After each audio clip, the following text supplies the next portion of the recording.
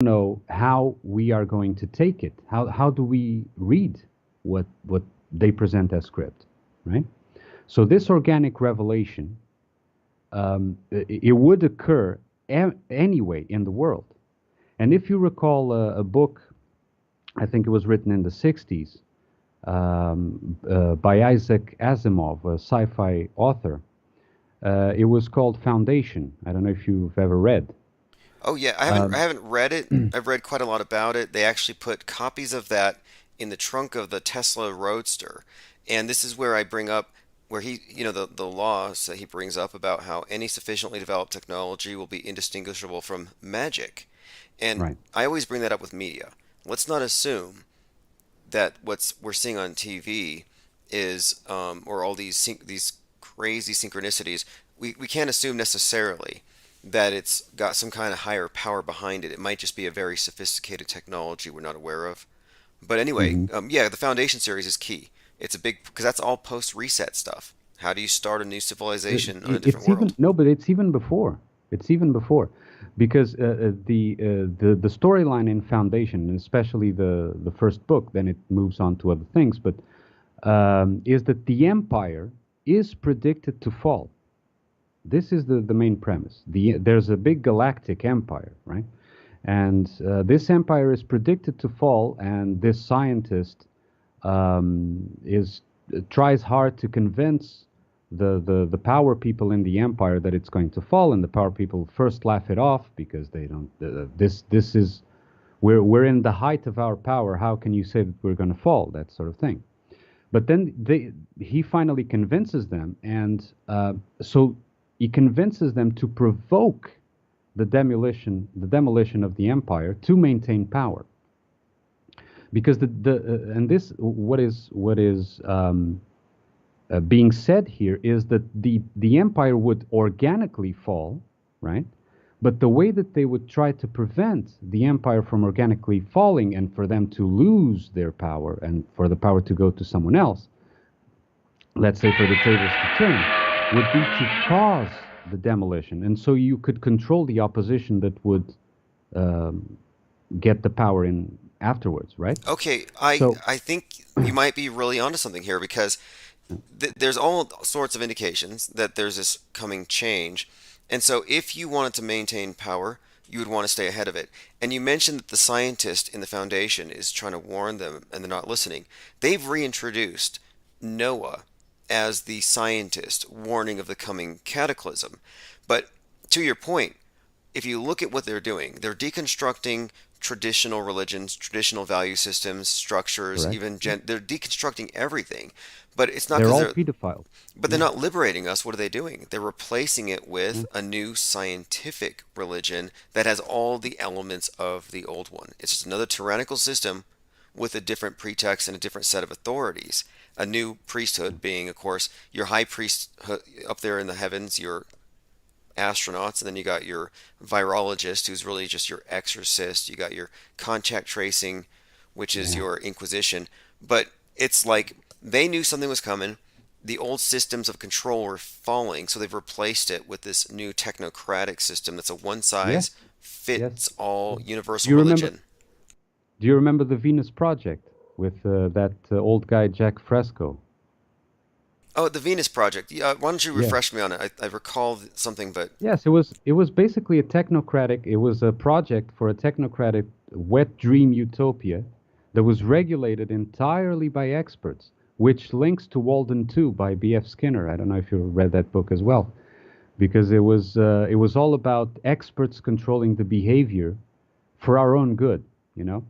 And if I may be, I know I can because you're relaxed about that, but if I may be a bit controversial here, um, I would say that this idea of the new age and of this, which links to Venus Project and the idea of this technocratic society, is also visible, I'm afraid, in the Tartaria crowd. I'm sorry to say that. And let me explain why. Because what we see, you know what I'm talking about, right? The Yes, Tartary? yes, the mud Yeah, yeah, flood thing and the idea that, yeah. see, I had never heard the phrase reset until the mud flood. And then I thought, I didn't Right. like that idea. I'm like, wait, are you telling me that we do all this work to try to expose the great deceptions and they're just going to wipe us out? There's going to be some kind of massive uh, Yeah. flood of mud or something. And I was really kind of put off by it at first. But anyway, it's a fascinating concept, but it happens to match all the mainline propaganda, including the TV show 100 on Netflix, which is basically post reset orphan trains from space. But the idea Yeah. of Tartaria and the mud flood, there's a few things about it I find kind of suspect. But anyway, yeah, what's your take on that? The issue, the Tartaria thing goes even a bit beyond what you're saying, in the sense that what is being told is there was this previous world, and they even call it usually old world. There was this previous world that was a utopia. It was worldwide. It was spread worldwide. It had fantastic technology, and everyone lived in peace, and everyone had free energy. This is something that is repeated over and over. They had free energy, and they had all these magnificent societal worldwide cities and whatever, right? And then it fell because some parasite came and destroyed it. Okay, that's a key Uh, point. A key point is we're living in a comparative dark age to what came before. Comparative, Yeah. yes, yes. And the my read on that is that the actual research content of what these people are digging up is remarkable. The content itself. The problem is that when we start looking, okay, so you had a worldwide society, okay, one world government, right? Oh, you had wonderful technologies and all that, so technocratic, right? And then, oh, you had free energy. Well, free energy for who? For a citizen. What does it take to be a citizen? What is the price to be a citizen? We don't know. We just see these structures. We understand, um, uh, or we may try to understand what they were for and what was the technology behind that, but we don't know the mentality. And the biggest error is to try to fit the mentality that we would like it was on what we see, right? And so what we see was probably, and they're digging up is probably the fallen Atlantis. And if it is the fallen Atlantis, then it wasn't the good thing that we would wish for, right? And if it was the fallen Atlantis, that what we are doing is wishing for the return of Atlantis, which is what they want, actually, which is a technological, technocratic utopia. Worldwide, one world government. It's all the same. It doesn't matter if you go to Europe or to America or to Australia, it's all the same, right? With Now, different, okay, you can put different decorations, but the technology and the society is the same, right? So all this links to a previous world order, and maybe we should have been happy in the sense that it fell, right? Maybe it was an unpredictable event that caused it to fall when they thought that it was undefeatable, right? And the funny thing, and that's why I say the tables turn, because imagine that in the past, people like you and me, and listen, although I think that reincarnation exists, you don't need to believe that, but imagine that people like you and me were back then fighting the system and fighting for this world civilization to collapse because it was enslaving us, right? And now, if you were to go with the Tartaria thing, you would be wishing the opposite. You would be wishing, no, I want Tartaria back. I want that civilization back, right? Which is exactly what they lost, right? I see what you mean. So, You might. It sounds to me. Also, someone in the chat just mentioned ironically that they don't censor Tartarian YouTube channels, and they don't. And yeah, anything they don't censor is something they probably want you to adopt. And this idea of Atlantis is very fascinating here. it ties in in their symbolic language to everything that we're talking about here. But in 2019, before the novel Crown, the new Crown arrived, there was a comet in the sky that was breaking up, and it was green, and it was C19, or Comet Atlas. And so Atlas was breaking apart, and some scientists speculated that that was the source of the sickness. It came from space. Ludicrous. But anyway, the thing that I find noteworthy is that in the book Atlas Shrugged, and when Atlas broke apart, it made me think of Atlas Shrugging. When Atlas Shrugged came out, the whole book is basically about a group of elite shutting down all of the advanced technology, putting society into darkness, and they all go move to a hidden island they call Atlantis. And they Hmm. decide that they're going to build it back up after they starve the parasites.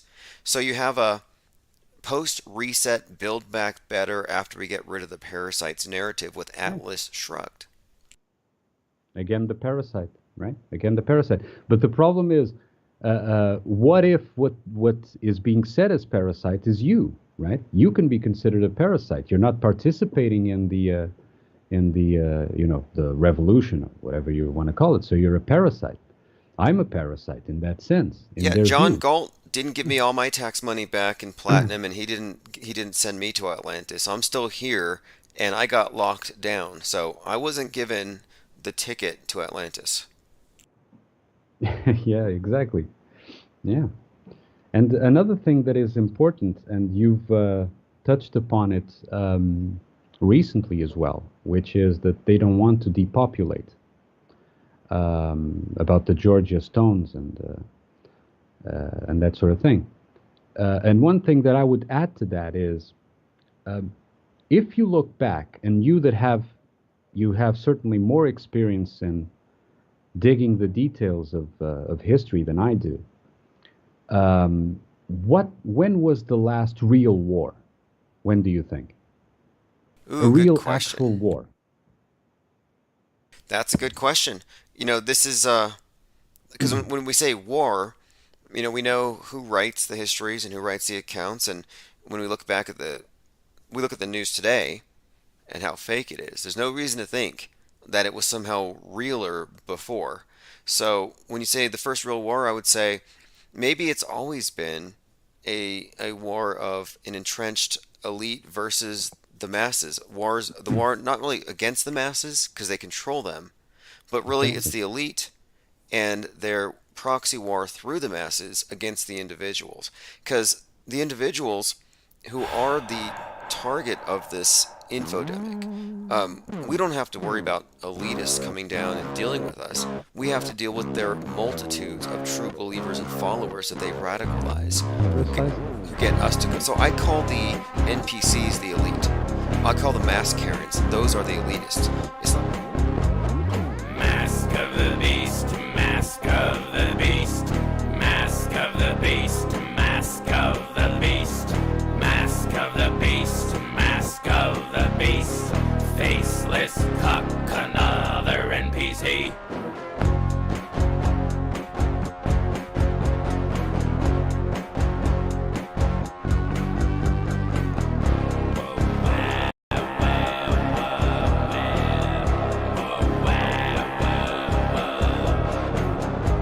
Oh, I think they made a typo, just like Tuttle Buttle, but the R is the S.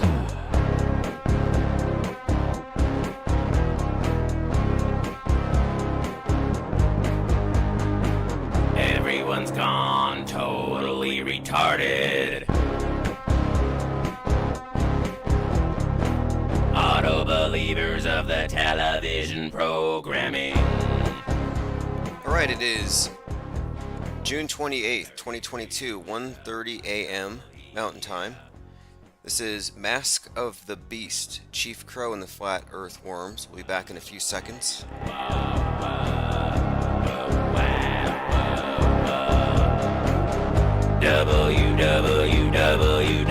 WWWWF. Now you're out of breath. All right, I sent out text notifications. I'm expecting an influx of thought criminals, presumed guilty, I mean, we're all just presumed to be in uh, a state of, it's almost like an infodemic that they're trying to cure. All right, let me go through your comments, making sure I haven't missed anything. I see there's a lot of people in the 24-hour stream, joined by Uncool Ben. Yeah, you're all super spreaders. Your meme super spreaders, your carbon super spreaders, your money pox super spreaders. Rocco Calzone says, would love to stay in chat, but I'm out of here. I'll be here for the replay. Yes, so if you miss anything in the evenings, we have a replay in the mornings, which I use that as an opportunity to just check the chats, see what I've missed, and I also use that as a time to do archiving. The Spring Corpse says, do you sleep? They live, we sleep. Isn't that the meaning of that movie? So no, we don't. No time. There's 48 hours of news and really, I would say, infotainment to parse through every 12 hours. Very little time for sleep. Joined by Osher, Evil Coyote, Roxy W, AA, Salty Sirens. Zinvala says, fell asleep during the last stream, but the loud screaming abortion lady video woke me up and scared me to death. So you're saying you woke up dead. So it does happen. Yeah, and I know who you're talking about. They woke the Kraken is what actually happened, and we knew this was going to happen. Also, even though we got banned on Twitch, we're back on Twitch. The account is called Penguinotti, so you're free to. Well, I'm just testing the waters. Let's see how long it takes them to ban us. I was already convicted of, I believe they said, ban evasion, and they deleted all my accounts. We had one that was live for like 4 years straight. They pulled it, but let's see if they're still going to do it. And the excuse for this was, I think they said it was the. Oh yeah, that's right. The Buffalo shooter was the excuse. Okay, joined here by Thirst, Evolvement, Dustin says, even the Baphomet will own nothing and be happy while eating insects. Yes, exactly. In the future, in the now, what's happening, this post-reset world, yeah, what they're conditioning us, I think, is to accept asceticism as a better way of life. That's been the whole agenda behind environmentalism. It's not about saving the planet. It's about making you feel guilty for doing anything worth doing. And lately I've seen a whole lot of these environmentalists being arrested. And I'm like, you know what? They ought to really ramp that up. And maybe even, I mean, as far as I'm concerned, in jail, aren't they doing better for society? If they're in jail, they're greener, they're not driving. Also, Auto Hoaxers joined. Thanks again. And everyone here, if you want to share the stream, by all means. We're trying to get a sizable audience here. The more people, the faster we are at cracking these psyops, real time for the most part. So let's go ahead and go through recent events. A couple of things to talk about tonight. Well, a few things. I have most of them marked here on my minds.com/Infinite Plane Society. So what's on my minds? Wombs versus guns, or the womb grab and the gun grab. These are parallel psyops afflicting the left and the right. We've got Greta and Kyle we've been talking about as representing the fringe of the two factions. And I'm convinced that Greta Thunberg and Kyle Rittenhouse came out of the same, I guess you would call it, external womb. And they were hatched at the same time because they had the same birthday, January 3rd, 2003. They were conceived in the same unholy rite. But it's such clown world, and everything we're seeing is obviously provoked, and everyone takes the bait. But listen to this, because I've been describing this thing, this emerging split, as the Kraken. And so this is from alternet.org. Roe's demise has pushed the U.S. even closer to violent civil conflict. And the article starts out, quote, the cracks in the foundations of the United States are widening rapidly and on several fronts. The overturning of Roe v. Wade has provoked a legitimacy crisis no matter what your politics. So again, we're looking at this crack. Goes on to say, accelerating political violence like the attack in Buffalo blurs the line between the modern mainstream conservative movement and murderous insanity. The question is no longer whether there will be civil conflict, it's how the sides will divide.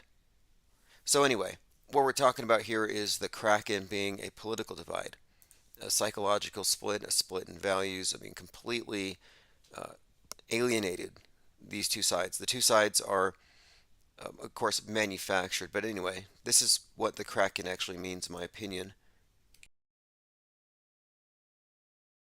Yes, on Mountain Time. It's 1:30 a.m. here where I am, just 45 minutes south of where Alec Baldwin capped Helena Hutchins and Joel Souza, just south of Santa Fe, town of Albuquerque.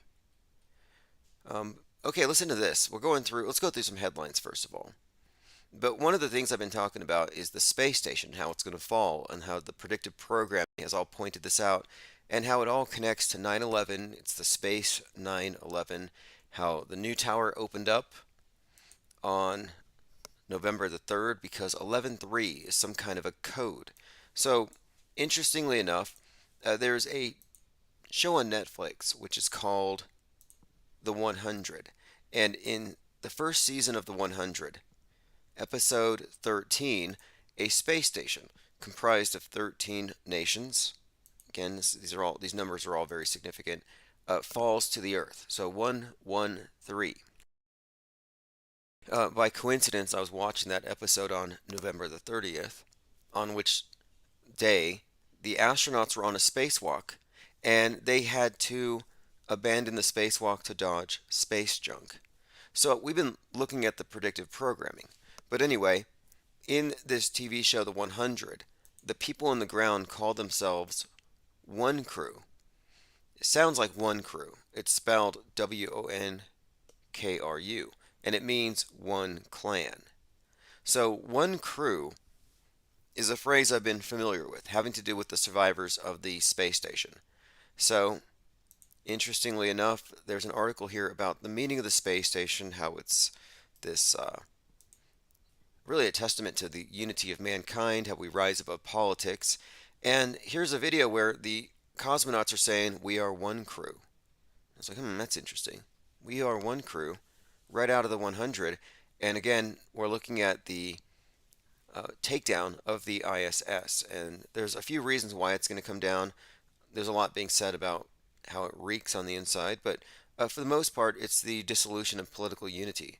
And then we have the big divide between the space commies and the space capitalists, which also plays into this. But again, we're looking at I believe, the final stages of this psychological operation. And I thought they were going to bring this down. I thought they were done with it, mainly because the special effects are terrible, and they're just going to yank it anyway. And I was hoping that the next iteration would be better in terms of special effects. So up comes the Chinese space station, and it really has the worst special effects I've seen out of anything from the space agencies. And sometimes they have like a glass of water right there. Just they're in space, they're all floating, but there's a glass of water on the table. Makes zero sense.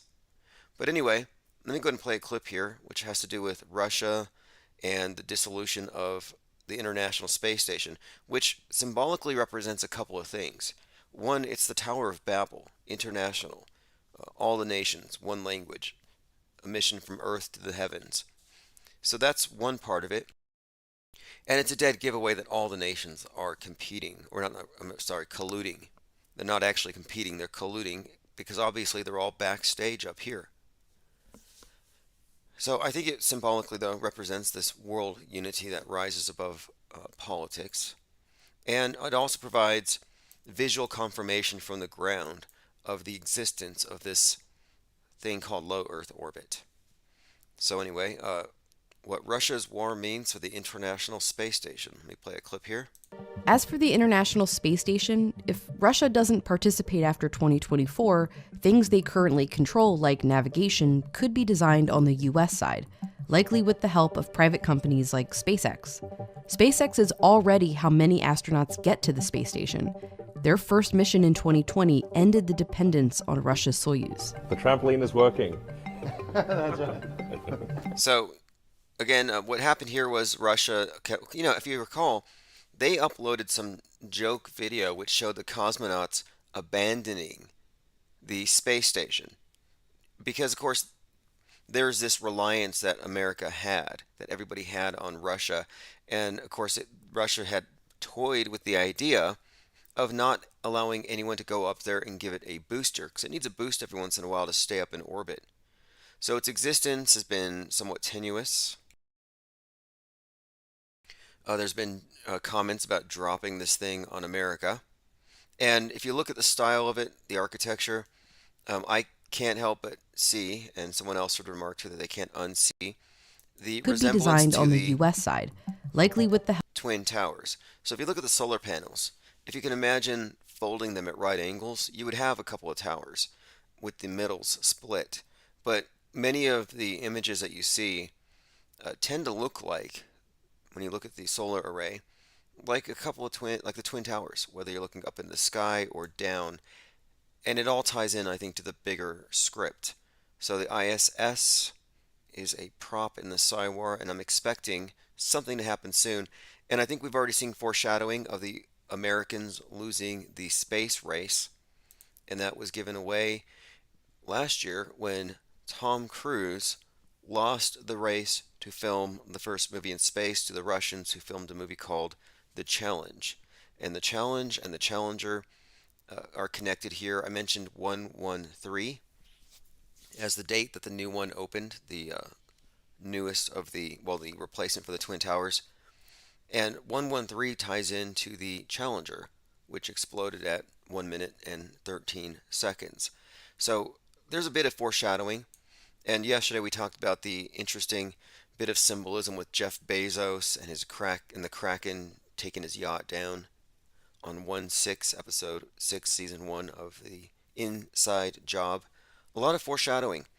And the Tower of Babel, the one world unity, this symbol is, really epitomized by what the space station represents. And the fact that the Russians are leaving is more foreshadowing. I mentioned that article describing the crack in the foundation of America. Well, if you go back this summer, there were a number of articles about cracks in the ISS, as in literal cracks. Cracks on the space station are serious. Former NASA astronaut said, a small cracks found in the space station module, new cracks were found, all kinds of cracks all over it. And I'd pointed out that, hey, this is symbolic. Cracking of the Tower of Babel. We're going to see the Russians and others break away. And it has happened. In fact, the Russians and the Chinese are preparing for the communist moon bases. If you're looking at the screen, here's an image from the Chinese space station where you can see a glass of water that's magically not floating, just sitting there on the table.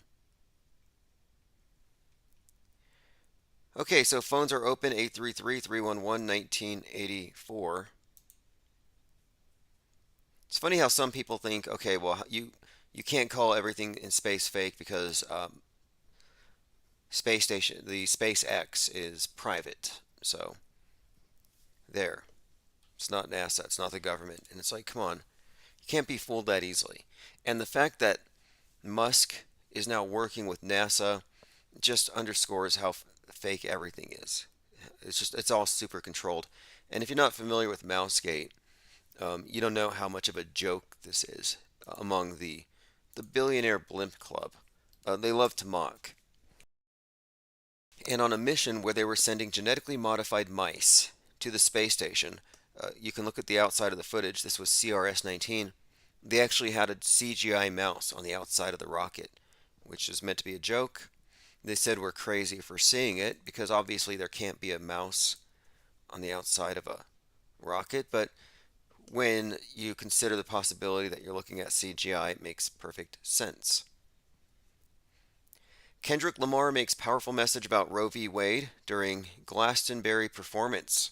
So this is fascinating. Kendrick Lamar performed a song called Savior, and he made his performance about women's rights, but he came out in a crown of thorns covered in blood, and everyone around him was drenched in blood.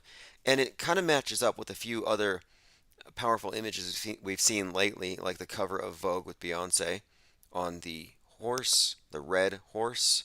So here's Kendrick Lamar, and I discussed him recently because he has a video where he face morphs into Will Smith, into Nipsey Hussle, into Kanye West, and into O.J. Simpson. All of this very interesting. Even Will Smith.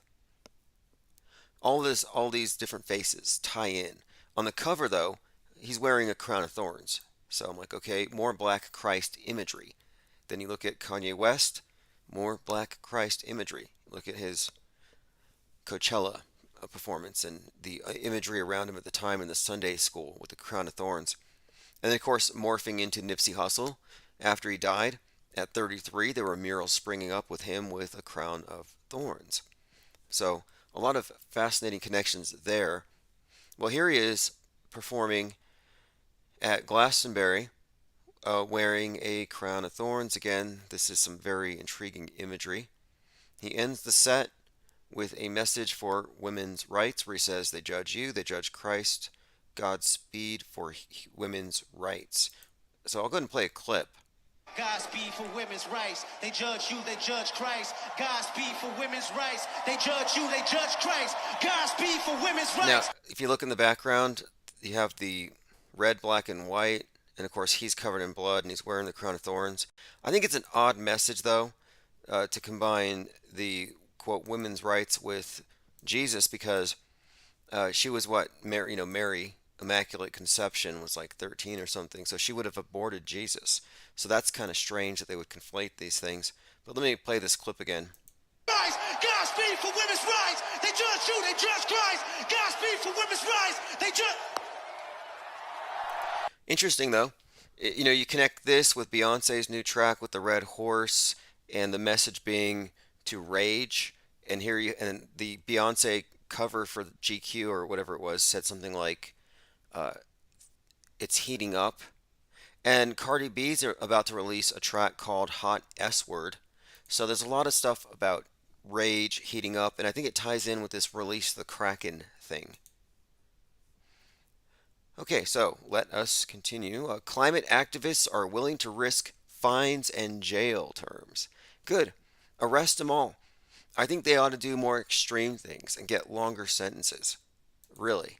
Because you have a better chance of not being a carbon super spreader if you're locked in a cage. You're not going to be making decisions that hurt the earth like buying stuff. Yeah, Cardi B is set to release a new single, Hot S Word, on July 1st. Listen to a snippet of the song. I'll pass. I'll pass. I mean, she can afford a thesaurus. Arizona's capital surrounded by razor wire as abortion rights protests are planned for this week. Right, you got to keep those right-wingers out with their Viking costumes and their spears. You don't want those MAGAs climbing over the walls. Get some razor wire. Oh, wait, no, wait. The razor wire is for the peaceful protesters. That's right. So that tells you what they think about the protesters. That's insane. Razor wire? Are you kidding me? Cyber threats beyond the Earth, securing in-space manufacturing. Again, the space war narrative is heating up, and it's something I've been paying close attention to. And they're going to mix space wars and cyber wars. In fact, China has already said that they're going to start taking out Musk's Starlinks. All right, let's see. Amtrak derails in Missouri. Yeah, it looks like a terrible thing. They hit a truck or something. And, I don't call everything fake. We assess things, and there's a certain burden of proof, but, pictures don't always prove things, but it depends on what you're looking at. And then there's a question of fakeability. Is it fakeable?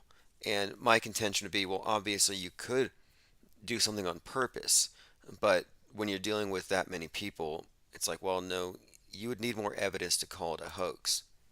Fake until proven real when it's an extraordinary claim, but I'm not inclined to disregard these things, although it is entirely possible. Anything they can fake in the movies, they can fake on the news. It's just a matter of scale. People are like, no, there's no way they could have faked 9/11. Well, I don't know. When it happened, maybe you didn't know that they had CGI planes. You didn't know CGI planes could melt steel buildings. China has plans to make Minority Report a reality for its citizens. So when are we going to get your social credit scores? Like, I'm going to be so in the negative when that hits. I hope we get a clean slate. QAnon celebrating the return of its leader after 18 months. Yep, Q's back. And it's pretty interesting what's happening. I'm not focusing on it too much here live, but offline, I've been doing a lot of work. I've been contacting a lot of people, trying to point out that the mysterious person that is close to Jim Watkins is the guy behind George News. And when this gets out, people are going to connect the dots, and I think it'll lead where it needs to lead. And if you didn't know, the person behind Q is a notorious cyber stalker, cyber squatter, and hacker. And this person has stolen and is in possession of stolen domains, dozens of domains that rightfully belong to me. These are trademark infringements. He's also guilty of felony identity theft. Not guilty, but indictable, convictable.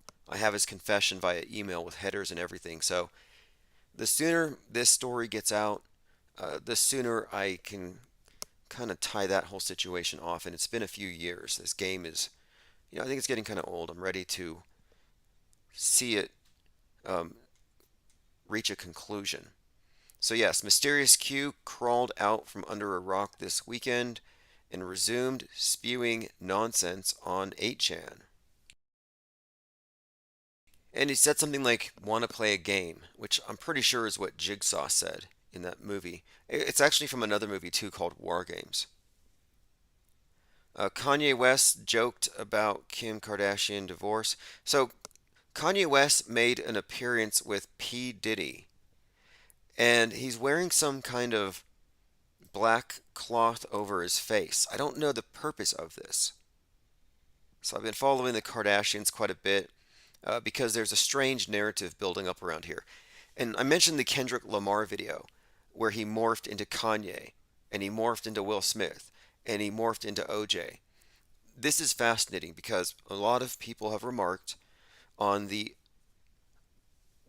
change in Kanye in his you could say he's gone into OJ territory. People have said, yeah, he's kind of gone a little extreme. In fact, he's gone very extreme if you consider the fact that he created a music video where he ritually killed Pete Davidson. And this in itself is an interesting story. All the comedians in the last 6 months or so who've been just mysteriously dying. Pete Davidson being a comedian, comedians under attack, getting slapped, being attacked on stage, and now another comedian being targeted because of his jokes. Kanye is after Pete Davidson because Pete Davidson joked about his mental health. Again, if you didn't know, Pete Davidson's dad died on September the 11th in one of the towers at the age of 33. So you have a lot of interesting Burning Man symbolism connecting Pete Davidson and Kanye West, who had himself set on fire at Donde 1. Interesting connections with these characters. And anyway, the way it's been building up, you have this story of this setup, some kind of O.J. Simpson-esque revenge. And all of a sudden, Kim Kardashian starts identifying herself with someone who died under mysterious circumstances. Marilyn Monroe wears the dress. She sleeps with a scalp or a clip of Marilyn Monroe's hair. I mean, who sleeps with someone's hair? Like someone who's dead. It's something. There's something strange about it. So that's going on. Then you have this, of course, subtext of Kanye going crazy. Is he going to kill him? And then this.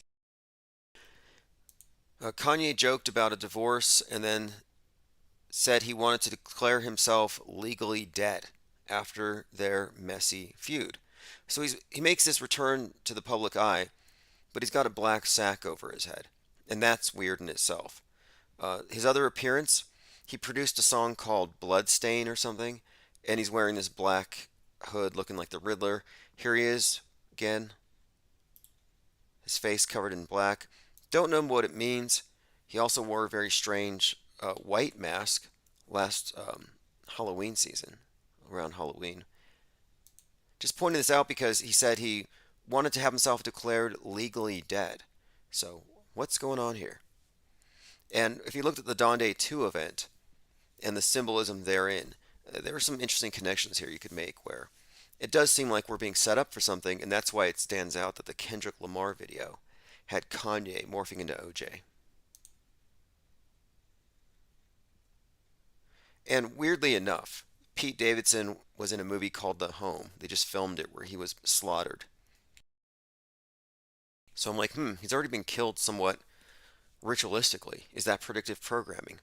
Because you know how whenever you have these celebrity deaths or these high profile events, you have these bizarre, quote, coincidences.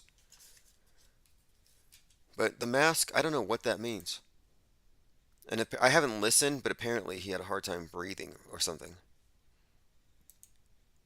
Okay, so again, the space station, they are one crew, which is exactly what they say in the movie or the series, The 100, where the space station falls.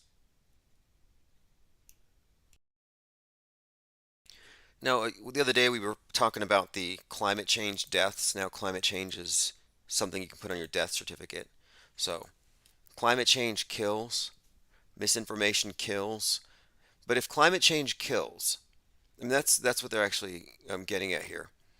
This is it's insanity, but it's like we're just one step away from them having mandatory lockdowns for the climate, and so many people are going to go along with it. But if climate change kills, it's like saying shutting off the AC is attempted murder. Like they have no sense of proportion here. Okay, QAnon is basically Scientology for hillbillies. Unfortunately, I find that kind of hard to dispute. QAnon is back. What could that mean? Yep, there's all kinds of panic about this. I've been just kind of watching the different feeds, and the drops that we saw were, I would say, kind of boring. They didn't really say anything. Do you want to play a game? No predictions. Not that any of their predictions have ever come true.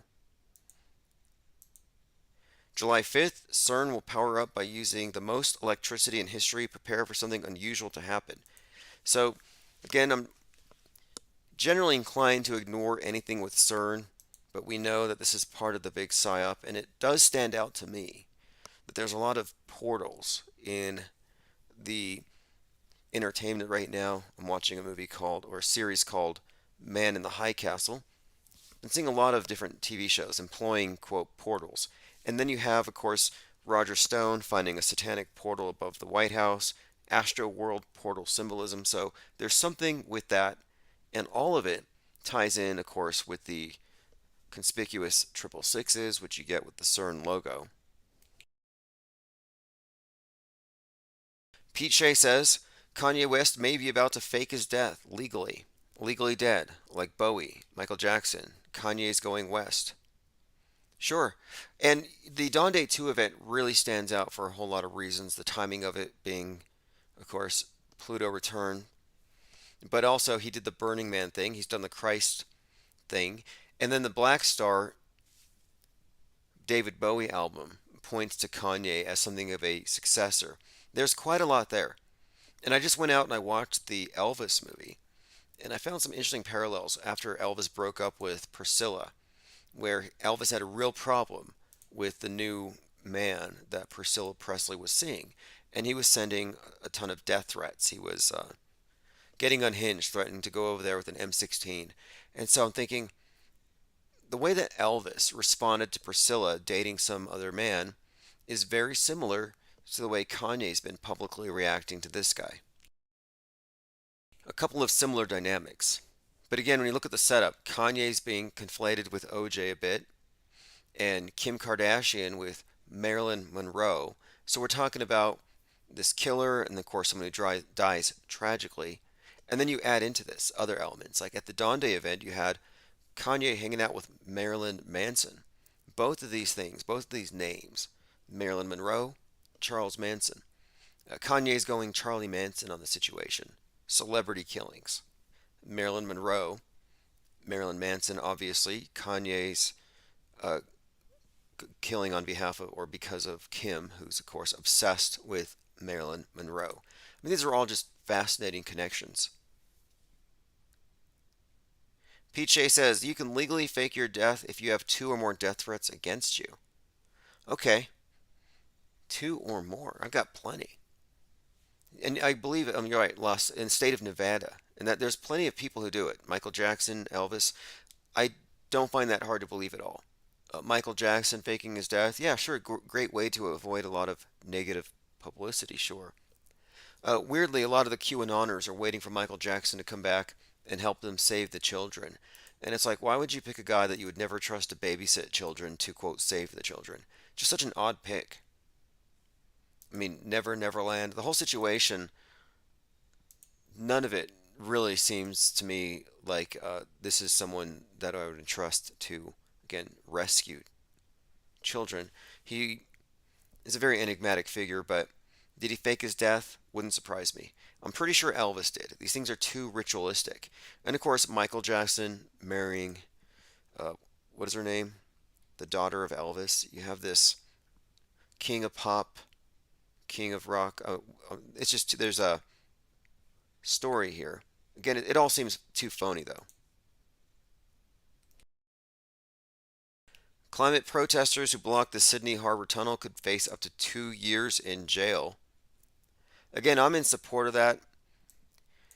I think that's the only way that they cannot be hypocrites. Because look, if you believe the science, and I've said this for months, if you buy into the science, you believe it, the so-called science, then you cannot justify even driving a car.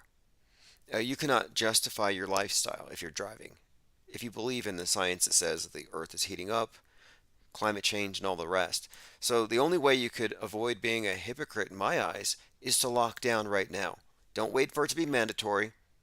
Don't wait for the government to lock down the other people that don't want to be locked down. Just do it out of a sense of duty, an obligation, out of a sense of, well, I mean, you're trying to save the planet. You're trying to prevent this catastrophic change. So jail. Maybe jail is a chance for them to prove that they actually can live up to their values. Thirst says the Mandela effectees are going to get fried by CERN. Yeah, that's kind of what I'm waiting for. July 5th. What's going to go down? They're going to crank up the CERN and all kinds of labels are going to shift. By the way, we do have a documentary on the Mandela effect in production. I finished the storyboard today.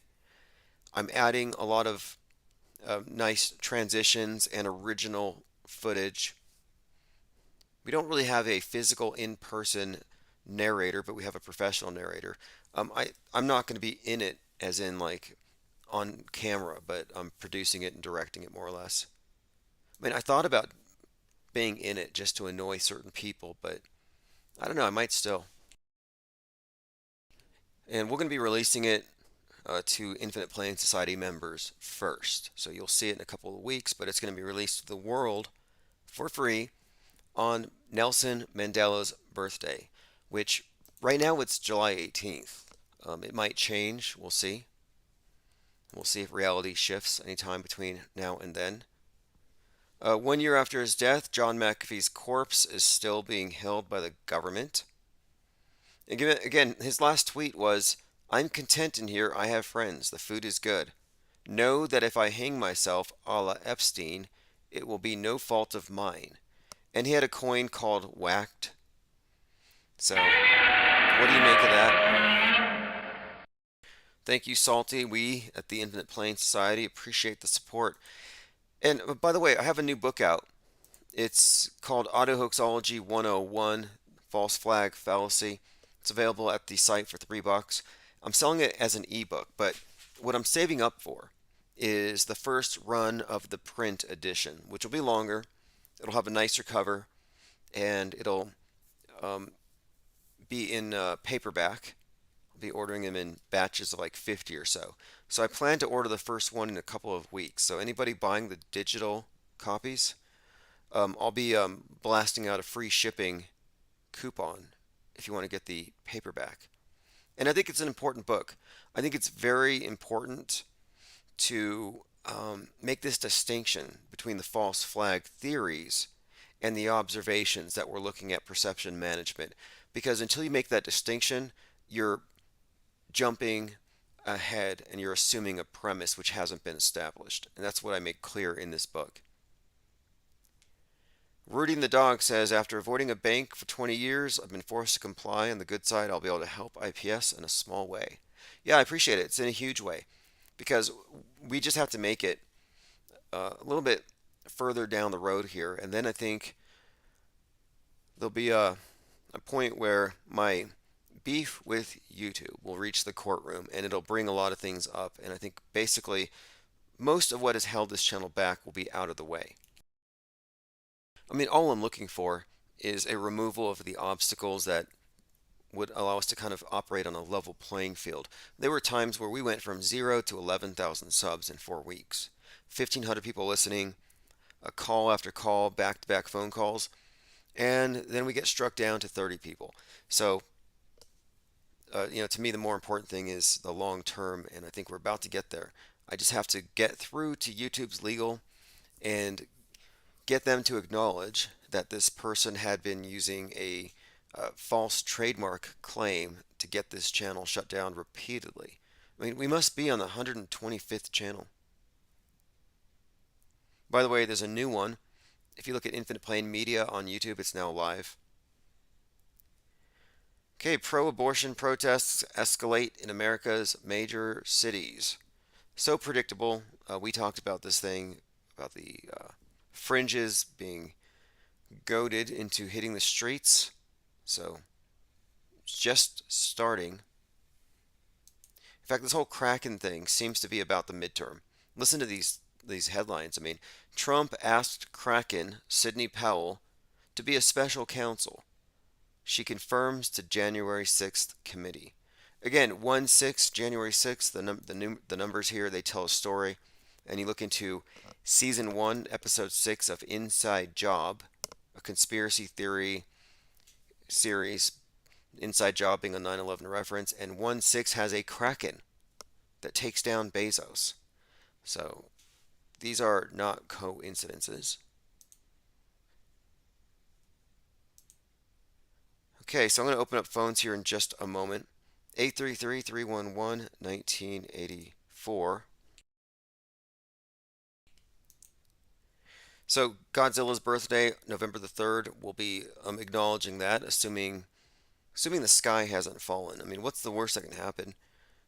I still think that we're awaiting some kind of simulated nuke. EMP is the only way I think they can do it. High altitude nuclear detonation, probably in Seattle. And I do think Seattle's the place, and it's probably not a coincidence that Amazon relocated something like 1,800 employees. And they say it was because of a, quote, crime wave. And I thought, crime wave sounds like maybe something to do with the Kraken.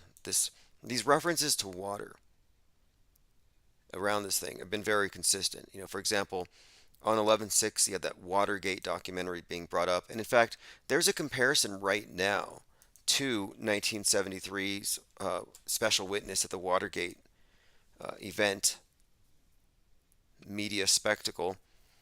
Let me go ahead and bring this up. Because apparently tomorrow, or today, it's June 28th, there's going to be a secret witness.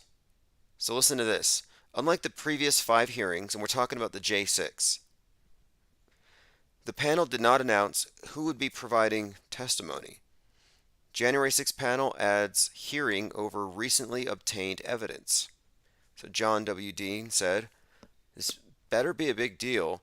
There was only one surprise witness during the Senate Watergate committee hearings." So this is fascinating considering, like I said, on 6/11, we were looking at this March for Our Lives event, and there's a very conspicuous Watergate promotion on the TV at the time. And I'd see Nixon's face at the store on these magazines. I'm like, Watergate's being mentioned. And in season 4 of Stranger Things, it's all about the Watergate. That's a big part of it, in releasing of the Demogorgon.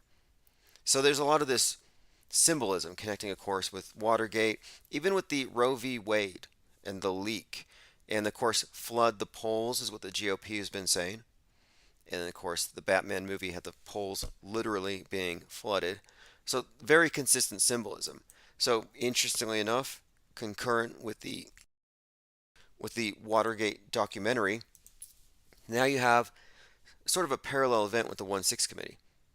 So again, July 16th, 1973, an unannounced witness appeared, Alex Butterfield, who testified to Nixon's secret taping system, forever changing history. So this is just someone somewhat predicting a similar situation later on today, and we'll see. My question is George News the J6 committee's secret witness? Just a guess. He should be, in my opinion, but we'll see.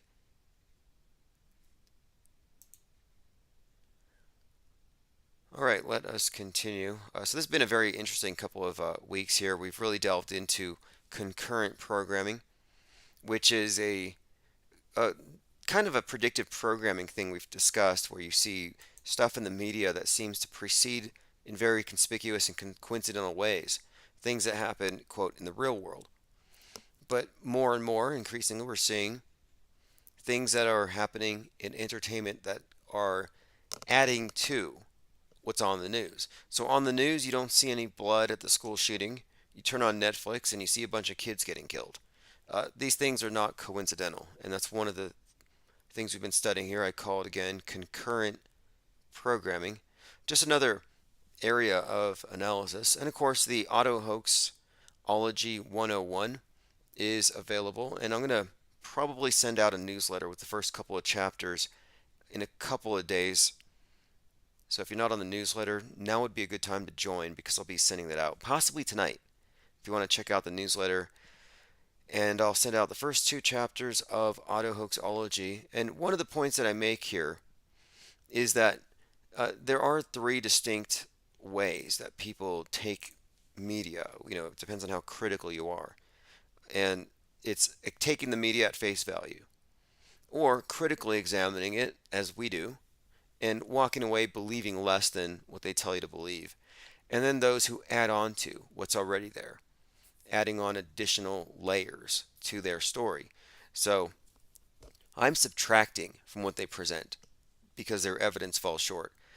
The conspiracy theorist will add on to it and say this was true, but it was caused by this group. So they throw in something that they can't really verify. And these are important distinctions, and that's why I put out this Auto Hoaxology 101, because the people who fly under the banner of, quote, truther, more often than not, are actually further from the truth than the mainstream news, if you can believe it. I mean, what's further from the truth? The official story of Sandy Hook, or the version that it was a mind-controlled assassin? Well, both versions are false, because they both assume the mass casualty event was actually a real shooting that wasn't just a simulation. One of them just adds needless confusion, and it also hides the role of media. What the false flag theory does is it gives the media cover. So now they're just observing events. They're not actually part of the production, which is a huge mistake. It's a huge mistake. And it's like with the space station, for example. When you figure out that thing's fake, every time they have an article or story about it, you know it's fake. You don't need to analyze every single press release from the space station. It's been categorically debunked as being up there in space.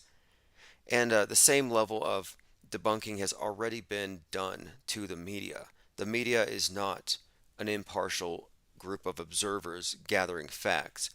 It's actually part of a monolithic extension of government. Roxy W says, what's the worst that can happen? CERN 7.5, dark antimatter. Yeah, the CERN thing, again, July 5th, just mark your calendar. Rudy and the dog says, row is fish eggs and wade as in to wade through water. Yes. If you're looking at the screen, you're looking at an image here. This is Kendrick Lamar with a crown of thorns. Very significant. I mean, these aren't things that they do flippantly, and it's part of a bigger pattern. And this is it's the corona. It's the crown. It represents the rays of the sun. It also represents the number 33 relates to the 33 vertebrae segments in the spine, and the fully illuminated consciousness, crown chakra glowing, the halo. Again, another symbol here with the crown.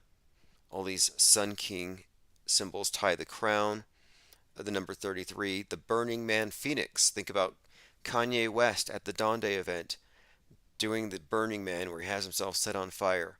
You'll see that all these symbols are consistent and they're conveying a very consistent message. And I think we've done quite a lot here to breaking that down.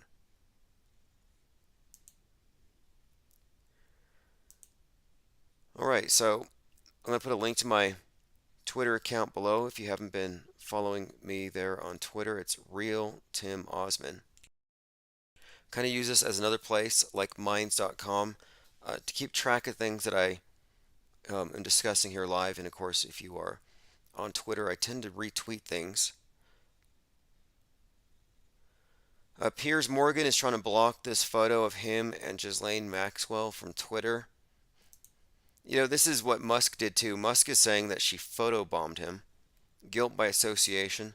Does anybody here believe that this is a real story?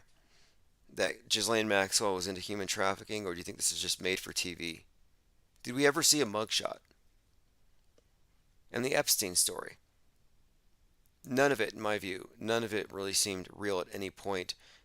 They're just so scarce on evidence. And when we saw the body of Epstein, there were a few things wrong with it. For example, someone who's driving an ambulance is not going to be photographing the patients. They'd get fired, but they would be the last ones you would expect to actually be photographing somebody on a gurney. And there were some indications that we were looking at a dummy, that we were actually looking at a dummy on a gurney. By the way, the other day, Greta, you know, the crowned and conquering child, Horus incarnate, the ideal citizen of the new age. You know, Greta Thunberg is a very interesting character. The Greta Reset. Anyway, she gave a speech at this event about how it's so important to preserve the environment. You know, we got to save the planet and all that. And she left the event, and it's totally trashed. I mean, it's a shocking embarrassment. So Greta Thunberg leaving mountains of garbage in front of this big pyramid where she was giving her speech. I mean, this is insane. I'm looking at this. None of this stuff is biodegradable. I mean, they're such incredible hypocrites. I'm pretty sure, though, she's an animatronic controlled with the VR headset worn by Al Gore.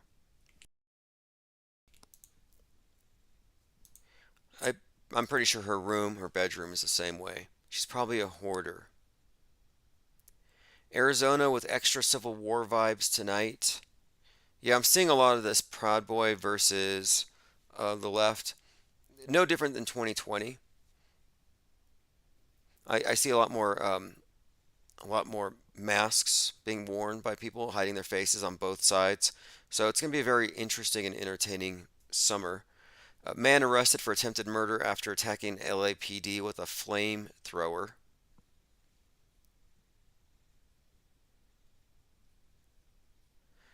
Okay, so phones are open 833-311-1984. Let me go through my voicemails. It's been something of a slow psyop week, and I assume they're waiting for CERN to turn on before they kick off anything big. I think that JL26 has been mostly somewhat vindicated with many of his predictions, and he's looking at August the 4th as a date being heavily foreshadowed as the date that Trump has some kind of attempt made on him. And, you know, interestingly enough, we were watching a preview last night, or a segment from Trackdown, a 1958 TV show with a guy named Trump. And he sounds like Trump. and they bring up this thing called the big lie. I'm like, well, that's strange.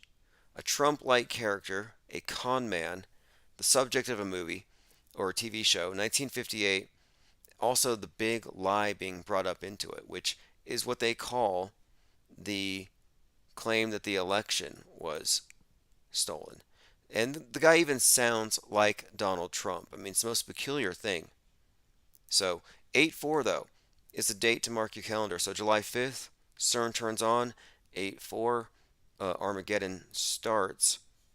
Now, I have a clip here where you can actually see the Chinese space station, the astronauts on board are floating around in space, but magically, the mason jar full of water just sits there. Hi. Good afternoon, all the students on Earth. I'm Zhai Zhigang. I'm the commander. Good afternoon. My name is Ye Guangfu. Absolutely correct. The standard cup will not work in a weightless environment. You know, the cup that we're all used to drinking. Wait, I have a cup right here. Oh, this, yeah, a standard cup like this does not work in a weightless environment. It requires gravity to hold the food in the bottom of the cup. So there you have it. There you have it. I'm going to play a clip one more time. That's Don Petit saying, you could not use this does not cup. Work. Right here. Oh, this, yeah, a standard cup like this does not work in a weightless environment. It requires gravity to hold the food in the bottom of the cup. All right, so there you have it. Space station's debunked. Chinese space station debunked. What else can you say? All right, 737 says the rage is being turned up at this moment. Yep, absolutely. You know, that's what the GQ magazine with Beyonce on the cover. Let me go ahead and bring this up. So we got Beyonce, then of course, like I said, we got the Cardi B track, and then you have Kendrick Lamar, all with the same color scheme, the red and the black, and then of course things heating up. So heat, of course. So you know, to me, I'm looking at it as more or less consistent messaging all across the board. It's this Kraken thing. But yes, the Beyonce cover has her on a red horse, and someone found something in the book of Revelation that might lend some more clarity on what that might mean. But anyway, it's typical, you know, summers are reserved for riots. And I figured they were going to kick it off on 6/11, every indication. And listen to this.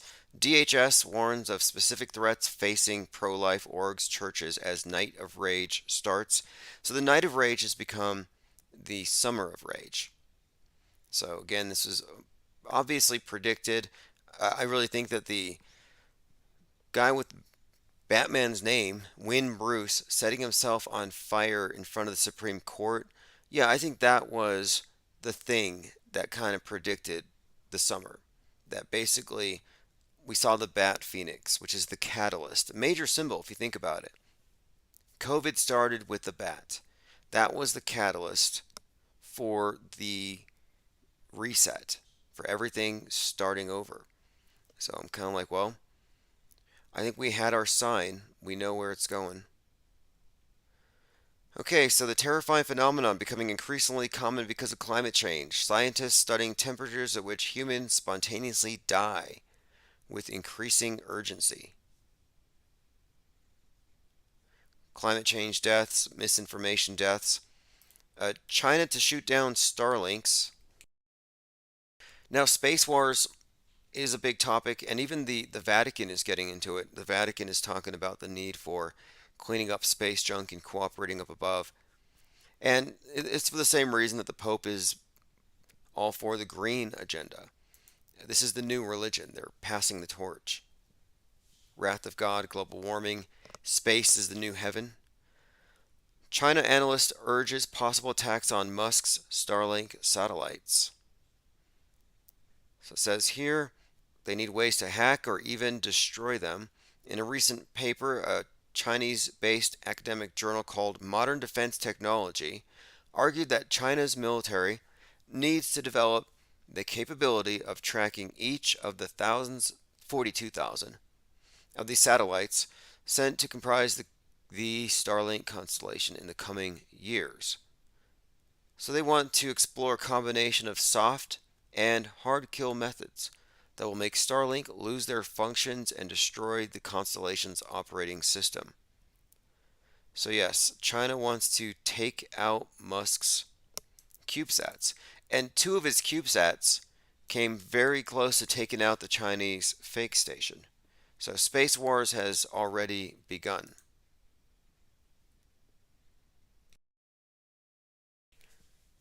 And I think they can simulate things falling pretty easily.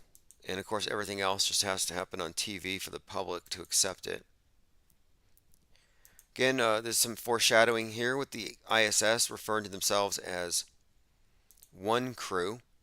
And again, One Crew is the name of the people in this Netflix show living on Earth after a nuclear annihilation destroys everybody. And they come back down, their space station falls, and they're now called One Crew. Okay, so let's see here. Again, Q's back. Shall we play a game once more? Conspiracy Troll Master Q returns. Again, my only interest in this is it's more or less personal. Legal dispute with the person behind Q, and it's finally happening, I think. I think it's finally true that, it's finally caught up to the people behind it. And I'm waiting for the media, again, to connect a couple of dots. I'm seeing a lot of comments like, Q needs to be exposed and made to answer for his lies. So the people who believe in the insurrection, they actually, they think this thing was a real 9/11ing of America. They're completely out of touch with reality. They're actually no better than the QAnoners when it comes to that.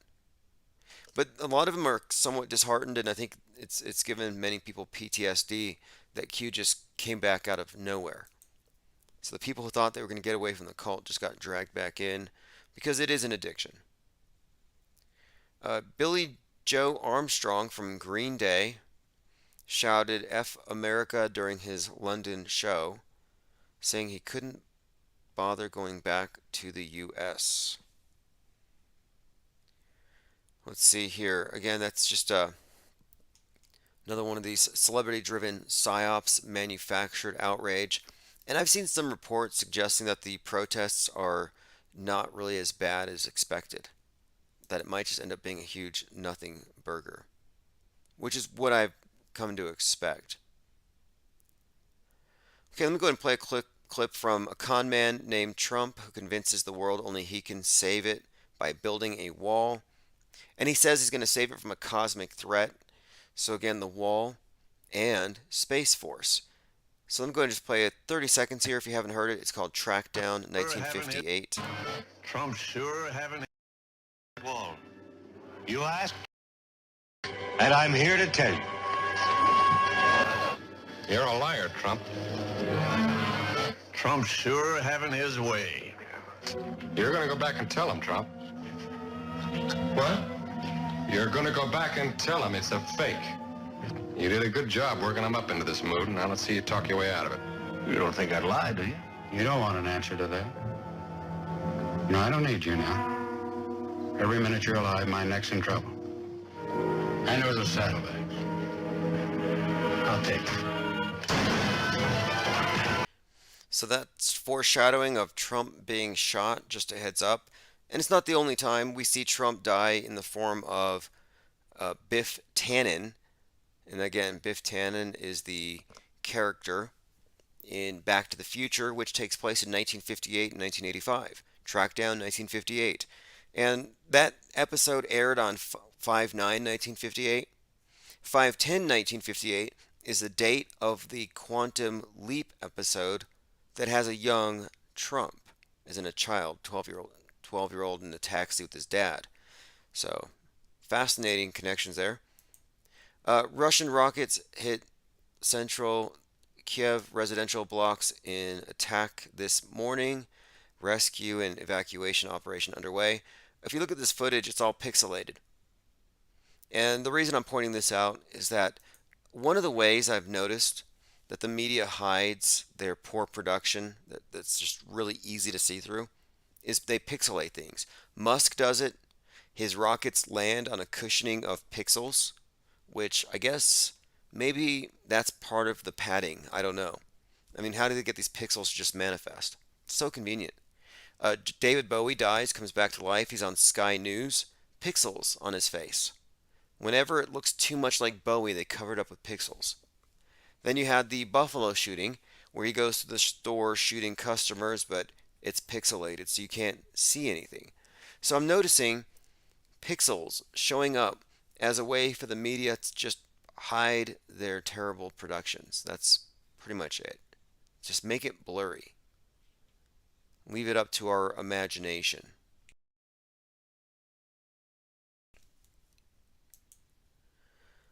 All right, let's see here. Going through comments.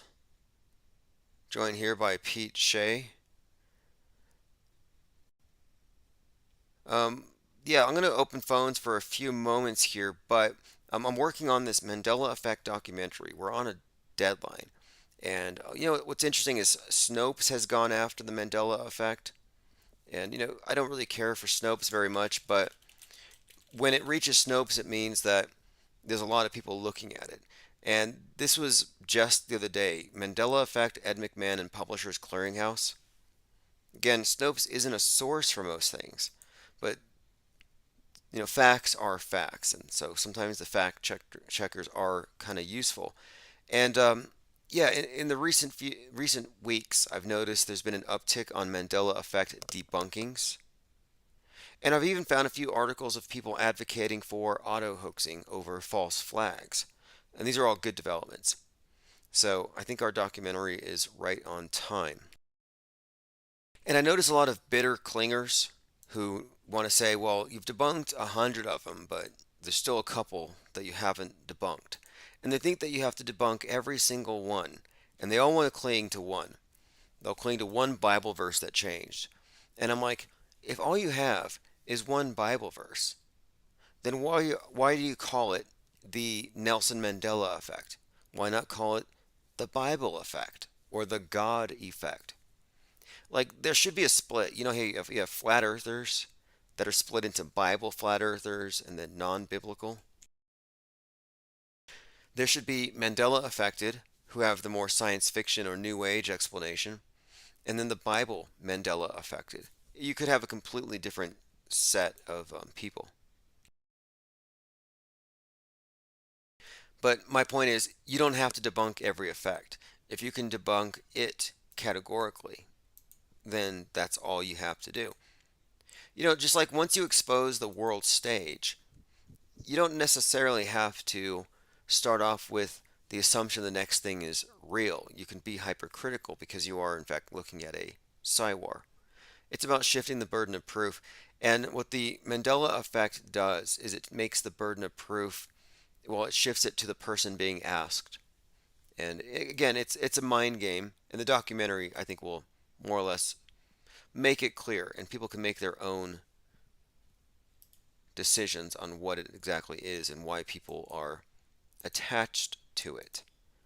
Misinformation is now our leading cause of death, FDA boss says. So what's deadlier? Misinformation about climate change or climate change itself? Misinformation about pandemics or viruses? What will kill you first? But I like how they have this slippery slope argument now built into everything. You're just one meme away from becoming radical. You just catch this meme, next thing you know, you're shooting up a church. You're blowing yourself up. Or you're refusing some medical treatment which makes you, of course, a super spreader. I mean, misinformation is really the purpose to everything we're seeing right now. It's all about control over ideas. Everything else is just an excuse. Again, if you missed this one, climate change deaths. Canadian patient is the first in the world to be diagnosed with climate change. Like, can you call in sick from school because of climate change? Apparently. Too much dangerous misinformation out there. And I saw this is a bit of foreshadowing. Kim Kardashian had temporarily locked her Facebook account, and she said There's too much misinformation and too many conspiracy theories on the internet. And she and a few other high profile celebrities kind of experimented with the idea of locking down their social media accounts as a protest against these these conspiracy theories that are just running amok. And I'm thinking nobody cared, so they came right back. But I think it was a trial run, a test.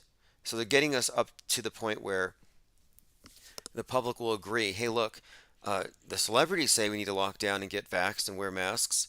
The celebrities say we need to lock down the internet or basically agree to a lockdown until we can purge the misinfo. They've created a lot of fear about information itself. And of course, misinformation being our leading cause of death, that's the FDA boss. I mean, it's just such a terrible argument. But again, slippery slope fallacies go right over the heads of the normies these days who can't see the problem with the glass of water on the table next to a bunch of astronauts floating around. Like this here debunks everything that NASA says. This is actually proof that the Earth may not be flat, but whatever they're saying it is from up there can't be trusted.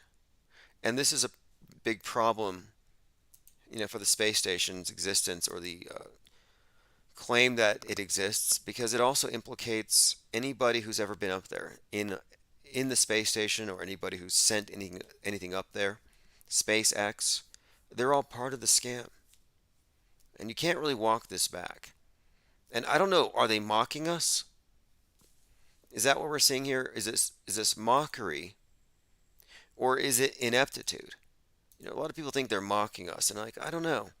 I think that they are drawing from such a small pool of like talent as far as like editors, actual performers. It's not like this is some kind of mainstream production where you have credited actors and acrobats and all that working on it. No, you're looking at government workers. So who knows what their credentials are other than a willingness to lie on camera.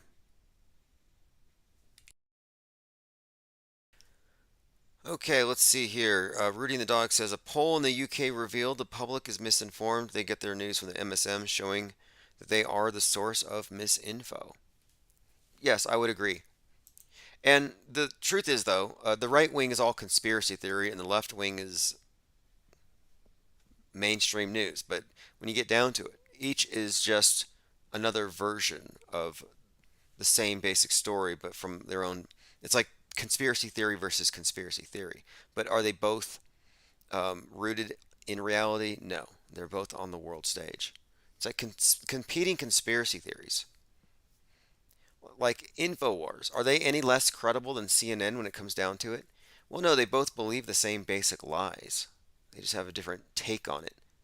Like they both believe in the moon landing. They both believe in global warming. They may argue over who causes it. Is it nature? Is it the sinners on the left? Or is it the polluters from the right? 737 says monkey see, monkey do.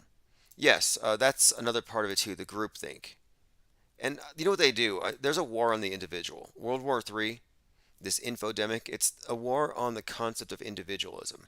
That's why they're inculcating us with cannibalism as a value, like Soylent Green, Astrocrete. They want to condition you to accept that the individual is an expendable part of the group. That, like when you look at the lockdown in schools, the drills, one of the things they do is you have the children locked down in a room, and they have one person who didn't make it back into the classroom before the shooting started. Maybe they were on a restroom break. So the students in the classroom get to hear that last student screaming, pounding on the door to be let in. And the teacher says, we can't let you in because the guy with the MAGA hat and the gun will come in and kill everybody. So the class learns that to survive as the group, they have to sacrifice individuals. And then when we had the lockdowns, we saw this in the news where students going out on spring break weren't allowed back in their homes. Their parents said, we're locking down, it's quarantine time. If you go out there, you're not coming back in. So what they're teaching you again is the value of the collective versus the worthlessness of the individual if they're not part of the group. If you're not getting vaxxed, you're a danger to the group. That's what we've been saying. You're selfish if you wear a mask. Meaning, you're selfish if you don't wear a mask. You're selfless when you put it on. You're sacrificing a little bit of your comfort for everybody else. Even taking the vax was seen as a sign of your willingness to take one for the team. So again, collectivism, that's why they're showing us versions of cannibalism, and it's not literal cannibalism that they're leading us to, but more or less moral cannibalism. Okay, so let's see here. I'm going through everyone's comments. Rudy and the dog says this is leading them to arguing for a single news source. Yes, that's precisely it. And we saw it here firsthand. On October the 1st, 2017, when the Vegas shooting happened, 20 some minutes into the shooting, they pulled our live stream, demonetized my channel. And it was because they said they need to prioritize authoritative sources when it comes to tragic events. So the mainstream media didn't like competing with auto hoaxers. It was too easy for us. For example, a shooting is happening, you could just put shooting hoax. You could put shooting hoax in the title of your video, and you would immediately show up in the searches, and you would immediately get a whole lot of traction.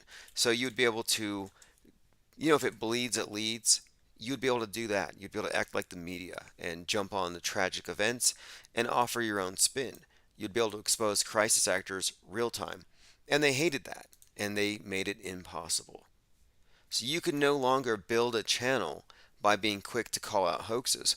And, this is actually why auto hoaxers were hated at first, because, quote, I say established, quote, truther channels, ones that had built their reputation on false flags and not insulting potential victims, people who believed the crisis actors were actually victims.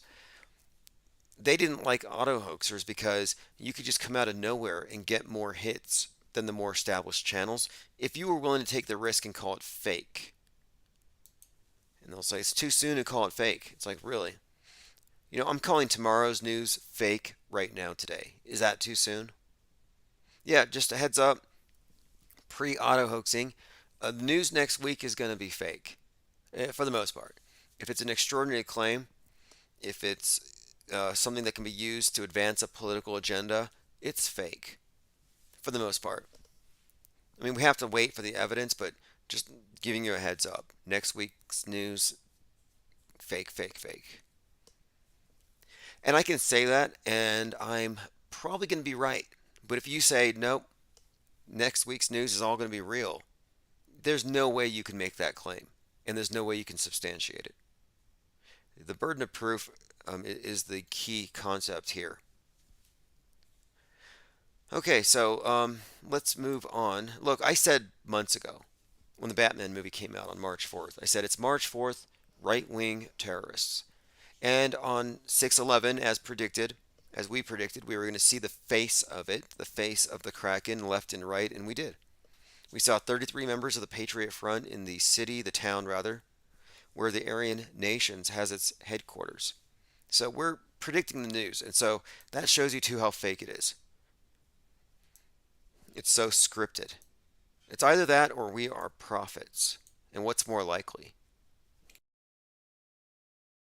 Okay, phones are back open. 833-311-1984. Someone said the ringer was not on. Again, it is 6/28/2022, about 2:45 a.m. Just doing a quick rundown and catch up on things. We spent a few hours today in Discord working on the Mandela Effect documentary and discussing the topic itself as it relates to faulty eyewitness testimony, interrogation techniques, and other things that might explain it. So it's going to be an interesting documentary, and the whole point of it too is to be a documentary, not a debunk, not a hit piece, but to document an actual belief system, a phenomenon, and to document every aspect of it. Because for the most part, it gets this very topical surface treatment.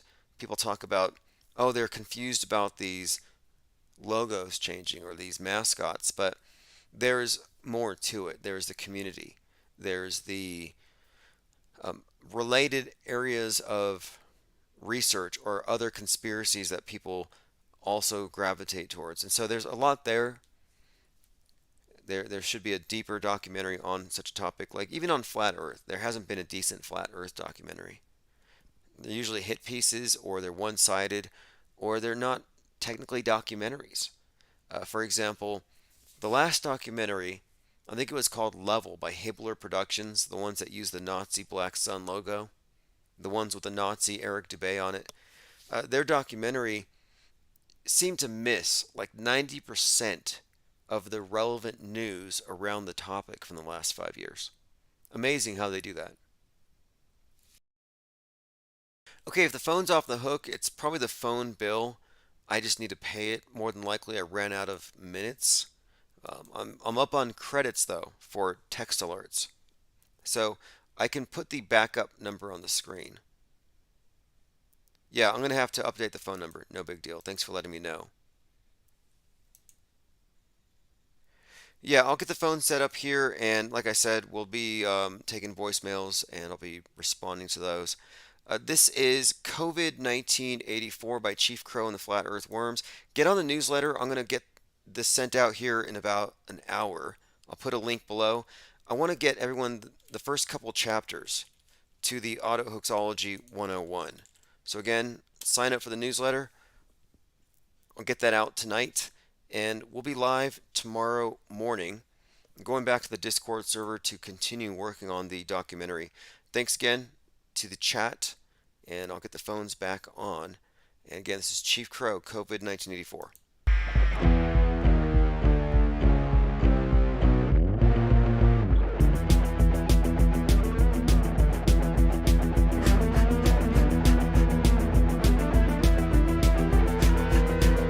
COVID-19 84, COVID-19 84, COVID-19 84, COVID-19 84.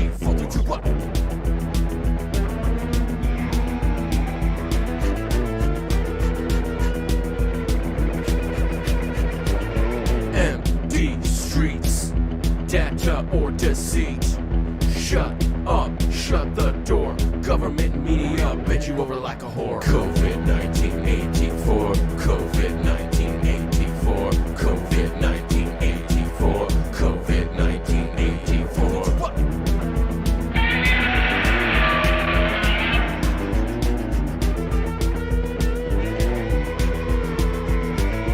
33 puzzle, face mask muzzle.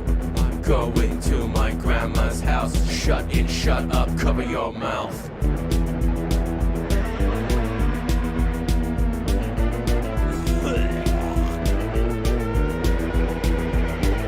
Soap opera dynasty bullshit. COVID-19 84, COVID-19 84, COVID-19 84, COVID-19 84. Computer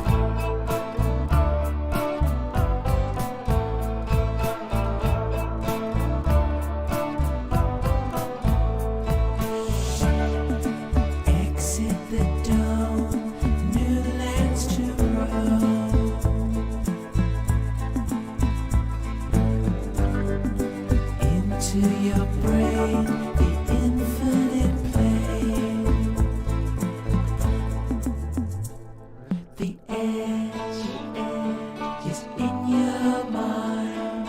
The edge is in your mind.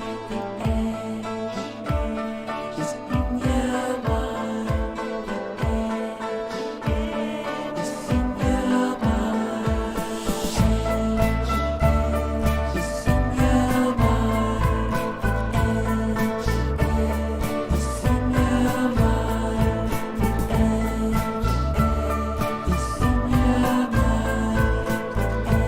And prosecutor. Every investigator and prosecutor working this case had one objective: to make the city safer. Okay, so this is just a piece about this this bust. But if you missed, pushed in a shopping cart down. If you missed it though, there's a conspicuous number of guns that they had uncovered. Just one moment here. Another one of these. Again, it's just, to me, I'm just bringing this up because I get these leads from people and they're like, look at this high-profile police bust, and they just happened to collect 33 of these illegal guns off the street. It has order out of chaos written all over it. Let's move on though. Speaking of 33, there's a 33-year-old hoax called global warming. And anything that's 33, pay attention to it when it comes to these world stage events. Like I said, the Twin Towers were 33. Global warming's 33. Maybe this is the year they managed to make it happen. But Ricky Gervais, the comedian, takes a swipe at the boomer generation. Global warming is all our fault. Now, they say comedians. And look, I don't know if I can consider these people to be comedians when all they do is they reinforce state propaganda. He made this jab during some comedy show. The new show is going to be called Armageddon. This is his joke, quote. The new show is going to be called Armageddon, and it's going to be about how I think humanity will end. Whether we will evolve, go to another planet, or will we destroy it with the things at our disposal. People born this century are going to have a different middle age to me. It's my fault. The boomers with fossil fuels and deforestation causing global warming. So 20-year-olds today, in 40 years' time, they'll be huddled in their houses like prisons, wearing masks, afraid, in pain, and crying. I'm going to spend all my money on private jets to make sure it happens. I guess that's his joke. But anyway, the basis of this joke is the world has been destroyed by the old. This is why Greta came out with that speech. This is why Elsa from Frozen gave the same speech. And Disney admits that Elsa is based on Greta Thunberg. So it's all about blaming the old versus young, communism disguised as environmentalism. But here he is basically blaming himself for having destroyed the world. And this idea that we're all going to be prisoners in our homes because of global warming, yes, climate lockdowns are a thing. And wait until the internet lockdowns happen. In his opening monologue, he said, quote, "So if you want to win in a war tonight, don't use it as a platform to make a political speech. You're in no position to lecture the public about anything. You know nothing about the real world. Most of you spent less time in school than Greta Thunberg." Again, these are jokes, government-approved jokes from a government jester to reinforce the dominant propaganda lines of the day. Not quite comedy. Now, if anyone's very interested in this, and look, I'm almost bored to tears with the whole topic, but I'm just doing it because it's work that needs to be done. But I did find a really good video that actually deconstructs all of the so-called biblical Mandela effects. So anybody who thinks that the Bible is changing as a result of this, we actually have something that would challenge that assertion. The idea that CERN or some kind of reality shift has changed the Bible. And the researcher who put all this together and debunked all of it is a believer, and he does believe that the Mandela effect is a part of a, quote, a falling away and a great deception into some kind of false satanic spirituality. So, are the Mandela affected walking a dark path? Possibly. Deceived by it. So it's well worth discussing because we need to help each other and protect and defend against these attacks from the enemy. Now, it drew my attention for a couple of hours, and as the deception is becoming increasingly clear, and once you start actually researching into the origins of this so-called phenomenon, you start to look into the language and see how it's actually rather cleverly and underhandedly a psychological phenomenon that is taking a memory from one place, attributing it to another place, and then convincing you it was there in the first place. It's nothing more than psychological warfare on the Christian's mind. And as this picture says, who benefits? Now, that was my contention with my ebook, that this is psychological warfare, that it's sabotage, that the truthers, or rather those who see through the fake news, are being targeted with this psychological warfare operation. So let me play a few more seconds. Who benefits from this? Who benefits from confusion, from doubt, from fear? And why? What possible reason could this be going on?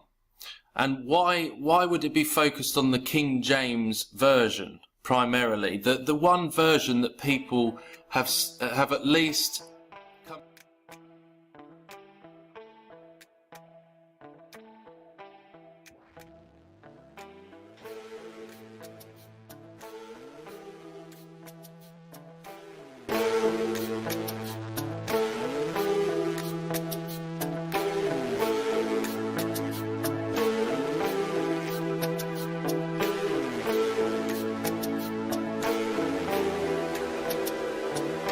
Where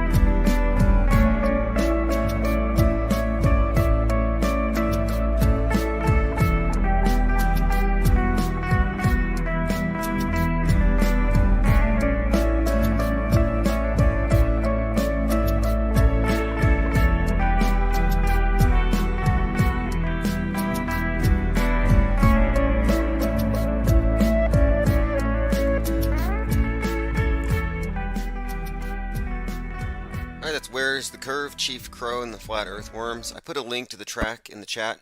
You can also Google him. I think he likes being Googled. Google Chief Crow and the Flat Earth Worms, and you can find him on Bandcamp and download these tracks, or go to infiniteplane.radio. You can find him there as well. Let's see, we are on a brand new channel. Well, it's not a new channel. It's actually an old sock account, but it's got 500 plus subs because they just decapitated another channel over the live stream where I suggested it's time to arrest Trump. It's like we can't even pretend to be on their side, and they still want to censor us. We're joined by M.E. Sagittarius Armed Society, and he says Stavely's on vacation for a month. Rich Flat says vacation from what? Yeah, as far as I know, he's been on vacation from reality for some time. Lickety says Hollywood is a magician's wand and stick. Yes, it's the Druids. The Druids control Hollywood. Also joined by AK All Day 2323, Clockwork 113, Shannon Jones, Teddy Bear.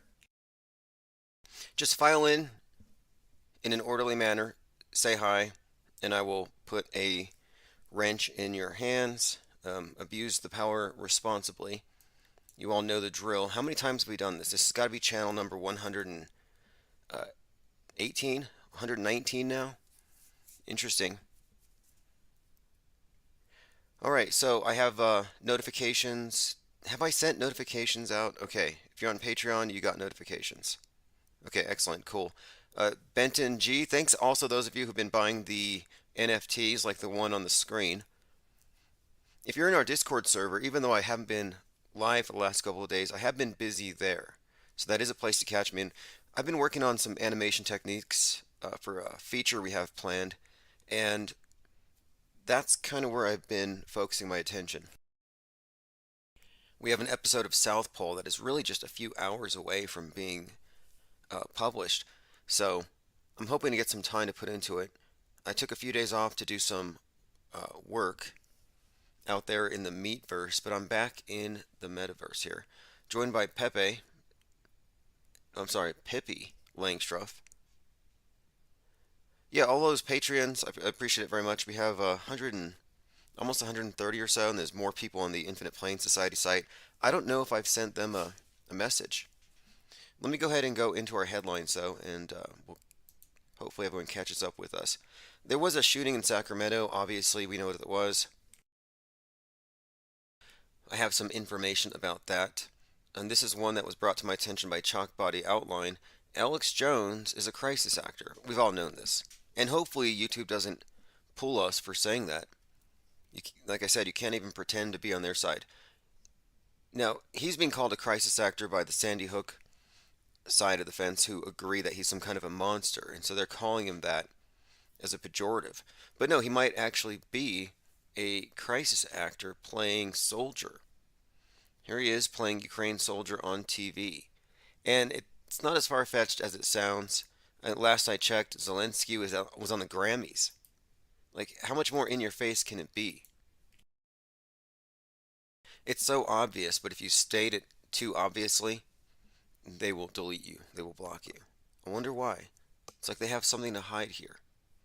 So, let me go ahead and play that. I haven't watched the full clip. And again, this is Alex Jones dressed up like a Ukraine. Like, come on, Alex Jones he wouldn't meet the fitness standards. Is that fucking Alex Jones? This is Chalkbody Outline. Let me go ahead and put a link in the chat if you haven't subscribed to his channel. There's a link. What was that? Bro. Did he say EBT? Listen. He said is EBT a track? Now that's probably an overdubbed voice, but that's Bill Hicks. That's fucking Alex. That's Alex Jones. Very distinctive face, and something else too. I don't believe that if you're in the military, you're allowed to have goatees because it might prevent you from getting a seal with your mask. I mean, Alex Jones didn't even bother to shave. And look, it's just they all share the same costume department. Doesn't matter what psyop you're talking about. They all share the same backstage. Remember, his protege, who's been kind of quiet lately, Owen Schroyer, was the QAnon shaman. And I think we're really the ones who, we didn't break it. I think someone in my chat did, and I literally ignored it for a few weeks. I'm like, no, that's too crazy to be true. I can't look at that. And then I looked at it, and I'm like, wait a minute here. Owen Schroyer from InfoWars looks like if you painted him red, white, and blue, and put a Davy Crockett hat on him with big bull horns, yeah, he looks exactly like the QAnon shaman. To the point where putting their faces together, it was almost unequivocally, this is the same guy. But then how can you possibly have these two people in the same place at the same time? Well, it's not that difficult when you understand how the world stage operatives use the technology known as, well, deep faking. And deep faking is not exactly digital deep fakes anymore. I mean, that's kind of what they want you to think, but really it's a mix. They got digital deep fakes as well as just old school stagecraft. I mean, it's undeniable. Look at Owen Schroyer, and then look at the QAnon shaman, and it's even all the more likely to be true when you consider his proximity to Bill Hicks turned Alex Jones. So the idea that Alex Jones is pretending to be some Ukraine soldier, I mean, it's just done in some green screen, some basement in Austin or something in Dallas. It's not like he's actually going over there overseas. You know, our entire reality is just green screened. Like, hey, Alex, need to make some money on a side gig here. Just put on this costume. And if you're looking at the screen, you're seeing Owen Schroyer and the QAnon shaman. And if you have any discernment at all, you just can't tell the difference. You can see through the makeup. I can.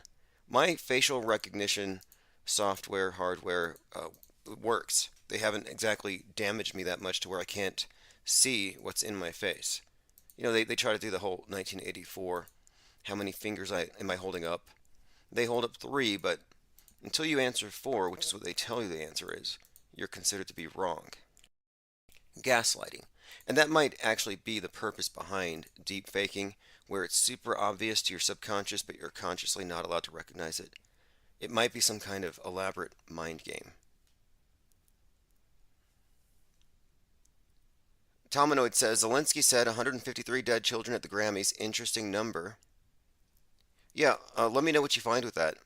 I pay attention to these numbers, and these are always significant. I mean, for example, recently there was the event, it was actually a couple months now, on 2/2/2022, in the Twin Cities, Amir Locke, a 22-year-old, was killed by police at 6:48 a.m. His name being Amir is noteworthy because 648, and these numbers, they tell you something. It is a mirror of 846, another Twin Cities killing being associated with that number. 846, George Floyd. So, yeah, these numbers tell a different story altogether. Of course, his last name, Locke, no knock warrant. But this is in the news again, and it's probably not good news because there are no charges being filed on the officers who killed him. So if you're not familiar with the story, again, a mirror of 846 at 6:48 a.m., the police go into the house and they kill someone who wasn't even a suspect. And they killed him because they shocked him, they scared him when they kicked the door, they opened the door, spooked him, and he pulled up a gun. So 9 seconds after 6:48, Locke 22 was killed by the SWAT team.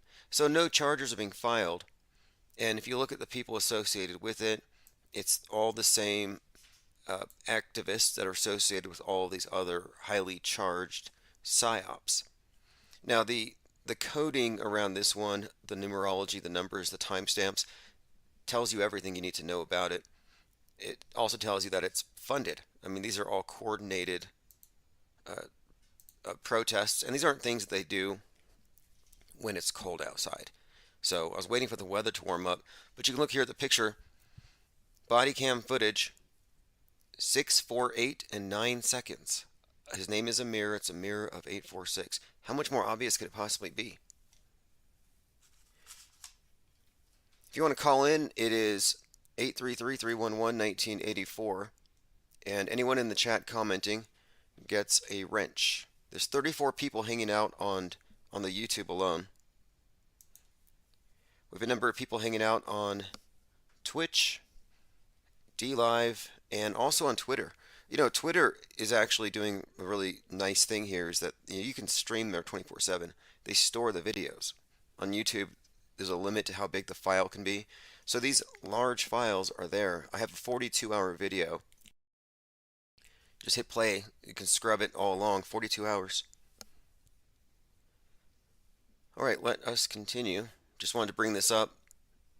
Twin Cities, yeah, it's not going to look good. I mean, there's no way to make that in that city.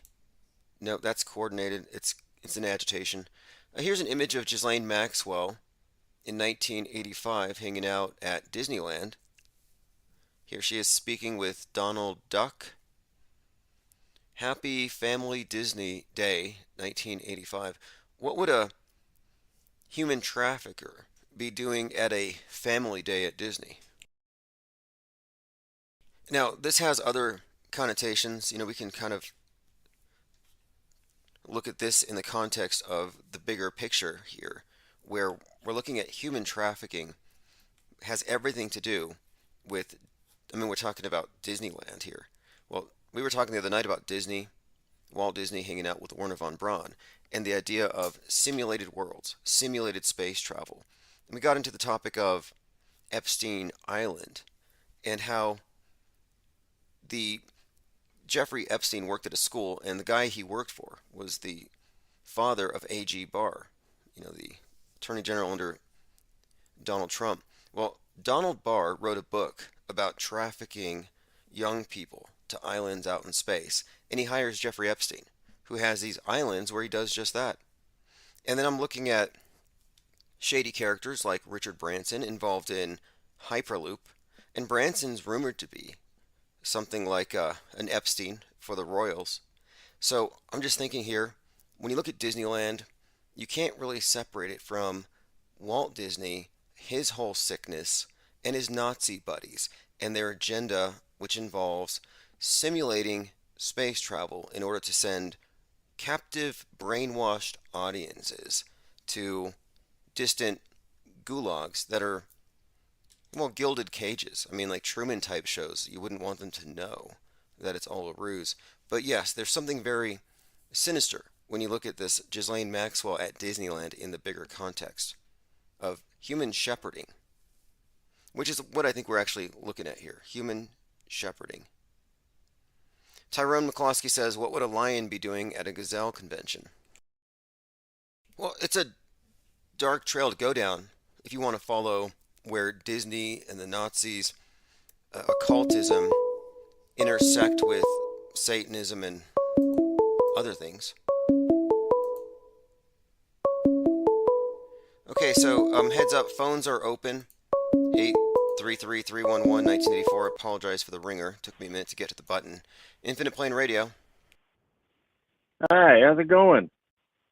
Things are going very well. It's the famous Infinite Plane Radio. It's great to be on the airwaves with you, Tim. Yeah, likewise. Nice to have you on, and thanks for being the first caller. So tonight's topic, the live stream topic, is 33G uploaded consciousness. I don't know if you have anything to say about that, or you can comment on anything else. Ghislaine Maxwell at Disneyland, is that concerning to you? Yeah, Disney. Yeah, they got the human trafficking whole thing. They bring them in, they herd them around. They put them on the roller coaster, and that's the last time you see them. You say, all right, have fun on that roller coaster, and then it comes back and they're empty. Yeah, and it could be pointed out too that back in the 60s, I think, and I'm sure they still do it to today, through even now, but I think all the devil worshippers are known for wearing animal masks in their ceremonies, if you look at the old pictures. So when you look at Disneyland, Donald Duck, like I'm saying, there's a sinister subtext here. Oh, man, Donald Duck's voice just gives me the creeps right away. It's just instantly, the frequency of the devil is in his voice. Oh yeah, they put these demons in these pleasant, cartoonish costumes, but you can kind of look below the surface here. I've seen this convincing video that suggested that emojis are all based on the demonic sigils that King Solomon used to summon demons. Ooh, yeah, yeah. There's a lot of the emojis, the NPC look. That's the one I like to use the most. Just the no emotion at all. Oh yeah, well, Flat emotions mouth, are flat illegal eyes. practically. I mean, Yeah, emotion-inducing memes are illegal, and so there's going to be a point where they're going to say, "Hey, these are unapproved emotions." yeah. I got a motion sickness over the whole thing. Yeah, I Yeah, get it's it. making me dizzy.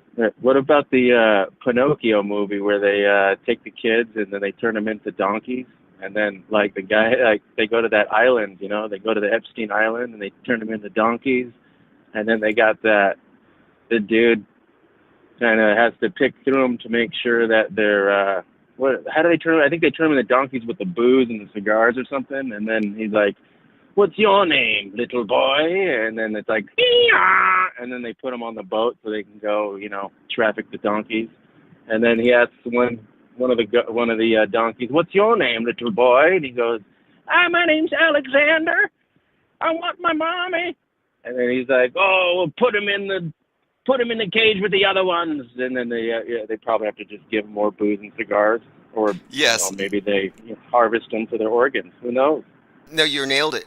That's exactly what we're looking at. I mean, it's all code. It's not a coincidence that Tom Hanks is starring in the new Pinocchio movie and he's playing the role of Geppetto.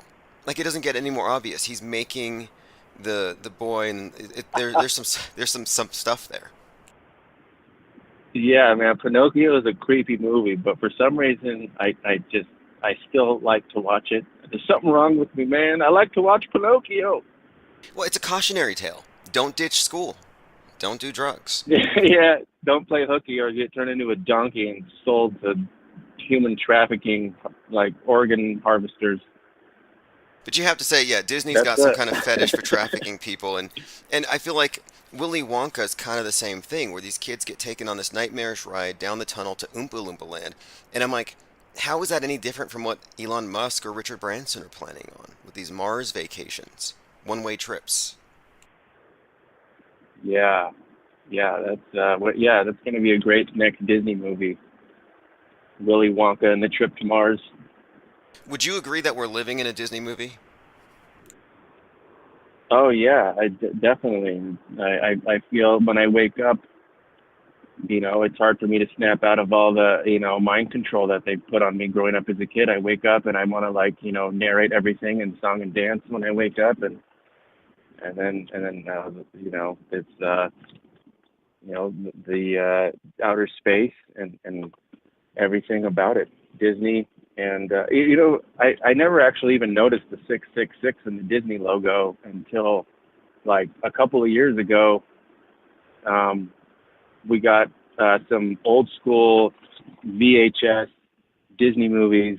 And so I bought like a VCR and like an old TV plugged in and everything. And then I was like, I'm just going to look at these Disney boxes and see if I can see anything weird. And I never knew that there was the 666 in the Disney logo. Oh I yeah, I just think never really thought Mickey is about it. Wicked. You can flip Mickey. I believe you get Wicked. There's some kind of uh, blue and white Epstein-like design on the Disney castle on the logo right there. And a commenter here, Tyrone McCloskey, I think he's talking about Pinocchio. He says the meaning here is selling asses. I guess donkeys. I get it. Kind of sick. Yeah, Anyway, someone wants to know, is this Chief Crow? this is Chief Crow. I was Googling myself earlier, and then I was like, nah, I'm getting bored. I should call in. Now a bunch of people will Google you since you've called in. That's funny. Yeah, I was actually gonna call. I wanted to get a hold of you. I was making some music, and actually I got a bunch of new songs that are like almost done all the way. But I had this song written down forever that I really wanted to make, and I just wanted to make a Fepe dub reggae song. Even though I haven't even smoked weed for a long time, which is weird because I used to smoke it like Willie Nelson, Snoop Dogg style, But Wow, I that don't sounds smoke weed, great. so maybe that's sacrilege to the religion of reggae for not smoking weed and playing dub reggae. But I wanted you to be on the song, and I tried calling you a couple times, but it went to your voicemail, so I don't know if it was this number for your radio show. But I figured I'd just call in live and say hi to all the penguins and ask you if you wanted to be on a reggae song, you know, if it was all dub reggae and it was all echoey, and then it just had you talking about, you know, the Yes, fakery. I'm And 100%. I Yeah, think that, 100% in on it. This yeah. sounds right up my alley, and I really like what you've been doing with your live shows, and you've really been you had an instrumental out recently too. Um, a lot of people here have been catching those. Are you going to resume any of those Saturday evening streams? Yeah, I wanted to. I felt like I felt like I ran out of steam on them. I was trying to figure out what else to do. And then I just I had all these songs on the back burner I wanted to record and get some more songs out. So I just started. Any free time I have, I've just been trying to record. I got a song called "Dinosaurs in Space" that me and my son kind of made up together, because every time we go, like, if you're ever in like Target or Walmart or any of those places that have kids clothes, and you know, we're looking like to try to find them a T-shirt or something, there are always dinosaurs or space, or it's dinosaurs in space. So we just started like walking around these stores going dinosaurs in space, dinosaurs in space. And then pretty soon it was just stuck in our heads forever. We kept singing it over and over. So I was like, I got to just record it. So it's a really stupid song, but I think it's entertaining for at least 2 minutes. It's at least worth 2 minutes of entertainment. So No, that I sounds think it'll be a fantastic. good one. This sounds relevant too, because dinosaurs in space sounds like an absurdity, but I think there's a few reasons for it. One, they like to traumatize the youth by getting you to fall in love with these big mystical dragon-like things, and then they tell you when you're in school, oh, those things got smashed by a rock. So they immediately Exactly. destroy years of emotional attachment to these things. They talk, they help the Flintstones build these cities, and then boom, they died all at once. Extinction is like your first lesson, day one in school. Exactly, dude. It's like, because my son loves dinosaurs right now, so you know, I don't want to like shatter his dreams and stuff. But you know, he asked me, like, "Who do you think they were?" I was like, "I don't know. I mean, maybe there were some big lizards. I don't know, man. I mean, you know, I don't know. Bigfoot's cool. And maybe I don't know. Uh, Maybe T-Rex was pink. Who knows? It's all a guessing game. But you can like dinosaurs. It's okay, dude. Like, you know, I'm not gonna be like, no, God damn it, Eric Dubay said they're fake. Yeah, But yeah, I'm cool. Look, I'm open to the possibilities, and I believe Math Power Clay, and he goes by Power Clay now. It's not a joke. I'll look at. Power Clay. Well, apparently, okay, so the Power Clays moved to Mexico, and they found this place where the mud is really Yeah. fine. It's like clay, and they're using it as sort of like adrenochrome, but instead of getting it from people, they're getting it from the earth, and it's reverse aging. It's like a topical mud, and they call it Power Clay. Yeah. Actually, they reached out to me, and I was like, kind of forgot about them, and then I was like, oh, okay, I see. Are they in Mexico or something?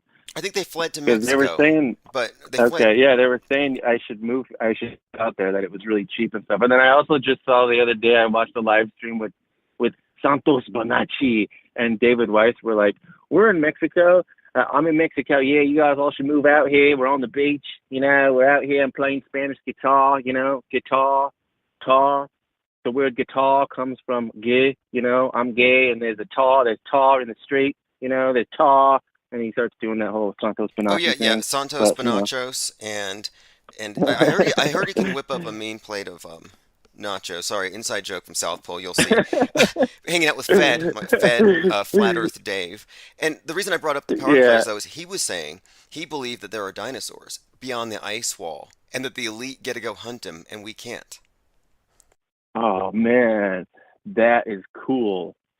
So I'm saying dinosaurs are cool. Now I want to be an elite. I think I'm going to sell out now. I'm just going to totally just tattoo 33 on my ass and just go sell out and go hunt dinosaurs. Okay. That. All right. I'm Look, throwing in the hat. I'm Yep. selling out. I'm going to go hunt some dinosaurs. Screw this. I'm out of here. And even if we're wrong and the Earth isn't flat and there aren't dinosaurs beyond the ice wall, science tells us that when the rock hit us 66.6 million years ago, that dinosaurs and other biomatter splattered on the moon. So apparently there's dinosaur matter on the moon. Dude. Dinosaur lives matter. Dino Lives Matter. That's it. Absolutely.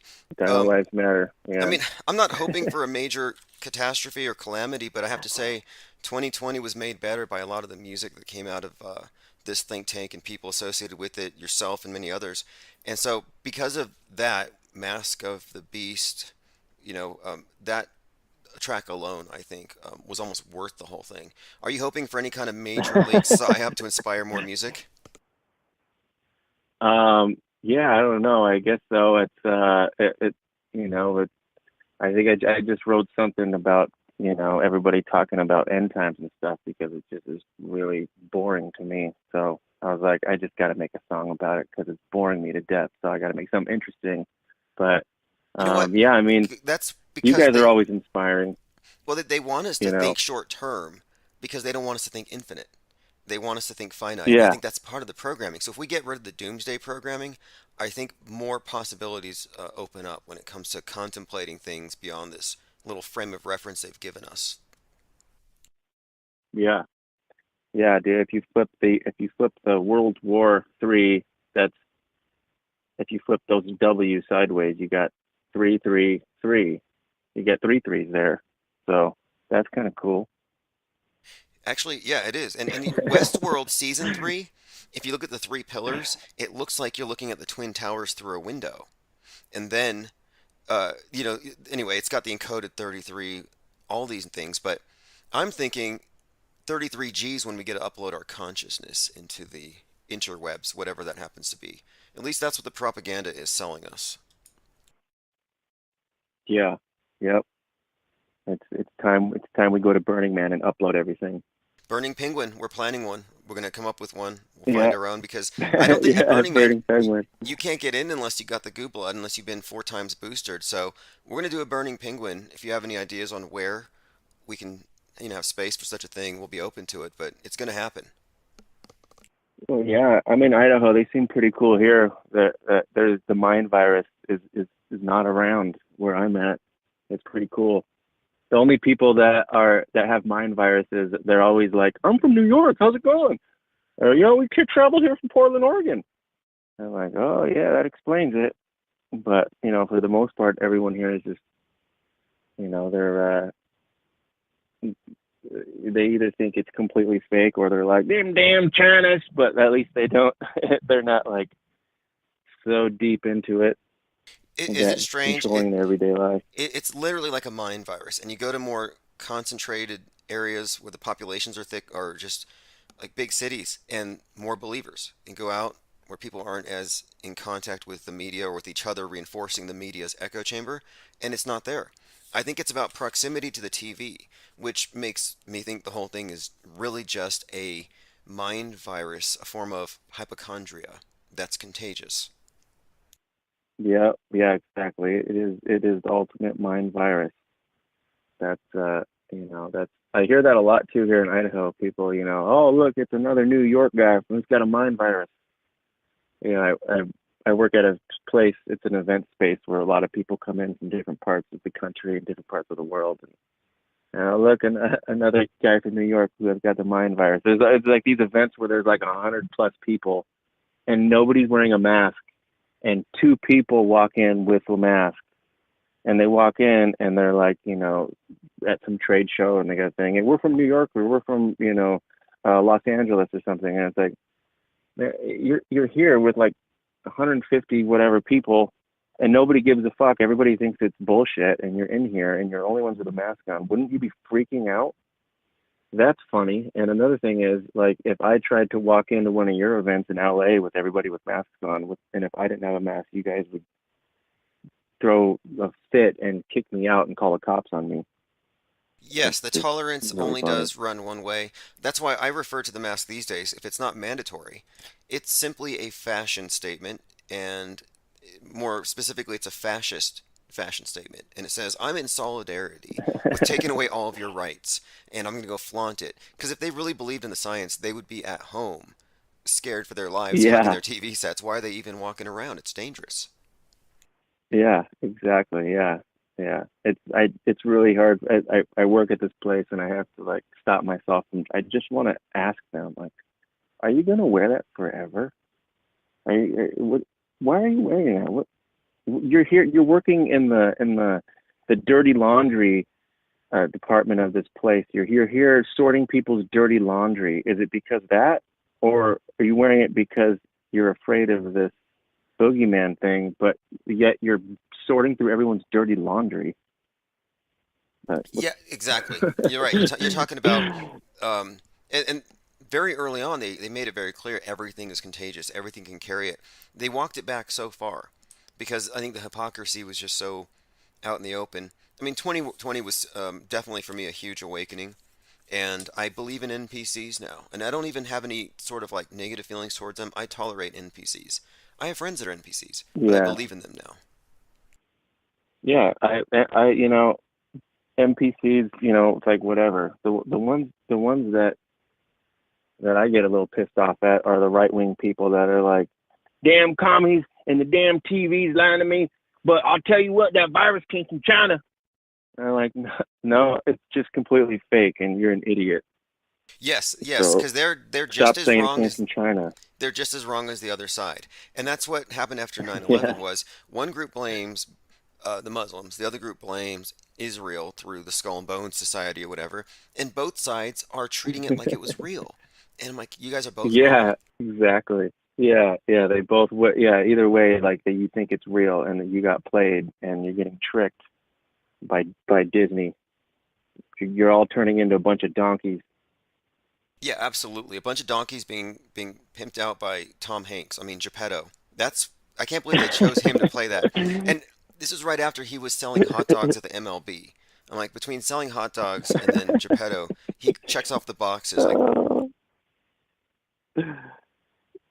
that's funny. but hey, Oh Chief Crow, man. this has been great.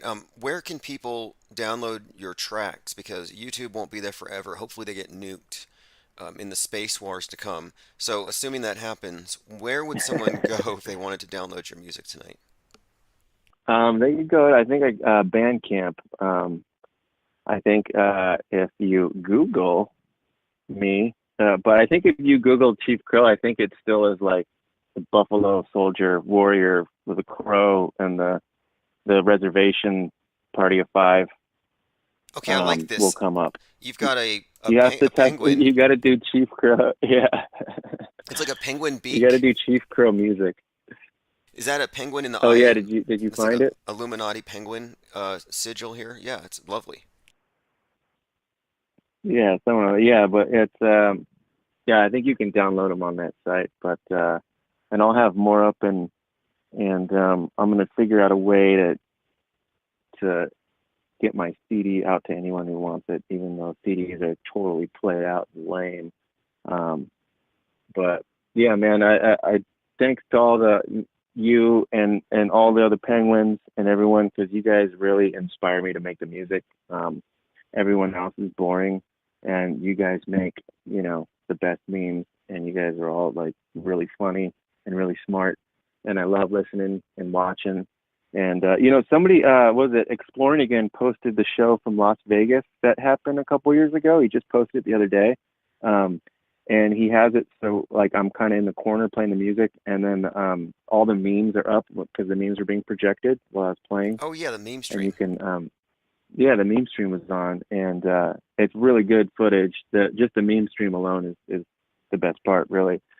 So you can check that out on Exploring Again's channel. But Yeah, yeah, I yeah, man, consider thanks yeah, for this has all been very much, I think we kind of reinforce one another and the music inspires more people to hang out and then it's kind of reciprocal and we are it's a it's kind of a cycle here and so I'm happy to send people your way and of course I'll definitely be interested in getting on your reggae track 100%. And I have enough awesome, for the man. both Yeah, of us. that'll be good. If you don't have any, I have enough for the both of us. And we'll do that. You got enough reggae? No, I got enough weed. Oh. It's legal here now, so that's no big deal. Yeah, yeah. I don't know. I haven't smoked weed in like 6 months now, or 5 or 6 months, and man, I'm telling you, man, I'm higher than ever. I feel just really weird. It's weird. I kind of know what It's you mean. weird here in Anytime I've taken a Soberland. vacation where I've been off of it for a while, when I'm away from it, I don't miss it. I don't really believe it's addictive. In fact, I feel like it's just a different type of feel. What is it called? It's almost like I don't know. I hope I'm not damaged. Anyway, thanks for the call, and we'll be in touch. Yeah, man. Power to the Penguin. Much love to y'all, and we'll get down with the sweet reggae vibration soon. Awesome. I'll be looking forward to it. Have a great night.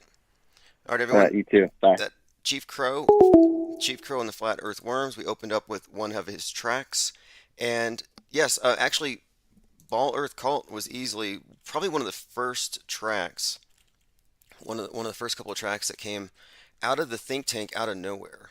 Ball Earth Cult, and I think the original video was no, the Auto Hoax one was pulled. I want to see if I can find the video though. It'll give you an example of the type of meme work. Let me go ahead and play that. I'll be right back. This is something, if you haven't seen it, you probably should have seen it by now, but it's worth your attention and time. This is Ball Earth Cult. I'll put a link in the chat. We'll be back in about 3 minutes and 33 seconds.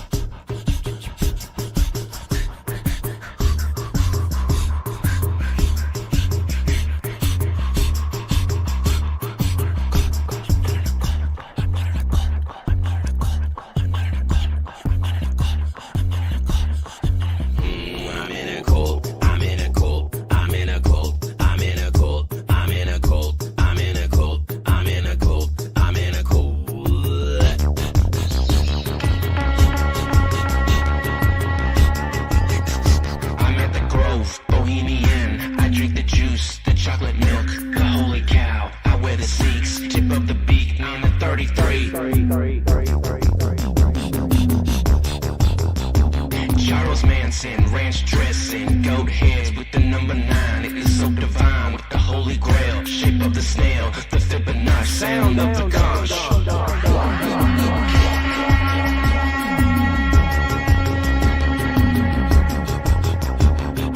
Third eye rainbow swastika in my pine cone like a dirt bike goes. Third eye rainbow swastika in my pine cone like a dirt bike goes. Third eye rainbow swastika in my pine cone like a dirt bike goes.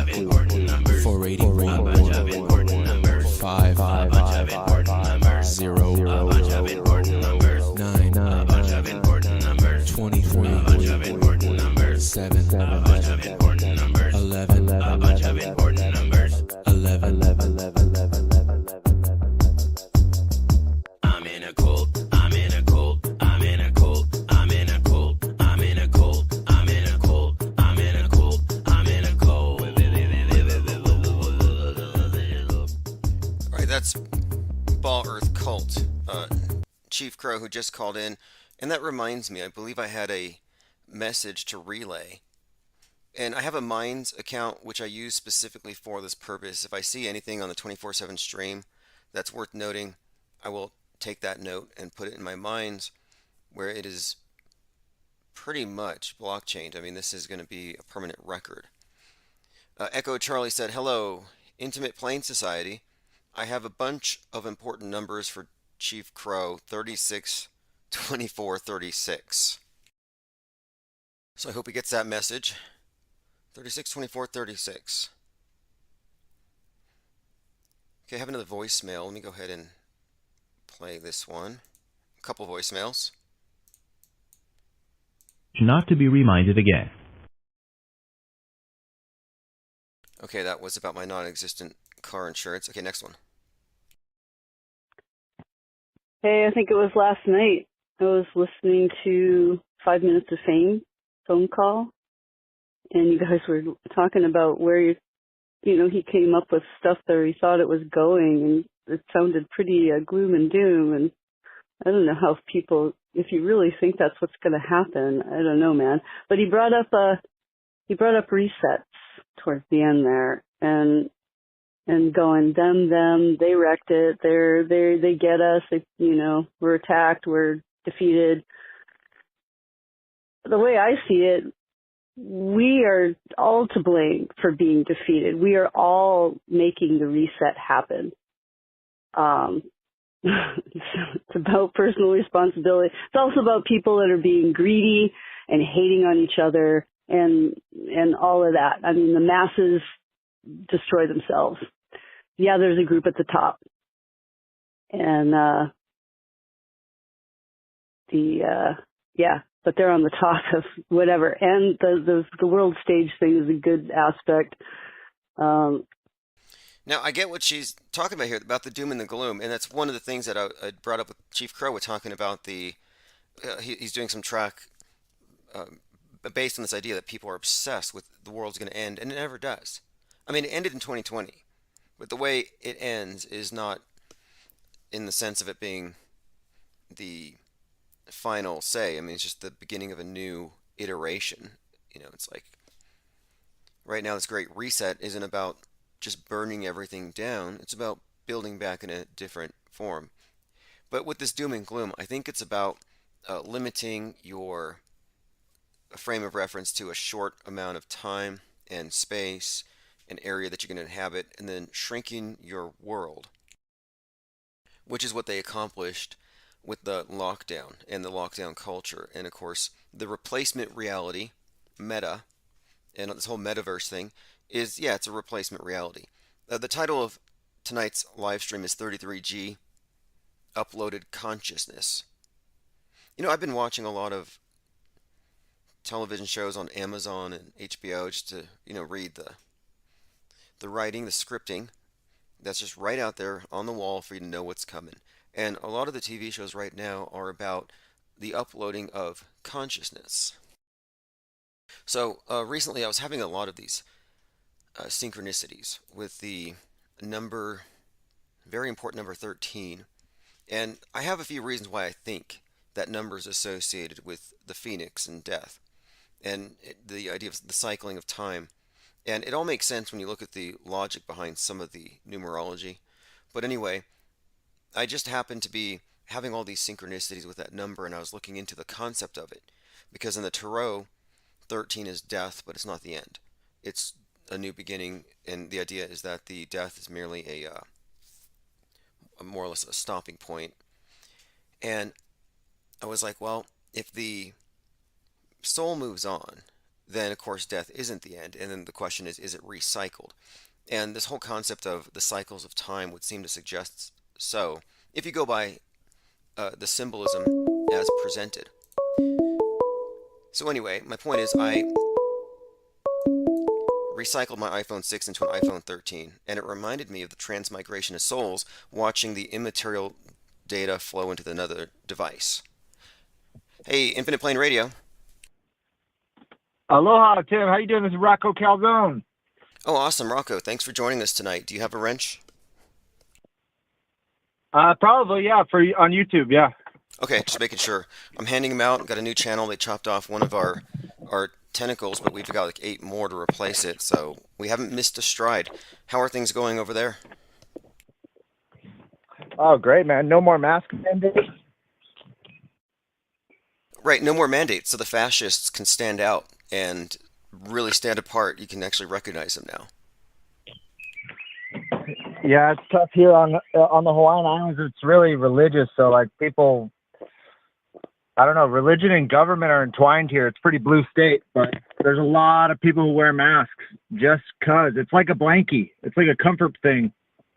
I think it would be easier to sell people on the whole pandemic thing with an island. You know, do you remember when it started? It started off with cruise ships. So they want you to think about limited space, no escape, everybody's proximal to everybody, everybody's reachable, and they created that. And that's a metaphor they're using for the entire Earth. But I think on an island in particular, it would be much easier to sell that fear and paranoia.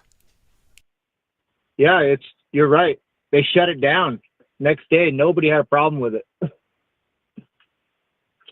Fascinating.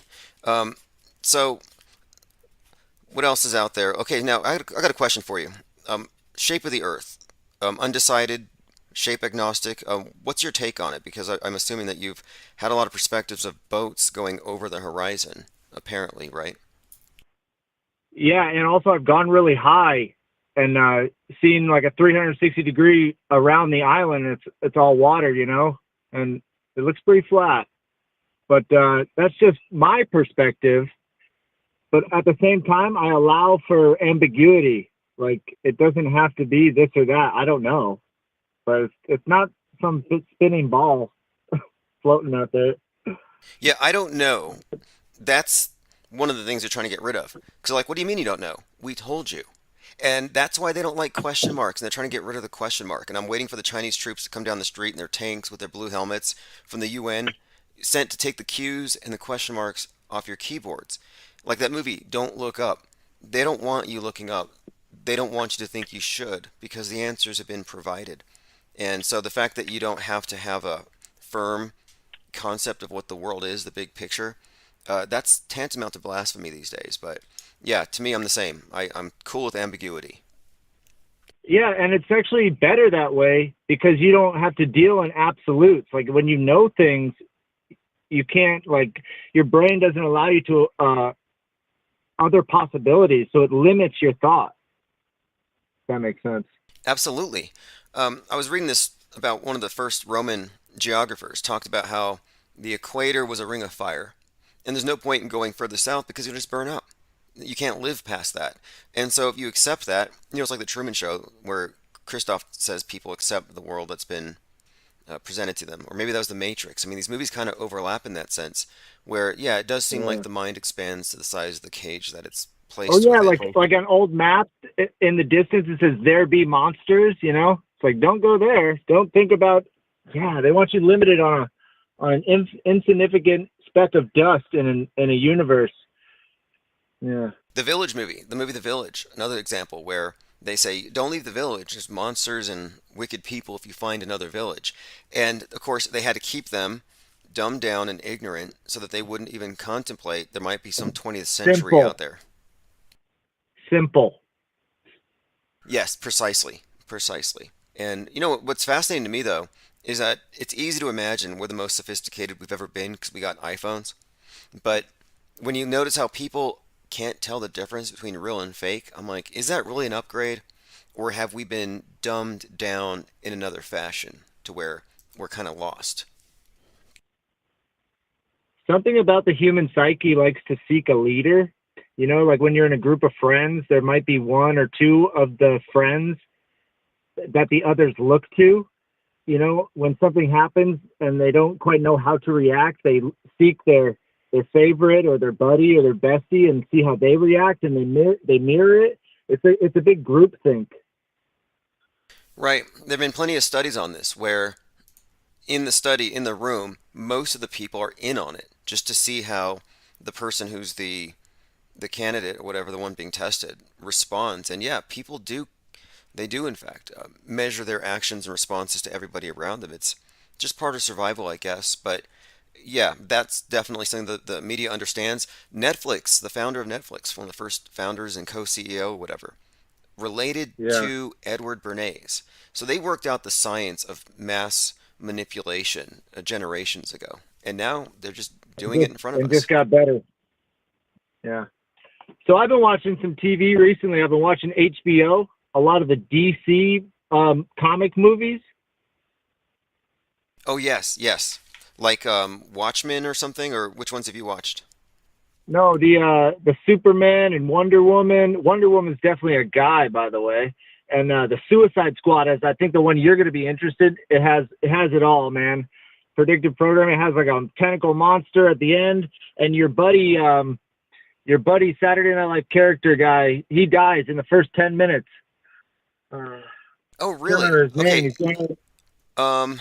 Suicide Squad. I'll check that one out. Wonder Woman. Nothing would surprise me about anything that you're saying right now, to be quite honest at this point. But I watch this stuff. It is entertaining. They do hire the best artists. I mean, the PSYOP entertainment complex has perfected the art of entertaining us, and they provide us with the best. And this is why I watch this stuff. I do it to research, but also because, yeah, they happen to, I think, they always co-opt the arts, because they know that our political decisions can be influenced in this way. And it's amazing how all these movies have the same storylines. Everything on Netflix has something to do with space stations falling or stuff falling from the sky. Skyfall. Skyfall. And did you hear about what happened in India a couple days ago? Chinese space junk rained down on a village. I mean, this is something I've been saying this is going to happen. And look. Space junk. Yeah, I heard they canceled like a bunch of flights a few days ago from some kind of solar interference, like thousands of flights because of space weather, Well, look, India says Chinese space debris fell on a rural village, and I was reading reports, and people were running for their lives, and I'm like, look, when the experts that told you to put on the face diaper tell people to put on helmets, people are going to do it. Because residents said, yeah, this large metal ring and other parts landed on them. So it's going to be lockdowns because of falling CubeSats. Yeah, and if you don't wear your helmet, mine won't work. Yeah, your helmet protects me. If you get hit, I mean, that's their logic. It's so funny. And it's like, you really want to protect these people, but then they claim, well, we're just trying to protect you and we want to save you and keep you safe. But the media was always just jumping on any right-wing person saying anything against the whole agenda whenever they would die. It's like they would celebrate it. They grave danced on the deaths of their political opponents. Yeah, so that gave me an idea just now. You know how we're coming into some kind of predictions, and some of them are kind of off the wall wild? Well, what if you made like a meme or a post or like a fake headline news of some of these wackier predictions, like Kanye going OJ or like Skyfall, and then it might run, it might go viral. And then when it comes back to source, it's like, oh, it's just a bunch of flat earthers having a laugh. Kind of like South Park or The Family Guy or Simpsons specifically always seem to predict what's coming.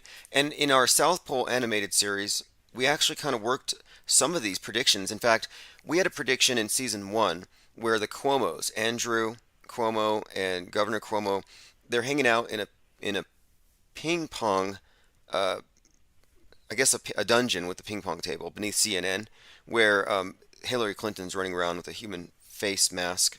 And it was basically a prediction about how the Cuomos were totally corrupt and totally perverted. And then what comes out, like a year later? Exactly what we predicted. So we have put some predictions in. I think my favorite one is the space station falling and crushing a Walmart-like store where there's a bunch of helmet Karens telling the masked Karens to put on their helmets.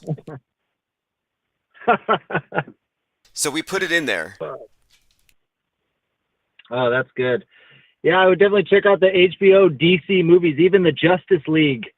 It was like crazy ritual, and Skyfall definitely, and they had a big bad guy, and they even resurrected Superman. It was pretty heavily occultic, but I'm sitting there watching it next to my wife, who's not in the know, maybe a couple things because she deals with me, and she's like, whoa, something's going on. It's a fucking spell cast.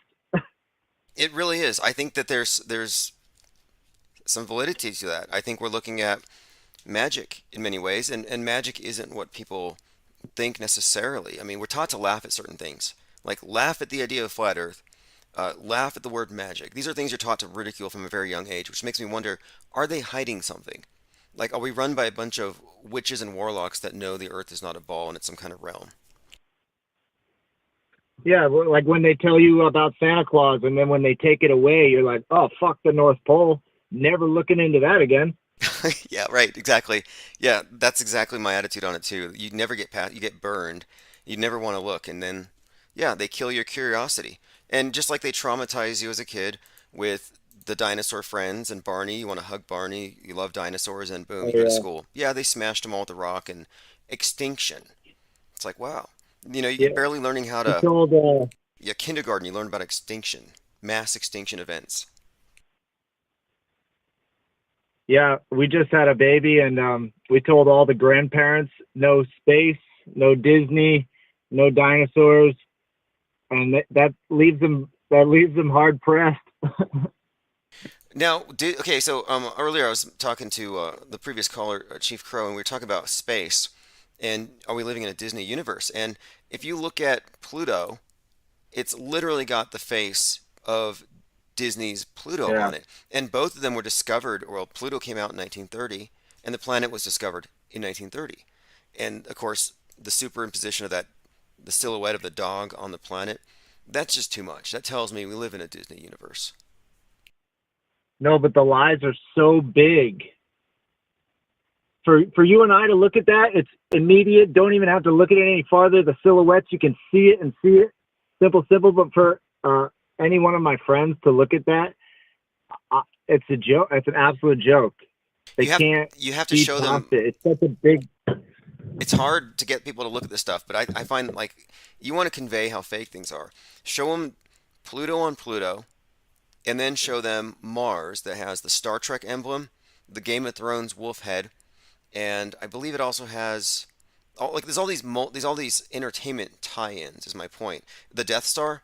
If you look at the Death Star, it looks exactly like Mimas, the moon of one of the moons of Saturn. And the significance here is that Darth Vader is a personification of Saturn. So what are the odds that Saturn's moon looks just like his Death Star? So again, another example of just the entertainment, the PSYOP entertainment complex creating our worldview. And we live in a big cartoon. Yeah. Oh, another thing, real quick, the Marvel movies. You know, the Marvel comic book movies. I was watching the Jimmy Fallon interviewed like the cast, had a group of them all together, and they're just talking. And he goes like, "Who's the party?" or "Who likes the party?" And they go like half the guys, and Robert Downey Jr. points at the Hawkeye character, and he goes, "That's Pluto, god of the underworld." And Jimmy Kimmel's like, "What? Why did you call him Pluto?" He's like, "He's Pluto, god of the underworld." And like, that's it. They don't address it further, but I was like, what? Yeah, that is kind of strange. And Jimmy Fallon was on some commercial for the Olympics a few years ago, and I could find it, I'm sure. But he's ice skating under a spotlight. They're throwing roses at him, which there's some symbolism to the rose that probably ties into it. But anyway, he was doing this Olympics skit, and his score was, the judges all gave him sixes. So it was Jimmy Fallon, 6, 6, 6. Some of the stuff's subtle, but when you put it all together, you can kind of see. And that's why I use this phrase metascript, because if you don't look at all media and all the political entertainment news as monolithic, you're not going to see the puzzle, because it is a puzzle. It is a big picture. There is a conspiracy. Yeah, I look forward to your 10-minute clips of anything you put forward, because you can't share a lot of good content because something of the message is heinously against like what you actually believe or think. Like some of the stuff is either too religious or too phony, fake, wacko, yours is pretty distilled, you know what I mean? Yeah, that's the whole point. In the series you're referring to, I'm doing these 10-minute clips, and that's going to be a big focus of mine on the side, because some of these topics require, I think, kind of a concise breakdown but you're not going to be able to convey this to someone on a 2 or 3 hour live stream. And I don't want to necessarily have to, reach back to people who are just now becoming incredulous about the news in 2022. It's like, I'm sorry you guys missed the train here, but we're kind of already on a certain trajectory here. But this will be a fast way to catch people up and a good way to kind of show how our analysis here is 100% fact based. And when I show the numbers and the timestamps connecting 9/11 to George Floyd to Amir Locke to the shooting of Jay Danielson in Oregon, among other events, you're like, wow, this is undeniably a pattern. And yeah, 10-minute breakdown on all these different topics, I think will help, Huge. Yeah, definitely. And also, like, I wonder if you could give and every once in a while you should do this anyway, how you can donate and how you can support and like what the platforms are. Cause I joined the Discord, and I don't know that it's like the best platform for me personally, cause I'm not too tech savvy. Like I don't have a computer. I just use a cell phone, like a smartphone. And, but I just don't want to miss your live streams and or recordings. Like I know YouTube is like not a permanent domain for us moving forward, Yeah, I know what you could be mean. cut. It's been a problem I've been working on. Oh, good news though. I actually filed a lawsuit against YouTube back in December because the reason why I lose my channel so readily, one of the reasons is YouTube has given trademark rights to somebody else over my voice, and I have a copy of the letter that he sent to them. I mean, this is felony identity theft, and YouTube's a party to it. Anyway, I sued him. I filed the suit back in December. Even if they're backlogged, it shouldn't take more than 6 months. So in a couple months, I'll have something resolved. But as far as I'm concerned, I want my own platform. We need to have Infinite Plane Society in a central location that just keeps everything simple and easy to find. And of course, the best I can say for archives to maintain continuity, SoundCloud or Spotify. If you just search Infinite Plane Radio, one thing I have done is we're eminently findable. You can't not find. If you search Infinite Plane, iHeartRadio shows up with Infinite Plane Radio. So we're that findable these days. Yeah, I know it's only going to grow. Yeah, absolutely. And I recently, I'm taking measures to make sure of it because they cut off 3 channels in the last 2 weeks, and you notice it hasn't really affected us. And I have a side job not related to this, but it's the perfect way for me to maintain this thing because, it is important. This is independent media, and it is important to actually have some kind of way to cover the costs of all the research and the production, and I want to improve the production value. And I have about 100 of these 10-minute clips ready to produce. And so the more support I get, the more time I can put into this. And so yeah, I'll make an effort to put the word out on how people can join and stay in touch, and of course support this thing. Yeah, and some of the most amazing callers too. Even the jokes, like, oh, that one guy, he calls all the time. He's the one that thought 50 Cent was Mike Tyson.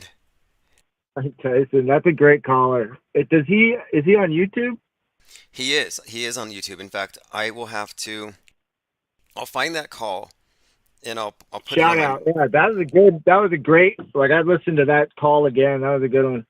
It makes you think. I mean, even if you have to, even if you discard it at the end of the day, his argument was sound. Because we're not just talking about a passing resemblance. We're talking about a narrative structure and a storyline where you're looking at, could this person actually conceivably be playing this other parallel role?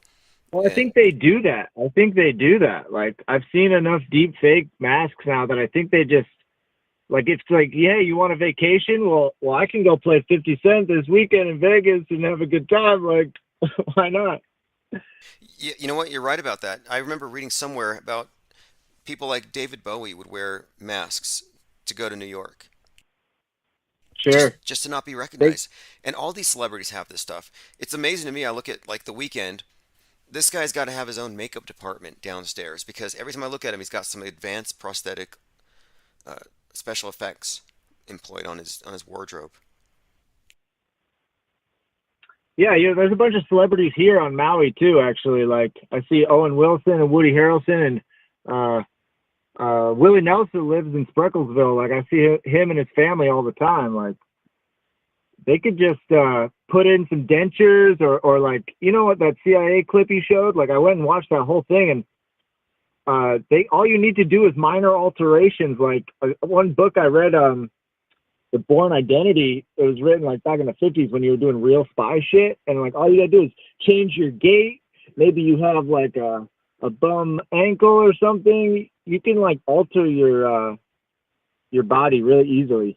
Yeah, this is old. Like, so deep faking with digital apps is very new and they give a lot of attention to that, but the art of spycraft, and then of course Jonah Mendez, CIA director of disguise for 27 years, disclosed a lot of the stuff which was really classified until like 2015.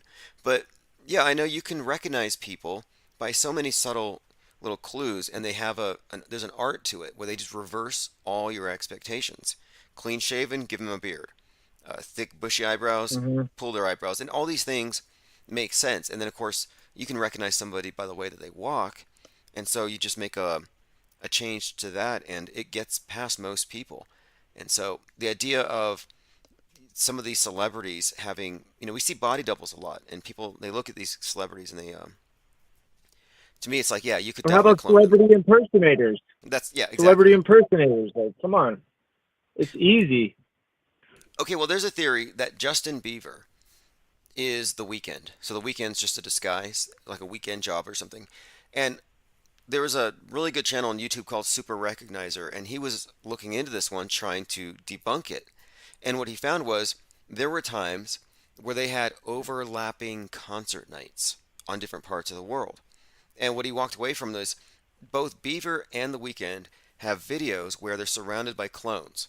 The Weeknd went to the Super Bowl where he danced with 50 versions of himself wearing bandages like they just had facial reconstructive surgery. So he concluded that. So does like The Weeknd have a real name? Like is The Weeknd has. His real name is Abel something. Again, Abel. This ties in, I think, to the twins, Cain and Abel, and the duality of these two characters. But the fact that they were both playing concerts on the same night, does it discredit the idea that The Weeknd is actually just Justin Bieber in disguise? Well, no. He was suggesting that the hints we've been given is that, yeah, you do have a lot of body doubles and prosthetics that could play the role and lip sync, and you wouldn't know the difference. Yeah, but so that makes more sense, or that's more plausible in my opinion, because like literally these celebrities could play each other. They could change their appearance and be anonymous and be nobody, So it's more likely that The Weeknd or Abel, like, was groomed and grew up and exists. And same with Justin Bieber. Maybe he was a little girl in Disney or what, who knows, but grew up and transitioned into like their roles. Because I think they're groomed, might even be like units but they could play each other is what I'm saying. They could play each other. They could take a break. They could do be someone else or be no one. Well, let me run another one by you because it's kind of proximal to the Beaver. There's a few things here.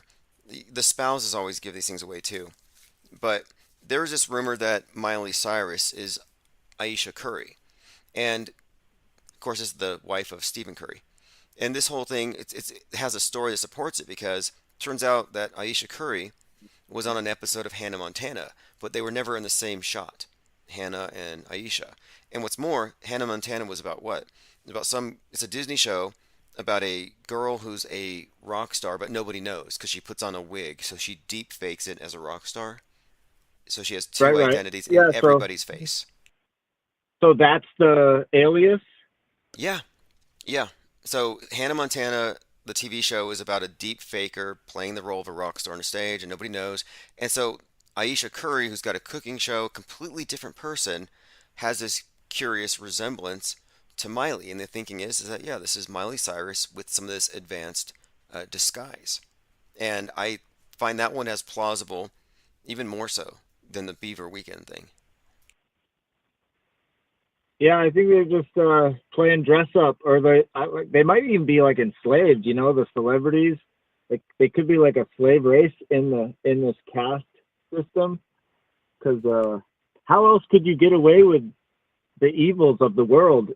You need to dehumanize your opponent, meaning they need to be not of your caste, of your ilk. You know what I mean? Like, You might be onto something here, like Plato's Republic, this stratification of society, and you do have the philosopher kings, the gold, then you have the silver that serve the elite, then you have the bronze at the bottom. And it could be the case.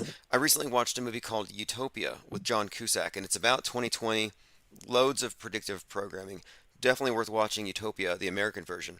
But in that one, the crisis actors all come from a place called Utopia. Like they actually have like a parallel existence to us. They are, for all intents and purposes, in this movie, a separate society, and they interact with ours, with the psyops.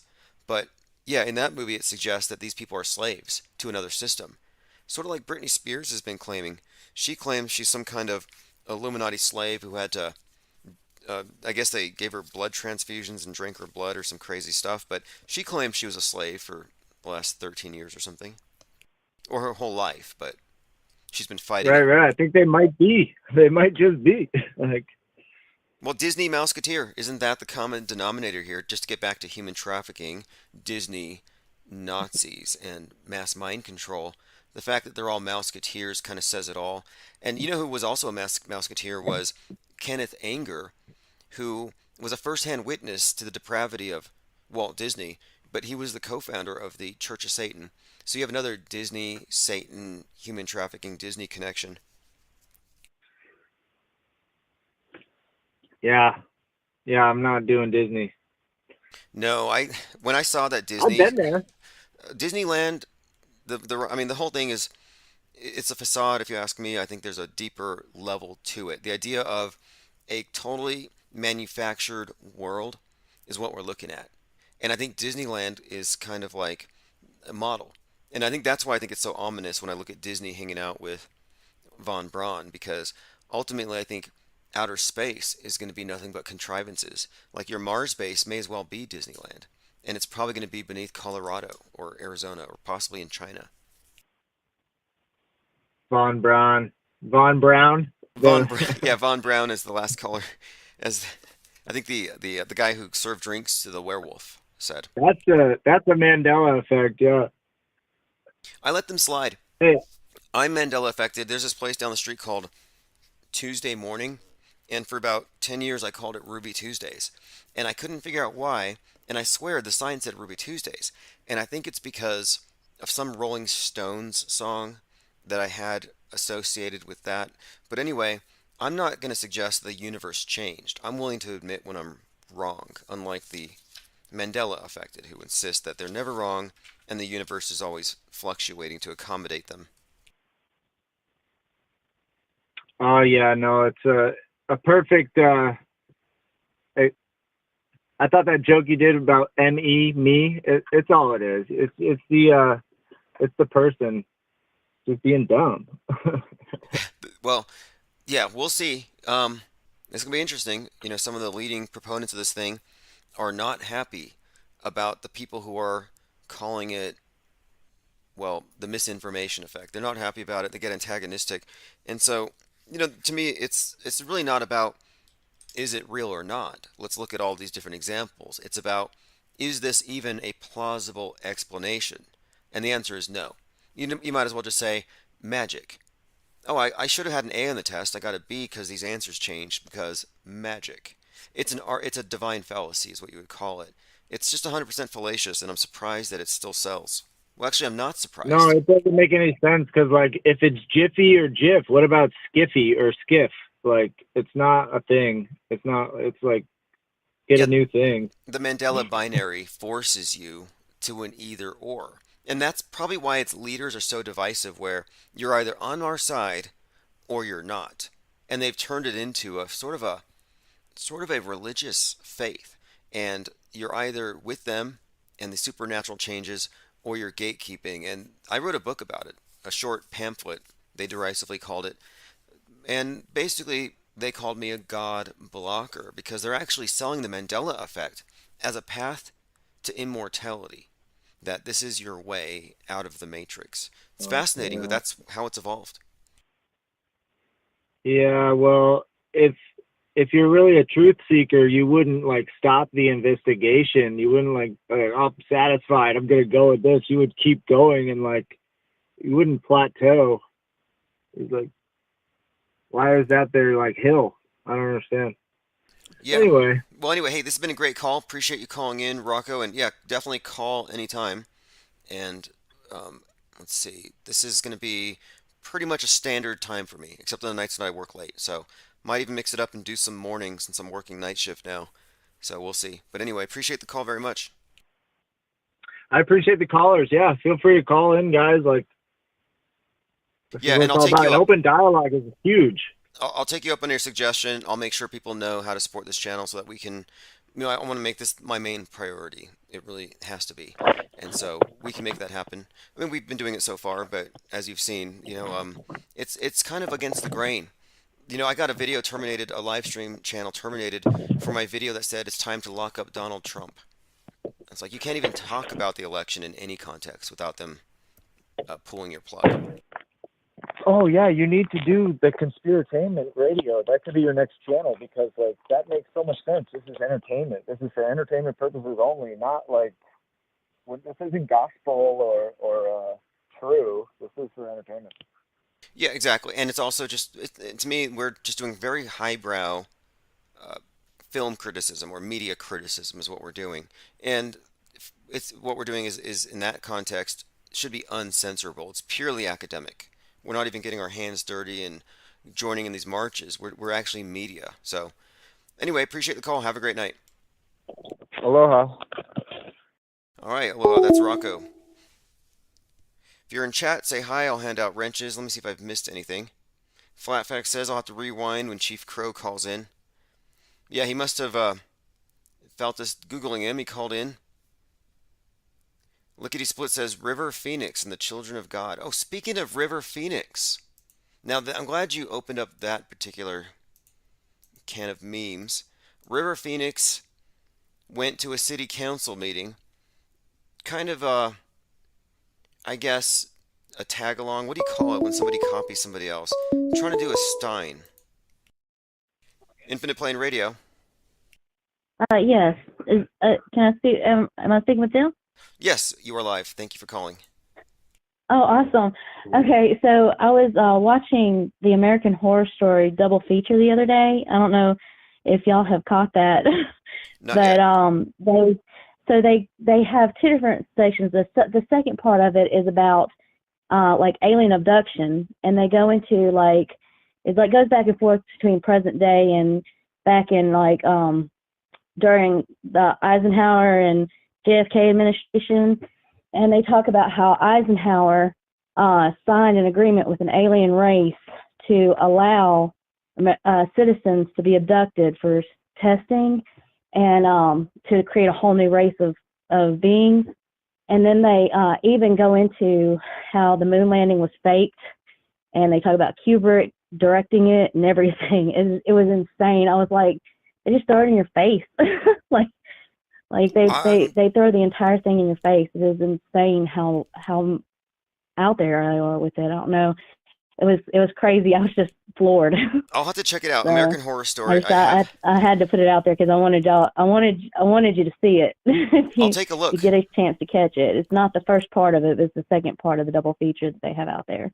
Okay. It was Okay. insane. Second part of the double feature, and they bring out Kubrick. Should be interesting because this is not a new idea, but it's coming back again. In 2020 there was a movie that came out of Russia called Sputnik about how the government on Earth made a deal with the aliens for a certain number of people that would be handed over. And they would form these symbiotic relationships with people. It was almost like they entered your body as a virus. But the interesting thing is, Sputnik, about these aliens that the government made a deal with, came out the same day that Russia released their vaccine called Sputnik, their COVID vaccine. So they made this correlation out there already about this correlation between aliens and the virus and the idea that the government could be collaborating with them. Anyway, thanks for the call. Appreciate that very much. Let me put that up on the screen. American Horror Story. Double feature. I think I saw some clips with Kubrick. And Kubrick is not only implicated in Apollo 11, he's also implicated in 9/11. And I would point at a few other things. You can even find some Kubrick fingerprints all over 2020. Appreciate the call very much. I found it here. It's on Hulu. Next Day FX on Hulu. AHS double feature. American Horror Story is grotesque, if you've seen any of those. But anyway, this is definitely worth watching. I'm going to take a look. Anything having to do with how they're going to unveil the alien invasion. And it may not even be some kind of spectacular arrival from above. It might be something else. It might be something completely underwhelming. Although it's noteworthy that Independence Day was directed by Roland Emmerich, who also did Moonfall, which has recently preceded a lot of the falling space junk. In fact, I'd mentioned that to the previous caller about how, yeah, in China, they actually have here, actually no, it was in India, but it was Chinese space junk. Take a look. India says Chinese space debris fell on rural villages as a rocket failed to burn up on re-entry.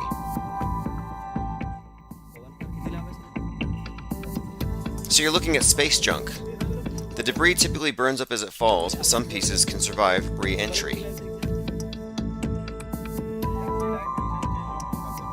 So they're looking at the serial numbers, the VIN numbers, and they're verifying this is from this particular rocket. Again, what are the odds? You know, that we have drills for this, we have movies preparing us for it, and now it's suddenly a thing. And again, they're going to mandate space helmets, and what are you going to do? When they tell you, and I think the space junk thing could be a real thing if you look at this. Russia bans other countries on the ISS until sanctions are lifted. So you have Russia not playing ball up above, and there are many indications that the space station is already prepared to fall. I think it has to go down simply because its CGI is so terrible. And they're making it clear that they want us to know what's up there. They're showing us these ridiculous pictures like this one. This is from themindunleashed.com. Dude captures spacewalking astronauts on camera from the ground in a photo so detailed it'll make your head spin. So you're supposed to believe you can see people on a craft moving 17,000 miles per hour, 285 miles above your head. And of course, this light is supposedly from the sun that it's reflecting.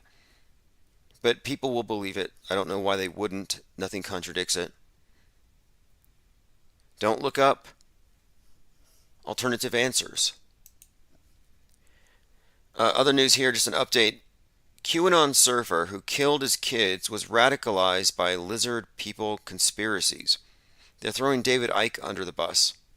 He claims that he had to kill his children because they possessed serpent DNA and were potentially shapeshifters. They claimed this guy was a major league QAnoner, but the more I look into it, the more I find it unlikely because there are no indications that this guy was into MAGA. There's no Trump paraphernalia around this person or his family. Now, the interesting thing about this one, again, this is Matthew Coleman, MC. Right before this happened, this was back in August 2021, it was on August 9th is when it happened, I was saying, based on the obvious templating of our news cycle, where they're superimposing 1969 over 2021 with different things like the space race, I was saying, keep an eye out for a right-wing Charles Manson atrocity. And this was it, on the anniversary. Infinite Plane Radio. Hey, what's up, caller? Can you hear me okay? All right. I'm going to go ahead and hang on for just a moment. It seems like there's a gremlin at work here. Tyrone says YouTube chat was down for a few minutes. Okay, if you want to call right back, I think the phone, someone's calling, but they're muted, so I'll give them a moment here. So Matthew Coleman is saying that he was inspired by David Icke and Q to kill his children on the anniversary of the Manson killings. Again, I thought this was part of introducing right-wing violent hippies. Infinite Plane Radio.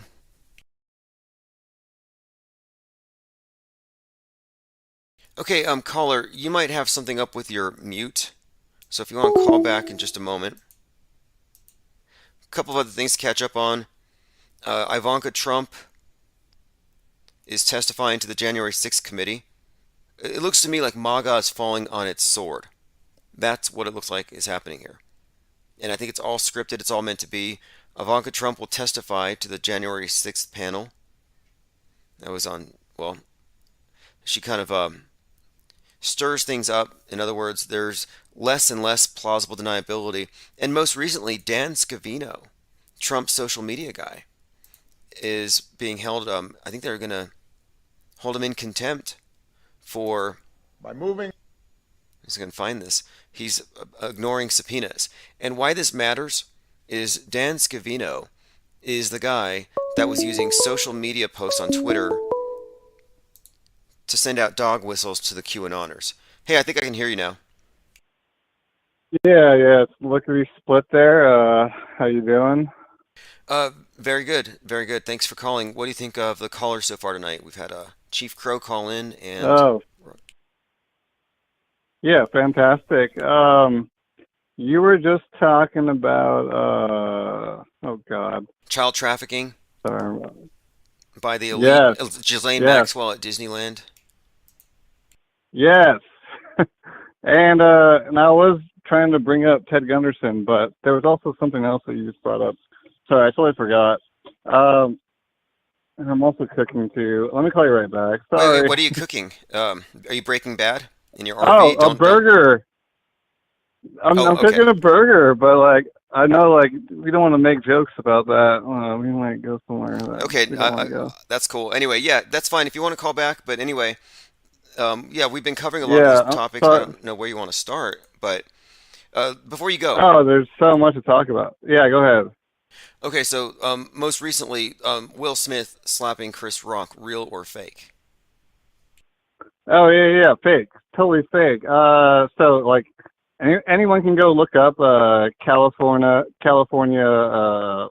civil code and criminal code, and you'll see that the district attorney can absolutely prosecute anyone they want to.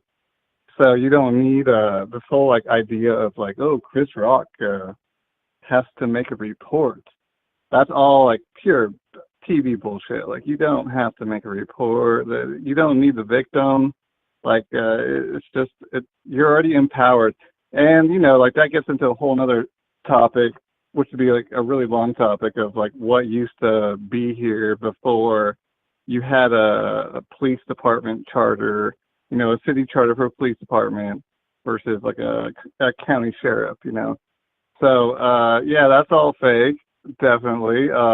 Good, just making sure you're on the same sheet because to me that's just a litmus test, and anybody who didn't see through it is in that gray area where they're just kind of passively absorbing the mind control, not even questioning it, where it's just sort of distilled like, yeah, the guy got slapped, it's terrible. And they don't dig deep as we have done. And if you dig deep beneath that story, it debunks itself. Anyway, appreciate the call very much. Call back anytime. For sure. All right, thanks, Light. Commenter here, Lean Dion says, IPS, they may be trying to co-opt Infinite Plane. Last episode of Sam Tripoli, the level guy Hibbler kept saying it never mentioned us, but they kept calling Mad Mike a psyop and mentioned penguins. Interesting. Good luck trying to co-opt the penguins. And, you know, I did hear, though, and this is progress, I heard Owen Benjamin mention Infinite Plane. And that means he's probably not under the control of Fed, because Fed doesn't let people talk about Infinite Plane. He calls it not finite. That's how much of an aversion they have to this channel.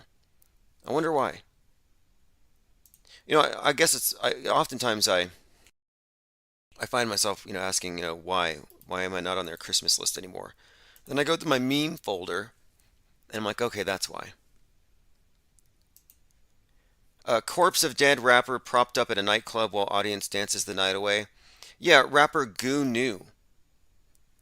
Goo knew. I checked this out. They had him standing, apparently, with a crown on his head. And I was kind of surprised because of how long ago he was actually killed. But, I mean, if you're shot and you're killed, presumably they would have done a full autopsy, which means there's a lot of work done, and it's entirely possible. It doesn't look fake to me. It looks actually like a nice tribute. I don't actually think it's that bad. I mean, could it be fake? Yeah, it could be. I'm looking at it for, I mean, it's on TMZ, so fake until proven new. I mean real.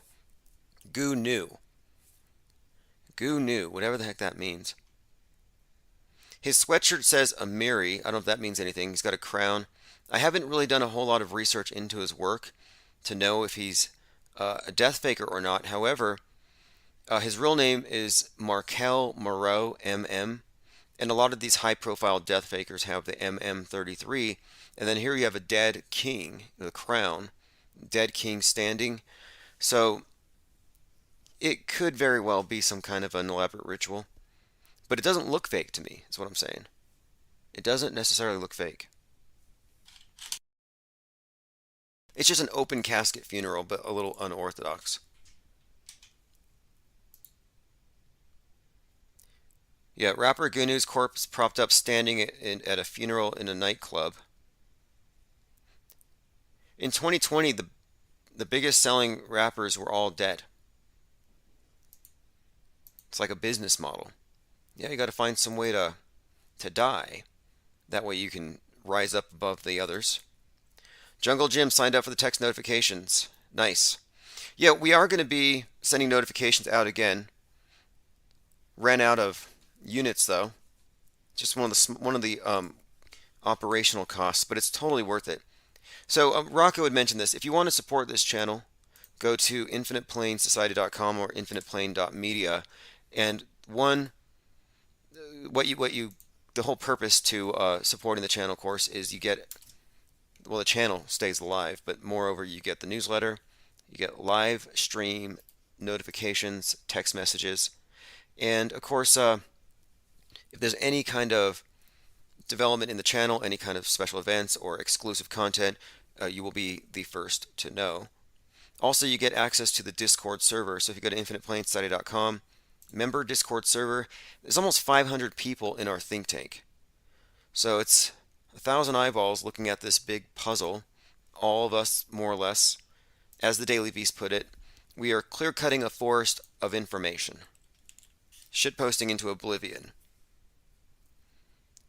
Anyway, any kind of support is obviously appreciated. It's the only thing that keeps us going. The think tank is a independent media network, and everybody here is a part of it. It's one of the reasons why I started issuing out press passes during the lockdowns, because it's like, well, we are reporting, we are out there in the world, and we have people calling in, also reporting back, and so there's no reason for us not to be considered to be essential. And as media, you are essential. So anyway, it's just not me up here. They can't blame all this on one person, and one person couldn't arrive at all of these conclusions, whether they're, right or wrong. Okay, so someone brought up River Phoenix, and I have a picture of River Phoenix on the screen. So Mark Dice, and I can't even go to his Twitter account because he blocked me. I wonder why he blocked me. Oh, that's right. You call out the people who have dual roles or death fakers still among us, and they tend to block you. So he goes to a city council thing, tries to do an Alex Stein, where he spends a couple of minutes in a monologue. I believe he was ridiculing, it must have been, trans, and then he brought up Jimmy Savile. Let me go ahead and play this. I mean, it's okay.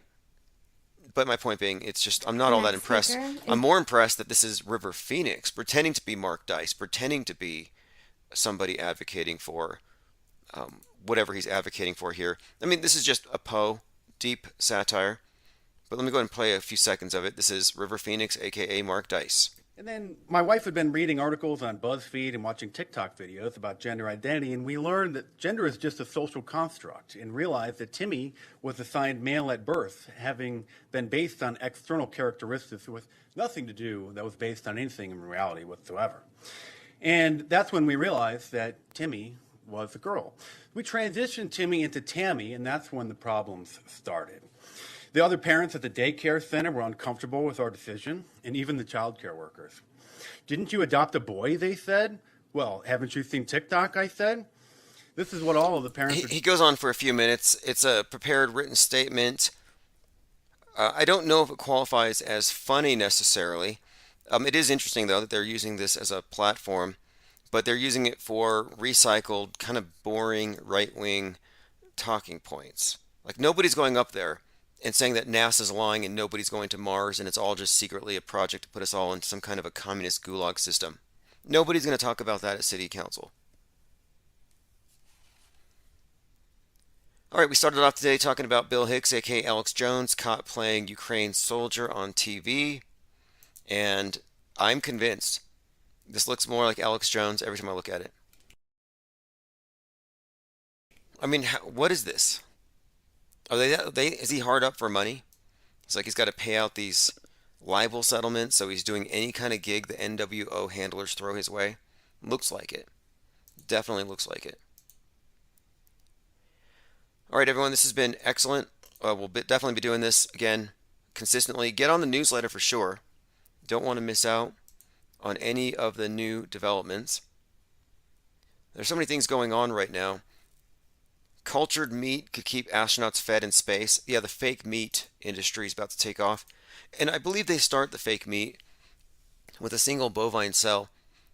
But I wondered about this. It's like, well, if your whole premise here is that it's not sustainable, maybe we need to just cut that off. And I think this is what I mean. It's not about sending you to Mars. It's about getting you to live here on Earth as you would have to live on Mars. So getting you used to the fake meat, getting you used to paying for your air, getting you used to uniformity. Because when you go up to Mars, you're all going to wear the same uniform. And it's got that glass face, so you're all faceless drones, like a bunch of ant people living in holes in the ground. That's really what you're going to be. And it's even more hellish than that when you look into what you drink. Well, on the ISS, the amount of things that they recycle. Look up astroplastic. You don't want to know what the plastic eating utensils are made out of. And even worse, not even, maybe slightly worse, astrocrete. Like astrocrete, which is bricks, cement made out of lunar or Martian regolith and astronaut blood. So astrocrete is only slightly less disgusting than astroplastic. But anyway, the whole thing seems to be about recycling everything. Quite literally, even the dead. Recycling everything up on these bases. And this is, again, to me, this is all about imparting to you this ideal of sustainability. That's why they tell us every time they go up into the CGI world, I mean outer space, they say the Earth is so fragile. Why do they say that?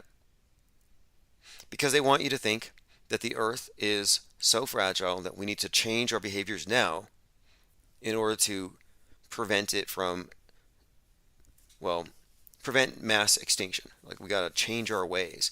So going into outer space is kind of problematic, because if we take our problems, if we take our capitalism and our guns and our MAGA hats to Mars, we just ruin another planet. So they want us to change our ways here before we go up. And that's why we have the space wars. We can't go up into space like Bezos or Branson as billionaires and come back down as trillionaires after mining things. This was the lesson they taught us in the movie Don't Look Up. We have to go up as space commies. We take the environmentalist, the radical environmentalist ideology into space. And you know, you had people, the tree huggers, well, they're going to be replaced by asteroid huggers. Mark my words. In fact, in 2017, Bezos was talking about a civilization of stasis, locking down society to save the planet, and someone interrupted him at this MIT conference, a speech, and she said, you have no right to rape the universe. when he was talking about mining asteroids.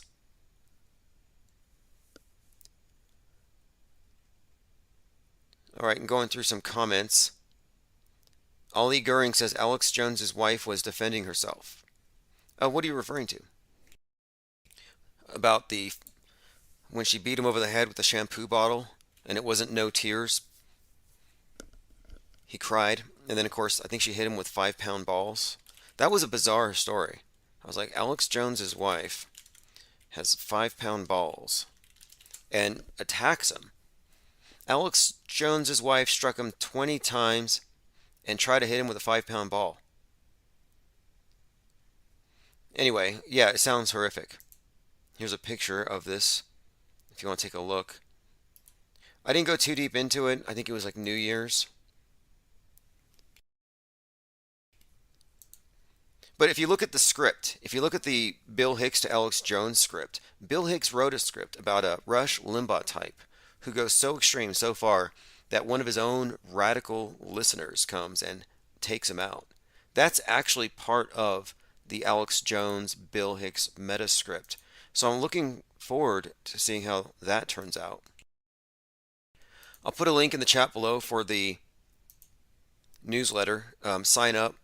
Don't miss. We're trying to get back on a regular schedule. I'm adjusting to my new side job, which is going to really be, I think, a boon for the channel. I'm going to upgrade everything. We'll be on multiple YouTube channels and other platforms that we've skipped, like Rumble. Some people still like Odyssey. Float.app's pretty good. But yes, our plan is to continue to expand. We're not constricting. We're not going to go hide on Rofkin behind a paywall, because we're not wanted. No, we just kind of dig in a bit deeper. Anyway, this has been fun. Thanks again to all of the callers. And this is The Edges in Your Mind, Chief Crow and the Flat Earth Worms. I'll put a link in the chat.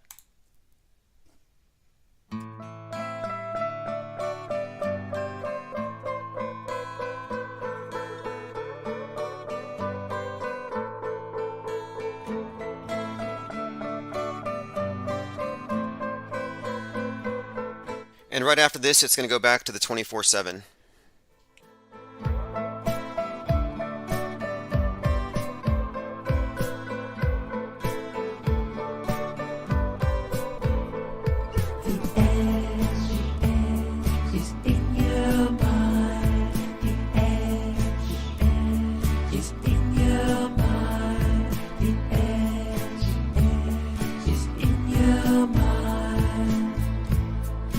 Edges in your mind.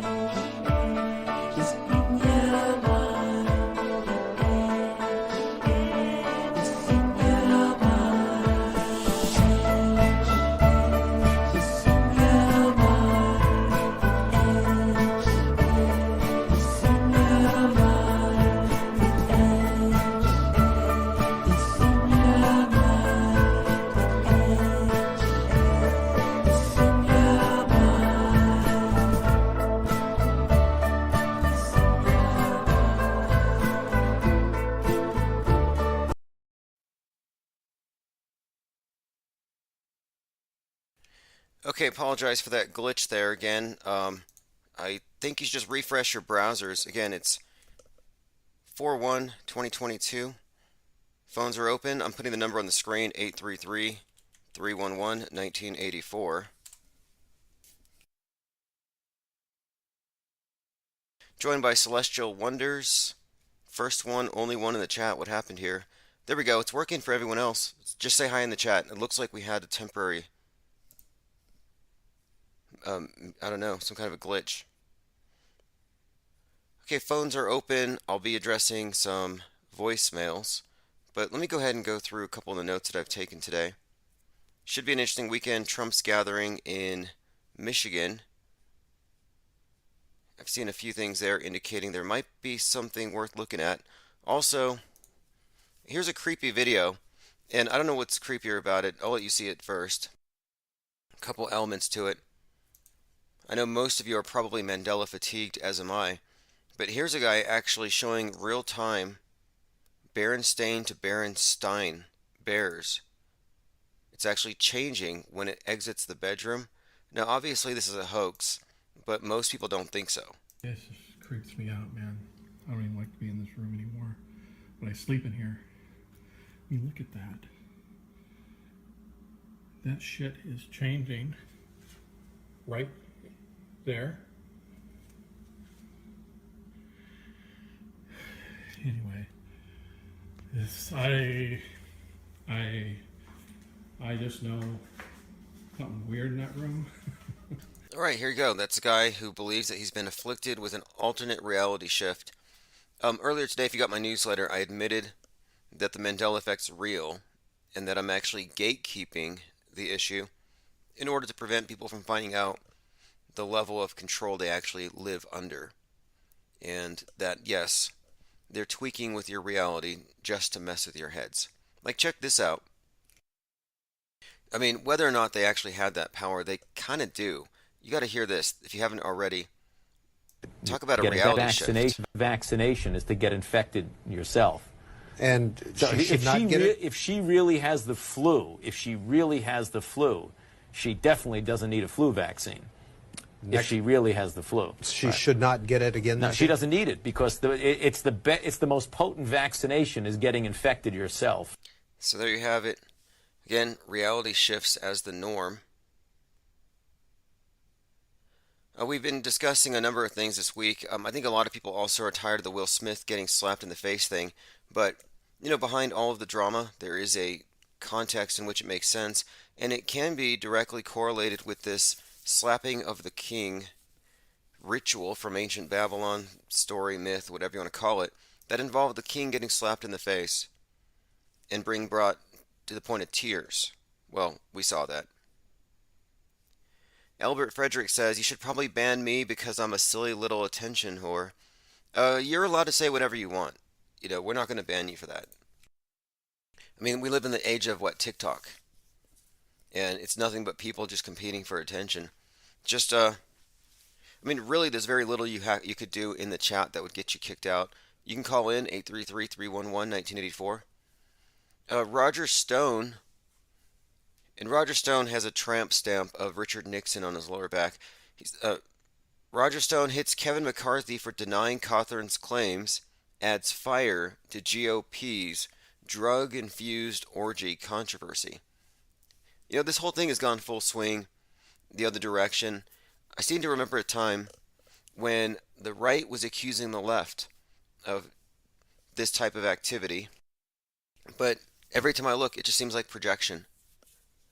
And Roger Stone, they call him a political trickster. Political trickster Roger Stone is suggesting that there were some kind of legitimate basis for the claims made by McCarthy. I mean, not McCarthy, by the Cawthorn. And he even backed down on those stories. So there's actually nothing to defend. But Stone's there. Yeah, he actually has a tattoo on his back of Richard Nixon.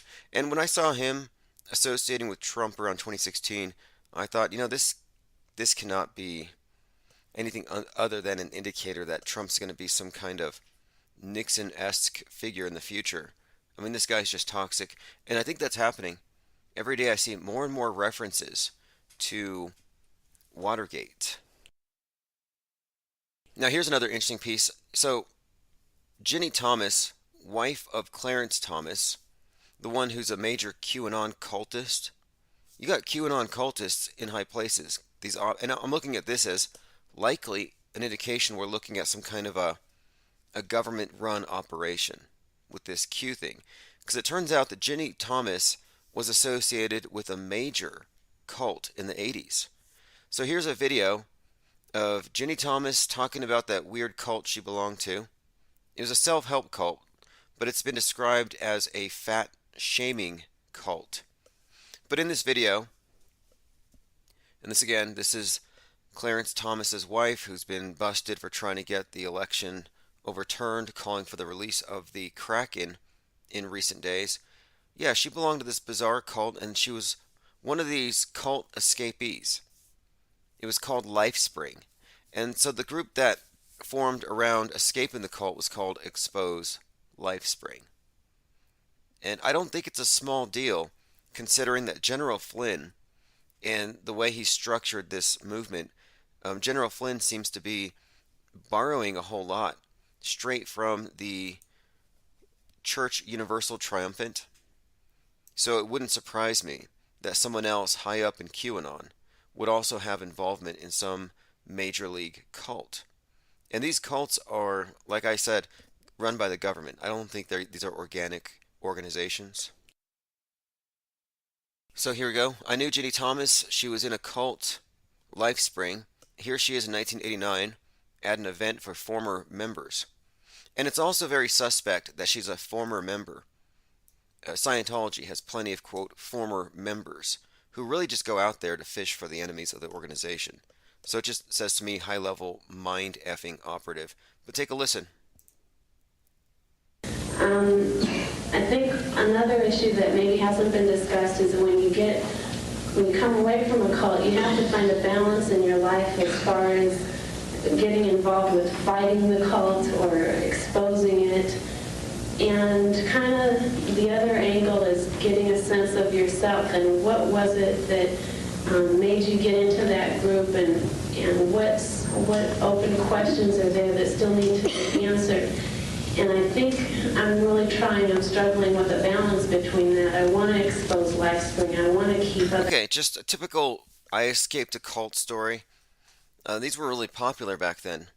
But this is another one, generic cult, LifeSpring. These days it's Nexium.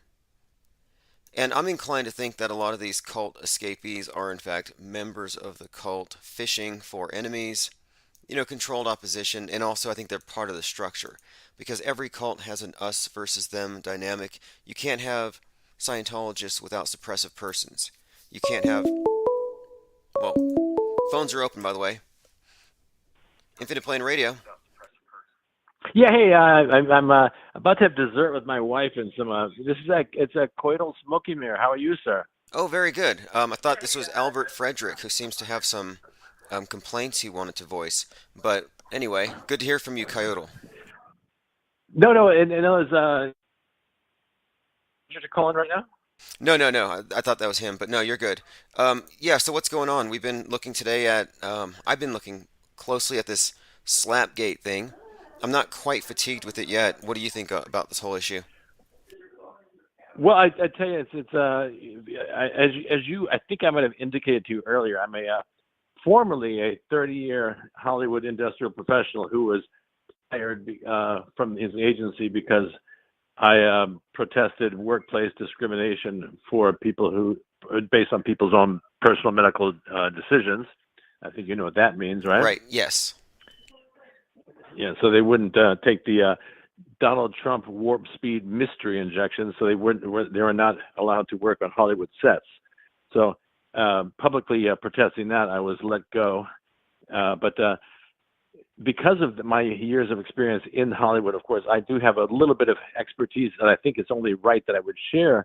And what's bizarre to me, and of course anybody who listens to you or in our world knows that it's very strange how people are willing to accept who are in the profession, much like we might say physicians, medical research scientists are willing to accept pretty bizarre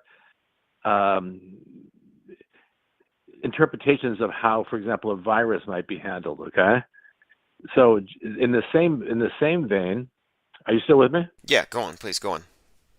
In the same vein, I think it's only right that I share my expertise in that fact that I'm flabbergasted. People like, as you pointed out last night, people like Jim Carrey, who are of course experts at this.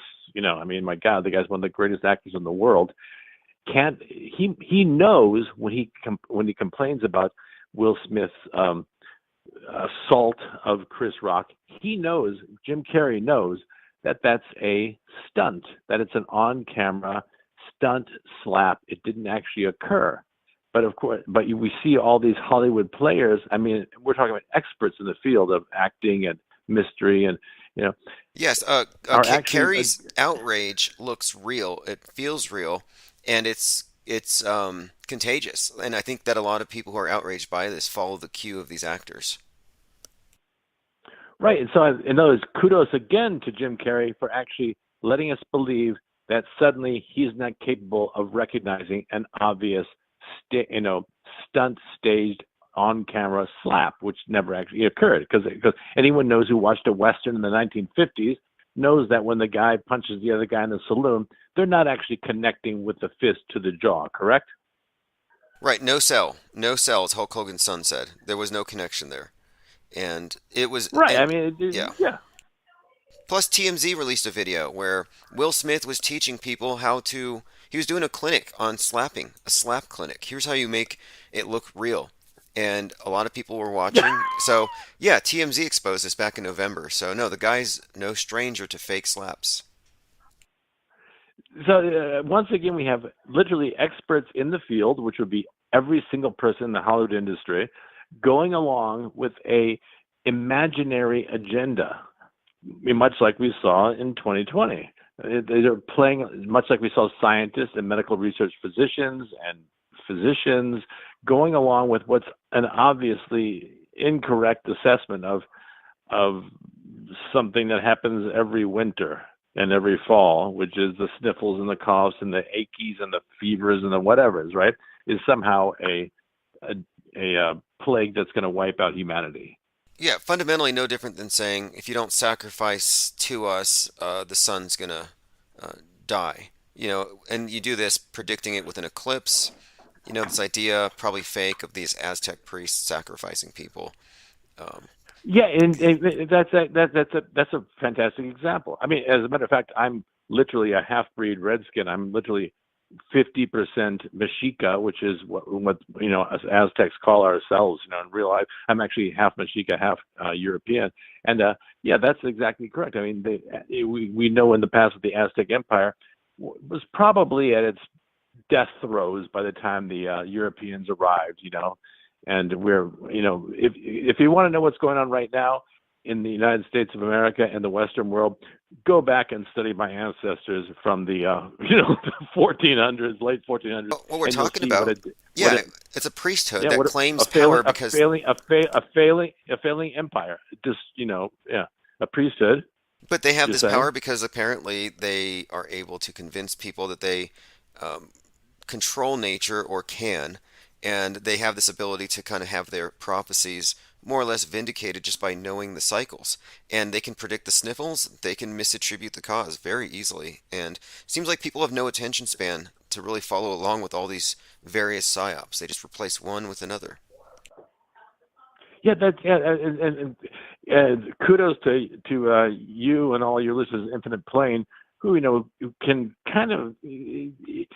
It's almost as if here's the question I have. Are we almost also playing along by even discussing the preposterous nature of this obvious fallacies? Right, that's a good question, because it does seem like the conspiracy theorists who seem to be opposing the system are a part of it. Like it creates its own opposition. But I kind of think that what we're doing almost exclusively is somewhat separated from most of those who are actually just countering what they're saying. Because I like to think of what we're doing as being a little more objective. For example, Yeah. what we're doing has Yeah. very little to do with like QAnoners who are very engaged in the whole deception. Like they believe in in a lot of this stuff, but just a Oh, different that's a swing. really good point. That's a really good point, Tim. I mean, that's exactly that. That's what I think separates Infinite Plane listeners and contributors and chat room contributors from like, for example, the the QAnoners who are clearly still caught in the left-right paradigm, fighting the binary opposition to this clear and obvious lie. Whereas you've gone another level down, and one more level up. I was saying one level down, but because I keep on thinking of being planed or grounded, right? But you go one more level up to say, yeah, we're not just opposing it. You almost with your humor and your parody, for example, today of admitting that the Mandela affected that you're a gatekeeper of the Manduzled. It's you're taken to another level where we're taking humor as opposed to anger. Yes, precisely that.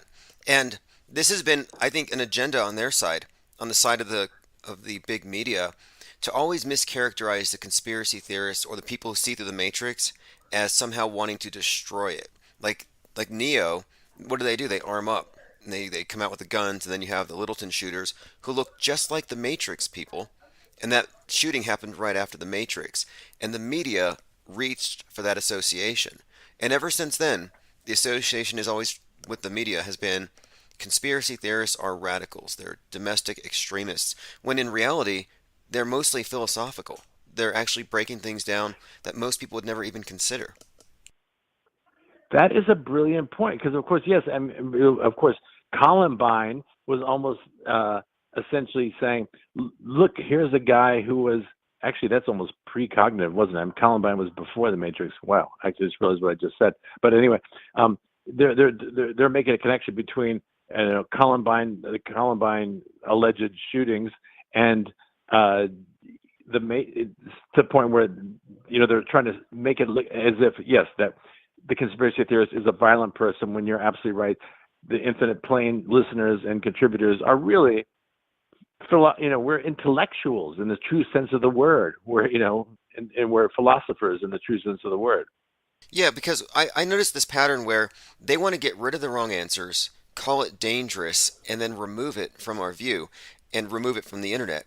And my take on it is that if you only memorize the right answers that are hidden or handed to you, you may not know what makes it right because you don't have a basis for comparison. So they don't want us to know the difference between right and wrong. They want to keep us in this type of ignorant state where we just believe the right answers and disregard everything else. And that's just I think that's their ideal, an ignorant population that doesn't even have a concept of wrong. You can't get wrong because those answers aren't there anymore. Very interesting. Of course, one of the Infinite Plane allies would be, of course, the at secretsun.blogspot.com. The Secret Sun points out how I think it's called Knowles' first law, which is that whenever there's a controversy in the media about symbolism or about symbolism, usually that controversy cloaks the exact opposite meaning of what the controversy is really hiding. So, for example, sure, Pfizer sponsored the Academy Awards. Sure, Jada is supposedly has alopecia, and sure, the next day Pfizer shows a cure for alopecia. You're supposed to go that one level down. Pfizer sponsored. The slap brought attention to Jada Pinkett Smith's hair, but actually it's just Pfizer selling a drug. See, that's one level down, right? And that actually it dissuades you from actually seeing the deeper controversy, which is the deeper meaning of the whole thing, which you've actually showed in Infinite Plane. Yeah, exactly. There are layers to this thing. In fact, someone mentioned last night that the husband of Venus is Vulcan, and he's a blacksmith and a protector. And Correct. if you listen to the speech, Will Smith mentioned protection multiple times. And Will Smith, Absolutely, he's a yes. Smith, and he happens to be a black Smith in this sense. And so he's defending Jada in her green dress, who is a Venus stand-in. Venus is in the audience, Yep. Venus Williams, and he defends Venus in the movie. And even when he walked up to Chris, Chris called him Richard at first, as in King Richard. So this is obviously theater, but it also has these characters are playing on a deeper level where, yes, they're embodying archetypes. And it is 100% consistent with what we've seen in the past. Like when Janet Jackson exposed her breast and it had the solar symbol piercing on the Candlemas holiday, well, that was mirrored because Venus was there during Will's speech showing her chest. I mean, to a T. That's right. In fact, you might. In fact, I think you might have seen my tweet where I showed you. I cut and pasted the picture of Venus Williams. If you'll notice, her right arm is above her left breast, okay, and in a 45-degree angle above her left exposed breast onto her shoulder, and her right hand. No, sorry, maybe that's opposite. Her left hand is reaching underneath her breast, and her right hand is her right elbow is touching her left hand, and her right hand is touching her left shoulder. So it's making a triangle around her nipple. Correct? Exactly if you look at the way yes. the photo was taken, It is. right? Right. So if you look at that in astrotheology, for example, what you're seeing there, if you'll recall my tweet, is that you're seeing a triangle. Okay, she's making a triangle with her nipple. Okay, which I feel, based on the work of Secret Sun, is that that is the eye in the pyramid. All right, the eye in the triangle, which is different than the eye in the pyramid. If you look at the constellation Triangulum, to the right of that constellation is the constellation Perseus, which includes the star Algol, okay? The demon star Algol, which is where the word algorithm actually comes from, because the star Algol is a binary star that blinks, okay? It goes in and out, right? And that is probably what is, that is a key to the astrological worship of these folks, all right? And so Venus is showing you the triangulum, the eye. So if you can even search eye in the triangle or eye above the pyramid are two different eyes. Do you see what I'm saying? Yes. In fact, I have your very tweet up on the screen, and I posted a link in the chat so people can follow you there. And yeah, I saw this, and yeah, this was done during his speech. And it also should be pointed out that while Will was speaking, one, he quoted Denzel Washington, which is interesting in itself because Denzel Washington recently played Macbeth. Chris Rock had mentioned Macbeth before the punch. And then he said, he said this is art imitating life in his speech. I mean, that's a dead giveaway. If nothing else, that alone should tell you. This is self-consciously pointing out that this is some kind of a play, and he's earning his Oscar in front of everybody, crying on cue. That's where the Oscar came from. And to your point just a moment ago about protection, is that if you look at the difference between the eye above the pyramid, the people call the Illuminati eye, right? The eye in the triangle, okay, in the constellation Triangulum, and to the right of that, the star Algol in the constellation Perseus, right? That if you put the eye of Horus, or Algol, in the triangle, okay, that is a amulet of protection, right? And you were just talking about Will Smith talks about protection. So that's why I continue the tweet. So go two tweets down, two continuations down, and you'll see that link to the eye of Horus in the triangle, which is an amulet for protection. And it's almost as if it's not about Pfizer and alopecia. This routine was really about, after all this shit they put us through, pardon my French, about this virus and this Ukraine stuff and blah blah blah. They did themselves a protection ritual at the Oscars. Does that make sense? It does. And I'm looking at and it's very consistent because he emphasized the word protection, and that was used repeatedly. And I watched the movie King Richard right after, and having watched the movie, it completely reiterates everything that you just explained. In fact, the movie has a subtext that connects to the present the present appointing of Justice Jackson on 4-4. She's moving through the Supreme Court, and in many ways it parallels the journey of Venus moving through the green tennis court. And then you have, of course, the consistent use of royalty here. King this, king that. And the court, of course. Yeah, that is. I can't tell you, Tim. That is spot on. I heard that last night in the. Was that? Yeah, I think it was just yesterday. Of course, it had to be. About the king, the court, the thing, and of course, even just like you said, the exclusion of, which is a great point, by the way, which you kind of brushed over. I think you should have emphasized that great point you made earlier, which is that sports like tennis or golf allegedly keep out the better, stronger players, and they make a smaller circle of people within their kingdom and court to become the best when they're not allowing in the subjugated races and peoples and classes into their golf club or their tennis club. Do you remember saying that yesterday? And the reason I brought that up is that this movie was illustrating the critical race theory's take on America and the structural bias that excludes. And so what King Richard did is, in a very Machiavellian way, which I think ties into this movie, but his character, he gets them into the system, and they basically become the first. So you have a parallel with the first black woman Supreme Court justice and Venus Williams, first on the tennis court to fulfill a parallel kind of role. And what's more is that this particular justice is coming up at a time where one of the conversations is the Crown Act, which is all about black hair culture. Okay, go. So you got the Crown Act and then Jada and her hair. In fact, I found an article where Jada was talking about how in the movie The Nutty Professor, she had to put on a wig that wasn't her natural hair, and how she used a quote, she said, "Our hair is our crown." So Crown Act, the crowning of a new appointee, the recurring theme here of royalty, it ties in, I'm saying, and this is the parallel between the justice in the Supreme Court and the tennis court story, and why these two stories actually kind of track together. And by the way, she gets appointed on 4-4. No way. Are you kidding me?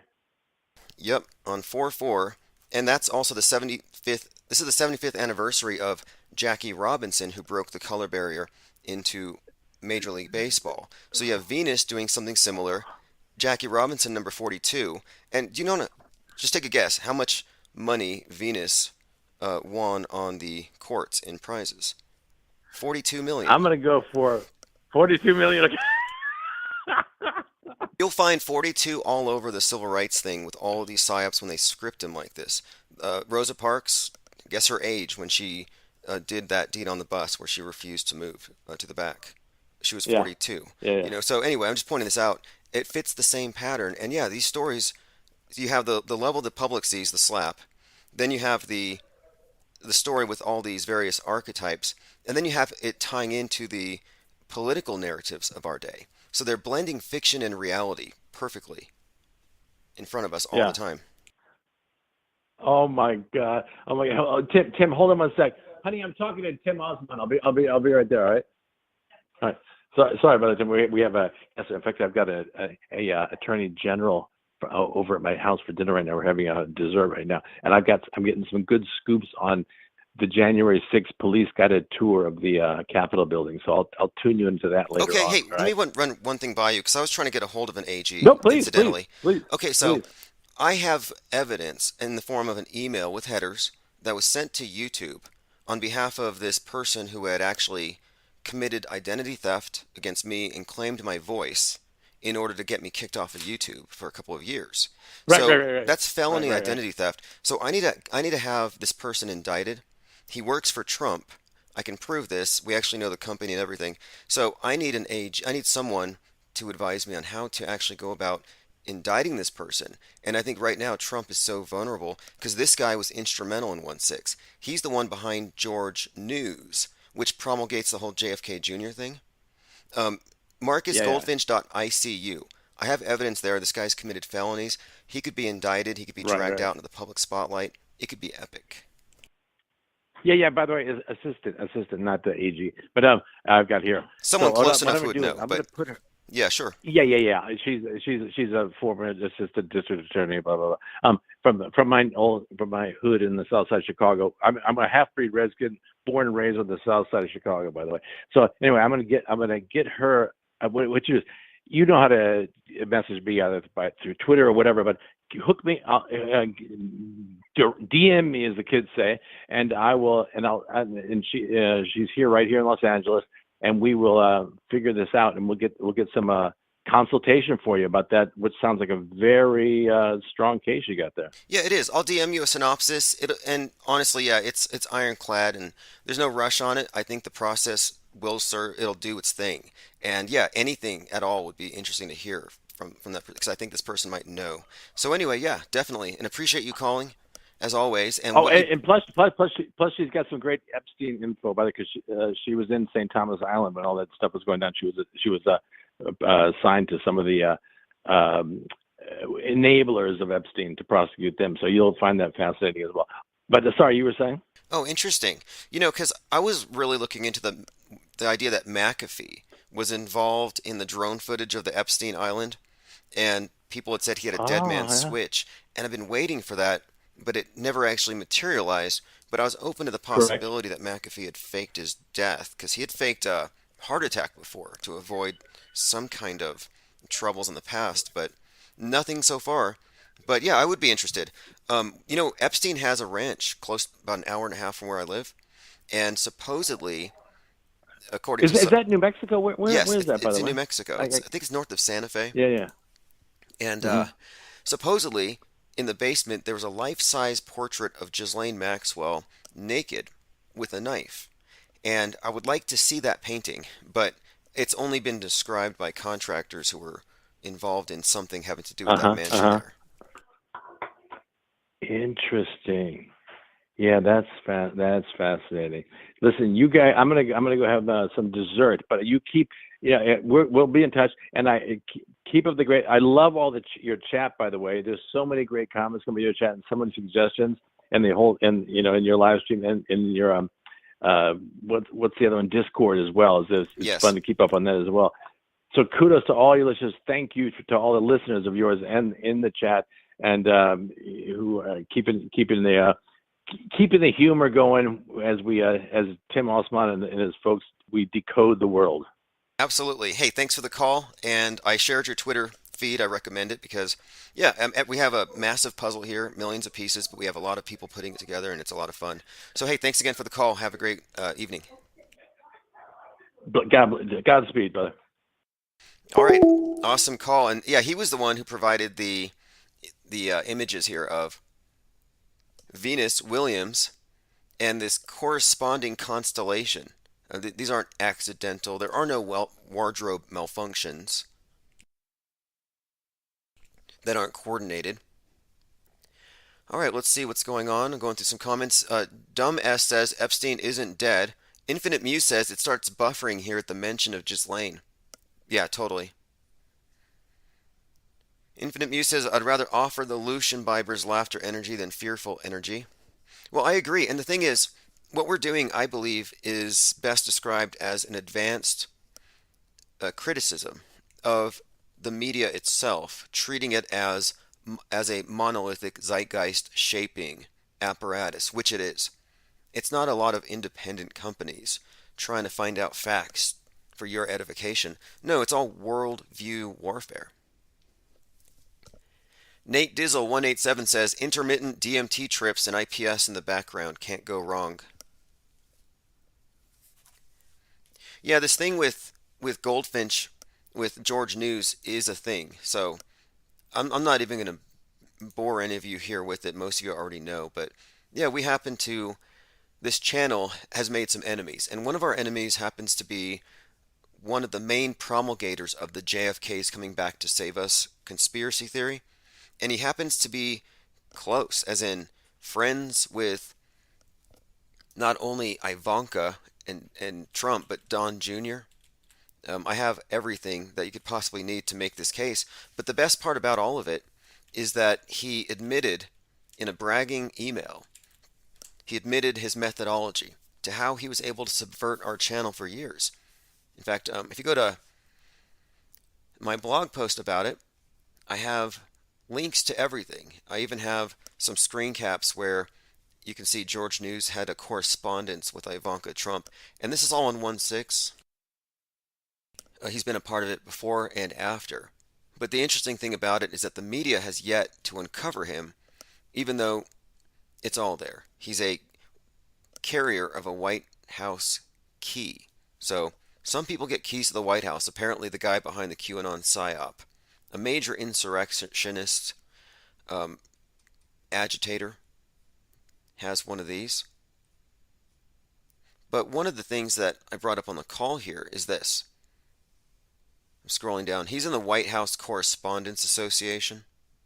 I've actually called them about this, and I was thinking about going to DC later this month. But here we go.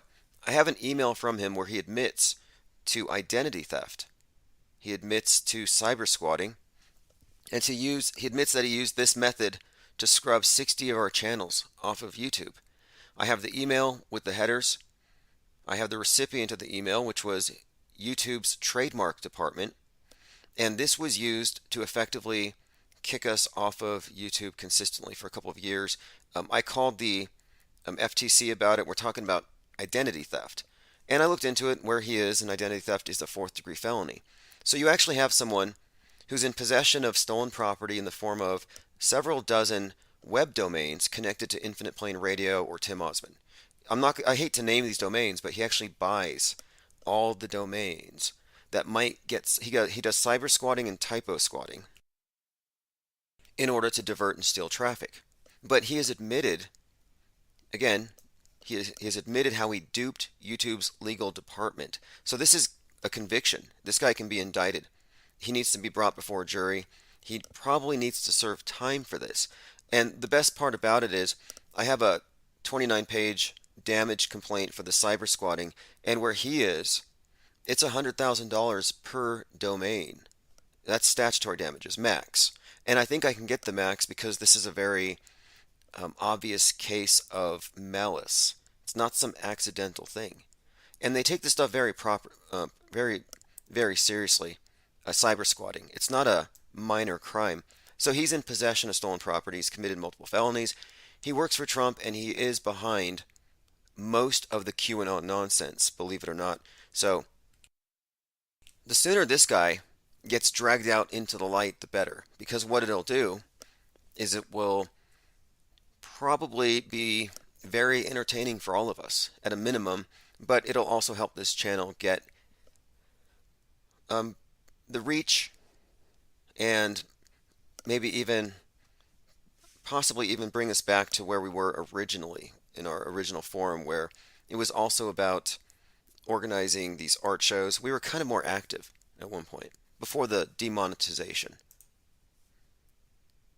All right, let us continue. Let me go through the comments here. Mom with Son says that was an interesting call. Art of Thinking Out Loud says they all fake their deaths. It's world stage Hollywood ritual every day. Yeah, and you notice that all these comedians being hit in the head, there's a common theme here, but with Rock in particular, he was smacked across the face, and his response was very classy. He didn't really even react in a way. He didn't escalate the situation. You could say he didn't really react with any ego. Well, his comedy tour that kicked off a couple nights later is called Ego Death, the Ego Death Tour. Again, that kind of reiterates the whole thing, that this idea that the entire thing was faked. And then what's more, I was reading from the Jerusalem Post about this slapping the king ritual in Babylon. Something about slap in the face, a rite of humility, but that the tears would be an auspicious sign for the country. So after he gets slapped, he goes on stage, and listen to this from the Sun. Chris Rock breaks down in tears on stage in first show since the slap. So before he even tells a joke, he walks out on stage, there's an applause, standing ovation, and then tears start pouring out of his eyes. So again, this is a very scripted event, obviously very elaborate. All of this undermines the idea that somebody actually got slapped because someone else got triggered by a joke. Another angle that they may have with this thing too is, again, maybe we need to put a mask on some of our speech. You know, you put a mask on so you don't spread COVIDs. Maybe you got to put a mask on so you don't spread hate speech or misinformation. And comedy. Nate Dizzle 187 says, hope you win. I already won the cyber squatting one. It's just a matter of getting an address. So, and there's no trial with that one. SpongeBob77 says, if you need a caller, I can call in. Sure. But let's keep our conspiracy theories 20th century. I think nobody here is all into the make Hitler great again thing. Although the werewolf story, I totally believe it. And I've had a number of people comment about that. We had a caller who called in serving drinks to someone out in Germany, and it appeared to be someone afflicted with lycanthropy. 833-311-1984. Phones are open. Yeah, earlier today I put out a newsletter about how the Mandela effect's real and I gatekeep. And, you know, basically, it's like this. Yes, the elite are controlling reality and they don't want you to know. So sometimes they tweak with things. And, of course, people like me, I come from a family, when I was a kid, I always knew about Ed McMahon and the big checks. That's where our family fortune came from. But then one day, I was told that it never happened, that Ed McMahon didn't actually pass out checks for Publishers Clearinghouse or their prize patrol. And I thought I was going to go crazy because that's where our family fortune came from. And we all remember. Big check, balloons, cameras is in the newspaper. And anyway, I was told when I was old enough to understand, they said, yeah, when we got the check, we got a non-disclosure agreement. And they're not supposed to talk about where our money came from. So now I know that, yeah, Ed McMahon used to pass out checks. He used to, for the Publishers Clearinghouse. He used to be part of the prize patrol. A lot of people made money. They just don't talk about it for a reason. So because of this, there's strings attached. My family is more or less conscripted to serve the agenda, so we kind of gatekeep the Mandela effect. It's kind of a family secret. So I remember Timmy in the Well, It's a Beautiful Day in the Neighborhood, Luke, I'm Your Father, If You Build It, They Will Come. I remember Dolly and her braces and how perfect she was for Jaws. And I'm a huge fan, or was a huge fan, of Shazam. Shazam, the genie movie with Sinbad, which technically doesn't exist anymore. So my point being, my family, we work for the dark, archonic consciousness that actually controls this place. And our job here is just to ridicule the Mandela effect because they're figuring it out. They know that something is actually going on. So I wasn't trying to apologize for gatekeeping. I'm just letting them know that these little reality tweaks are just the beginning. And if the powers that be, because they don't just change labels and logos, the powers that be are now doing anatomy changes. Ask the Mandela affected about how their heart has moved. So they could wake up tomorrow, we could all wake up tomorrow with an extra finger. And the only ones who will know something is off are the Mandela affected, and nobody takes them seriously. So they should just be thankful that the dark overlords are only screwing with our labels and our book covers right now, because it could get a lot worse. Chalk Body Outline says, Publishers Clearinghouse has a real marketing team. That's why people remember them instead of AFP, just a paid celebrity. Salty says, you're going to give them Mandela mares. Right. Well, hopefully they hear this while it's still April Fool's Day. Wouldn't want them to get conflicted. Somebody takes this out of context. And if you think about it, most Mandela effects really are nothing more than just out of context sound bites. I mean, the whole thing's been very well deconstructed. I don't think anybody here is really falling for it. It's kind of a, well, we've already discussed it at length. All right, let me go through my minds really quick. Make sure we haven't passed over anything crucial. Okay, again, with the last caller, I brought up the Crown Act. Very significant because, again, the crown, the hair as crown, and the significance of Jada being called out. And this should also be noted here too, just on this topic. There are a couple of examples of significant predictive programming. The Wayans brothers did a skit where they beat up Chris Rock on stage. Like, this has already happened before. But even more noteworthy, in The Nutty Professor, Jada has Eddie Murphy go up and beat up the comedian. But what's more, and this ties into the Crown Act and it ties into Jada today and the hair. If you look up Jada Smith and Nutty Professor, there's an article I was reading yesterday about the wig that they made her wear. Jada Pinkett Smith reveals why the Nutty Professor wig was so bad. There's a few articles about this thing and about how rough it was. And so this ties in because here she is wearing this wig that she years later complained about and had nightmares about and had problems with the whole premise of wearing this hair that wasn't hers. And it seems to me that this ties in perfectly, as in Nutty Professor, she sends a guy to beat up the comedian. At the Oscars, because of a hair joke, she sends her guy to beat up the comedian. And then add to that, Rock himself has made a documentary about black hair culture, so he would know the sensitivity of that issue. Moreover, the G.I. Jane reference isn't even technically a joke. It's not even slightly funny. And G.I. Jane isn't, I don't know, it's kind of a non sequitur. Like, the joke itself, I think, would have fallen flat. It was all a setup, and it wouldn't have made sense anyway if she wasn't sitting up front row.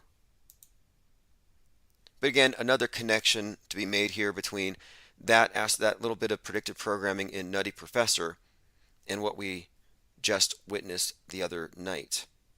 The actress opened up about her Nutty Professor gig and donning some crazy wigs. The wig was a, quote, rough one. Again, it's a big issue here today, and it ties into all of this. And then, of course, you have the subtext of the hair as crown.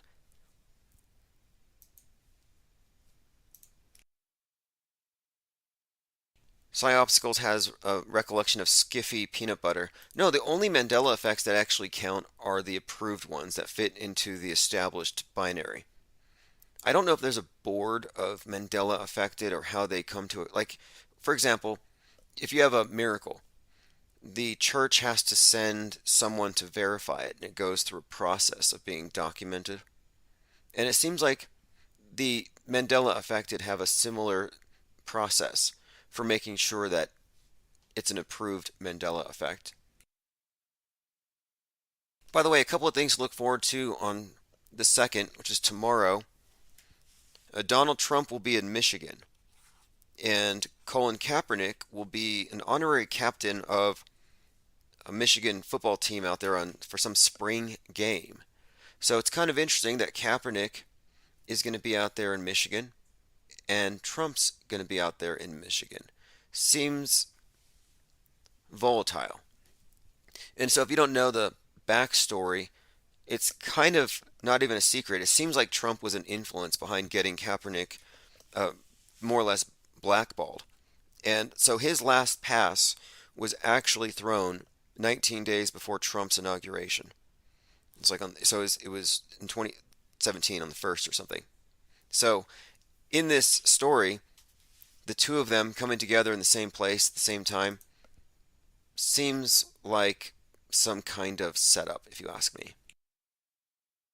I have a few other things I can add to this, but I don't want to get too deep into that character right now.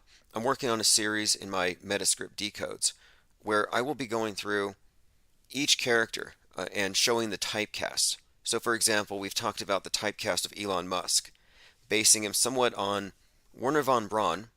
You know, because we all know he's from von Braun's book, The Mars Project, A Technical Tale, about the Elon on Mars. But I think his persona is even somewhat modeled off of Werner von Braun. What's more, they've merged him with Iron Man, which has a lot of interesting connotations there, which I'll get into. And then you also have him merged with this Willy Wonka kind of persona. So you mix up Willy Wonka, Tony Stark, and Werner von Braun, and there you have it. Elon Musk. Jeff Bezos, yeah, Dr. Evil, combined with the man who fell to Earth. SpongeBob, you want to call in? Please call in. And yes, he's going to be at the Wolverines. And hey, the group that's sponsoring Kaepernick is called WAR. Wolverines against racism. So I'm seeing some interesting build-up here, narrative-wise. I don't want to go specifically into that too far right now, but it will be a topic tomorrow. We'll be monitoring the situation real time. Yeah, phones are open, 833-311-1984 if you want to call in. I want to see if I can find that clip from last week where someone who sounded like Kanye called in order to do a Kanye West style freestyle thing. Infinite Plane Radio, is this SpongeBob? Hi, yes, Tim, this is SpongeBob. How are you? Hey, isn't it true that SpongeBob that his house was near Epstein Island? No, I don't know about that. It was just a pineapple. That's all I know. You know, it's a bikini bottom pineapple. Okay. Yeah. It could just be a But false. you know, you were talking about Von Braun, right? Yeah, Von Braun. I And- think Von Braun's persona is kind of grafted onto this character we know of as Elon Musk. He's an interesting man because I'll tell you what, you mentioned not to talk about the Nazis, right? But I think with Von Braun we have to, and you have to understand that we all have different belief systems, and one of my personal belief system from talking to SS people, in the 80s, right before they died, and they were great gentlemen. They told me it was all lies. Like, no, none of that happened. This was all at the end for sure. Like people were machine gunning people, right? But even then, not even that. A lot of times they stayed. The SS guards at Auschwitz, for example, half of them stayed there at the place to take care of the prisoners, and then they got lynched. It's all kind of a murky, lies, right? But basically, Von Braun and the whole crew that was brought over here to do the Apollo moon hoax, right? Because, Yes. you know that it's a moon hoax, right? Because if you Everybody don't know, knows. that was a Everybody knows. There's a Okay. few conspiracy Exactly. nutters out there who think that man landed on the moon, but most of us here are aware of what it actually Right. was. And they also believe in like gas chambers in Auschwitz. Hey, which look, is really I got to ask you a question. Let me ask you a question, I though, don't wanna before you go go any there. further. But Okay. don't try to filibuster on this one, because a couple weeks ago I lost 3 channels, and I know. look, let me Yeah, talk well, about. Here's the that's me. thing: we're talking about 2022, 2023, what's coming in 2030, Yeah. and I get some people who call Yeah. in with a very narrow view of what happened in the 40s somewhere in Germany, and Yeah. I'm like, okay, look, if you're gonna call one thing a I know. hoax, you need to tell me, like, do you believe that anybody died on 9/11? Or do you have a selective bias towards certain events? Like, do you believe in other events that, this is what I'm talking about. Like, no. is there a methodology here? Like, for No. example, how I many own a whole kids system. I died own at a fill in the whole- blank school hold on. shooting? No, anything on the television is controlled by them, and you're not going to get the truth whatsoever unless it fits their story. But most of the time, it will never fit their story. Okay, and you'll look, never hear here's about what I'm watching out for. I'm just watching out for this. If you're going to give us any stories about how Hitler's the good guy, you're not breaking news to No, us. And okay. also, look, I also That's say a this too for personal- we get a lot of these like hysterical anti-vaxxers out there. And look, I'm cool with whatever. I'm not anti-vaxxer. I'm not anti-pro-vaxxer. Oh, no, I I'm know like, you're- but my point is, if you don't I have appreciate the warning. if you don't have new information, then Well, what? new insight. I got a new insight. And the insight is that they used prisoner of wars who had seen Wait, hey, their let's go leaders- back to the main topic here, because what I don't want to do is I don't want to veer into where Well, we're that's the Apollo targeted moon for hoax. censorship. Because look, you're not bringing any new information. We get it that there's a contingent of people online who think that Hitler had the right idea and they believe the official story of Oh, World well, let's make believe he didn't then. Okay? Let's make believe he didn't have the right idea, But the thing is that they used people from his Do we know group of- this? Do we even know this? Like, that's what I'm saying. Right. Like, let's be specific in our there are claims. pictures. Let's be look, here's why. Because, like I said, it's not a coincidence that we lost. okay, Look, Tim, every I time have I let to somebody come ask in you here a and say, question. "Hail Hitler," I lose a channel. So we get it. You love Oh, no, Hitler, I but can let's do that. talk about von Braun. Yeah, okay. Von Braun was accused of being a Nazi who used Jews in the building of the V2 rocket. And he was almost hanged. And this was right before they were doing, this was in the 70s as they were doing the Apollo moon hoax. Right? Yeah, the V2, Isn't and I that believe like they did that here in New Mexico. And so von Braun, a bona fide Nazi, was brought over to do work, and I have a picture of him here with Walt Disney. What do you make of this Walt Disney von Braun connection? I don't know that connection. I do know that they might have tried to befriended Von Braun. You know, right? They will always want to get you in on the group, right, to control you. But I do know that Von Braun had personally witnessed what he at the time thought was the greatest man on earth, right? We're not going to talk about it. And then they use him to perpetrate a hoax. You mean Walt Disney, right? And no, I mean Von Braun. No, I get it. I get know. it. Like I get this part because this is all very fascinating and it is pertinent. You really cannot separate the Nazis from NASA and their scientists and the exfiltration. Yeah, and they kept them in concentration camps. You know, as they're doing this Apollo moon hoax, they're not living in nice suburban area housing. They're living in a concentration camp in the United States as they're doing the moon hoax for Apollo. And they're threatening to hang. It was in the newspapers when I was a child. I was born in 64. And when I was a child, I remember in the 73 or 74 reading in the newspaper that, Von Braun was a Nazi killer and he used Jews. And they had a picture of some people in these striped pajamas in a cave. Really not working on V2 rocket. Okay. And look, for anybody listening, I'm not trying to be rude here. I'm just trying to avoid the things that YouTube uses to censor. I'm not being a Nazi pro. You know. No. Look, we're talking about views on history, on events, and that's all. We're being we're being dispassionate here, so it's all good. Exactly. I'm very dispassionate because who would you use to perpetrate a hoax? Yeah, but people who, like, if they open their mouth, they're going to get hanged instantly, right? And they threatened him. And on his, you know what I'm saying? And you have to look at the pictures. You have to look at the photos of the people who they brought over for these Operation Paperclip.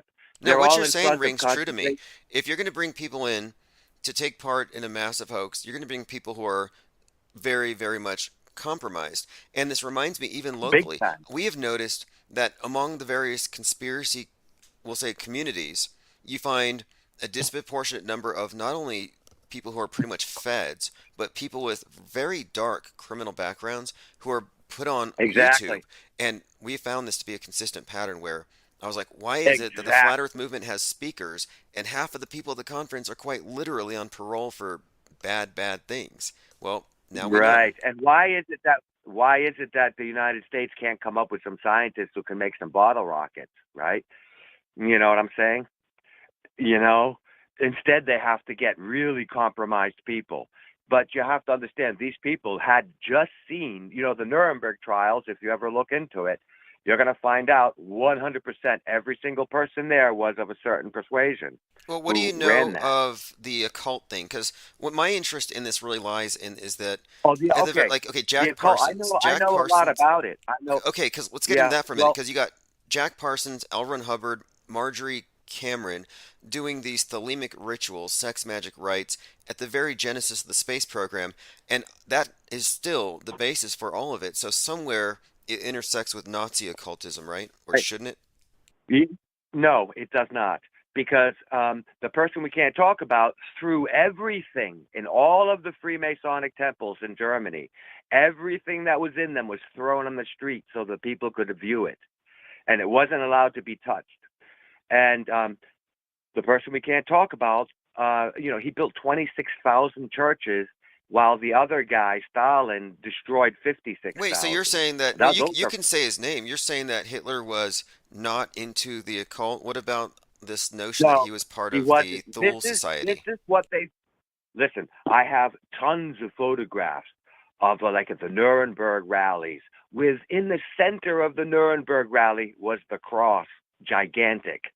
This is, and if you go to Jewish websites, you'll see them. They say that they show these pictures. The main symbol of the Golden Dawn is the cross. The occultists don't use pentagrams like you see in Hollywood. They look just like Catholics. I mean, it's the same basic religion. It's just the Yeah, esoteric aspect. And I'm asking you, yeah. is like, However, when we are talking about pre-19, this is like a long time ago. This isn't the modern day kind of stuff that was going on.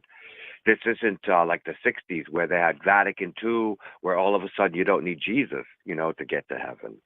There was a different kind of mindset. And the swastika comes from Hitler's church, where he was an altar boy at. On the tower is giant swastikas around the cross. It's a European symbol, And well, that so the symbol whole though thing is also a very important solar symbol, and that's huge within the Golden Dawn and the Thelemic secret societies. I yeah, was but just curious they if you knew anything on co-opted. that. I don't know for sure, but I read that he was in I the don't. Thule I do Society. know, but I do know, but it's very difficult to go through the whole thing because it's like a study. You have to study this. But I can tell you that they co-opt everything. You start to do something and you're successful at it, and you scare the hell out of them, they will co-opt it all the time, every time, and turn it into something stupid and evil, and then let it get rotten by the winds of time. That's just how they operate. It's like a logical thing, to do that to your enemy, right? But I just wanted to say, when we talk about Von Braun, it should be known that he was threatened throughout the whole time to be hanged. Okay, that's And then fascinating. I all didn't of know the that. That's very insightful because if what you're yeah, suggesting here, because what else could explain some of these people who are, high up in this? Like, I'm always wondering, why don't we have any whistleblowers among the crisis actors? They got to be right. either compromised or paid very well. Well, everybody at the Nuremberg trial had their gonads crushed. Every single person. That's not a trial. Is that a trial Like where they literally? crush your gonads? Literally, they actually went into the room, grabbed the person, held them down, and they crushed them. And they were proud of it. It's written down in their little things. There are things that they Why don't you did. send me some stuff? And Because I'm interested. I'm not trying to mm, ignore things. I'm always interested in various accounts, and I think it's important to consider the source and then, of course, reality test these claims. But I'm very interested in this, and yeah, anything about von Braun intrigues me because really he sold us on this whole idea of space and this utopianism and the way that we would go to yeah, Mars. yeah. But they had him. They had him literally by the gonads. You know that, right? You got to understand what was going on in his life. He saw his country being abused by these bankers, like we're being abused by them, and he saw his leader go against them, and they fought tooth and nail to stop it, and it didn't work. Hey, I got a And question then for they you from got him. chat. Do you believe that Admiral Byrd lost 4,500 men, ships, and planes in the invasion on Antarctica? No, Admiral Byrd has the same forehead as Rothschild, the exact same forehead. It's like two foreheads larger than yours or mine. He's got this giant, as if they tied him up as a kid with like, how those in the South America they found those cone heads, right? Well, Rothschild has a cone head. He has to tilt his head forward all the time, and so does an Admiral Byrd. If you look at the video where he's doing that Longines interview about the flat Earth, and there's a flat Earth clock on the wall, you'll see that his head is wow. It's like a giant Interesting thing that's like phrenology, incredible. right? Anyway, hey, this has been a great call. Yeah. Pippi Langstruff asks, what do you Okay. call a lazy kangaroo? Geez, I don't know. Yeah, It's I'm probably still waiting funny for as an hell. answer. I'm waiting for an answer. Anyway, hey, It's probably thanks for funny calling as in. hell. Send me anything Okay. that you want. I'll go through pictures. I'm interested in this. Other people are backing up your claim about the crushed gonads. It's horrible. Anyway, thanks for the call. Have a Yeah. great night. Okay. Hey, thanks, Tim. Love you. Bye-bye. All right, have a great night. All right, everyone, that's SpongeBob. Great caller. Always entertaining. And look, I'm not sensitive. I'm not gatekeeping except for the Mandela effect. You can talk about whatever, but there are key buzzwords that would correlate us with other people who don't have as sophisticated a view on these topics. Because what we're doing is a far cry from hate speech. Sometimes we do go into malinformation analysis, but that's very different. Very, very different.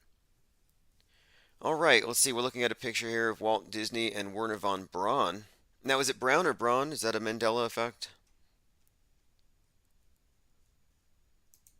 Unfortunately, the Mandela effect's not going to go away. I mean, it's so pernicious. There's another example here where you got big money being made. In fact, there's no flat earth money, but there is Mandela money.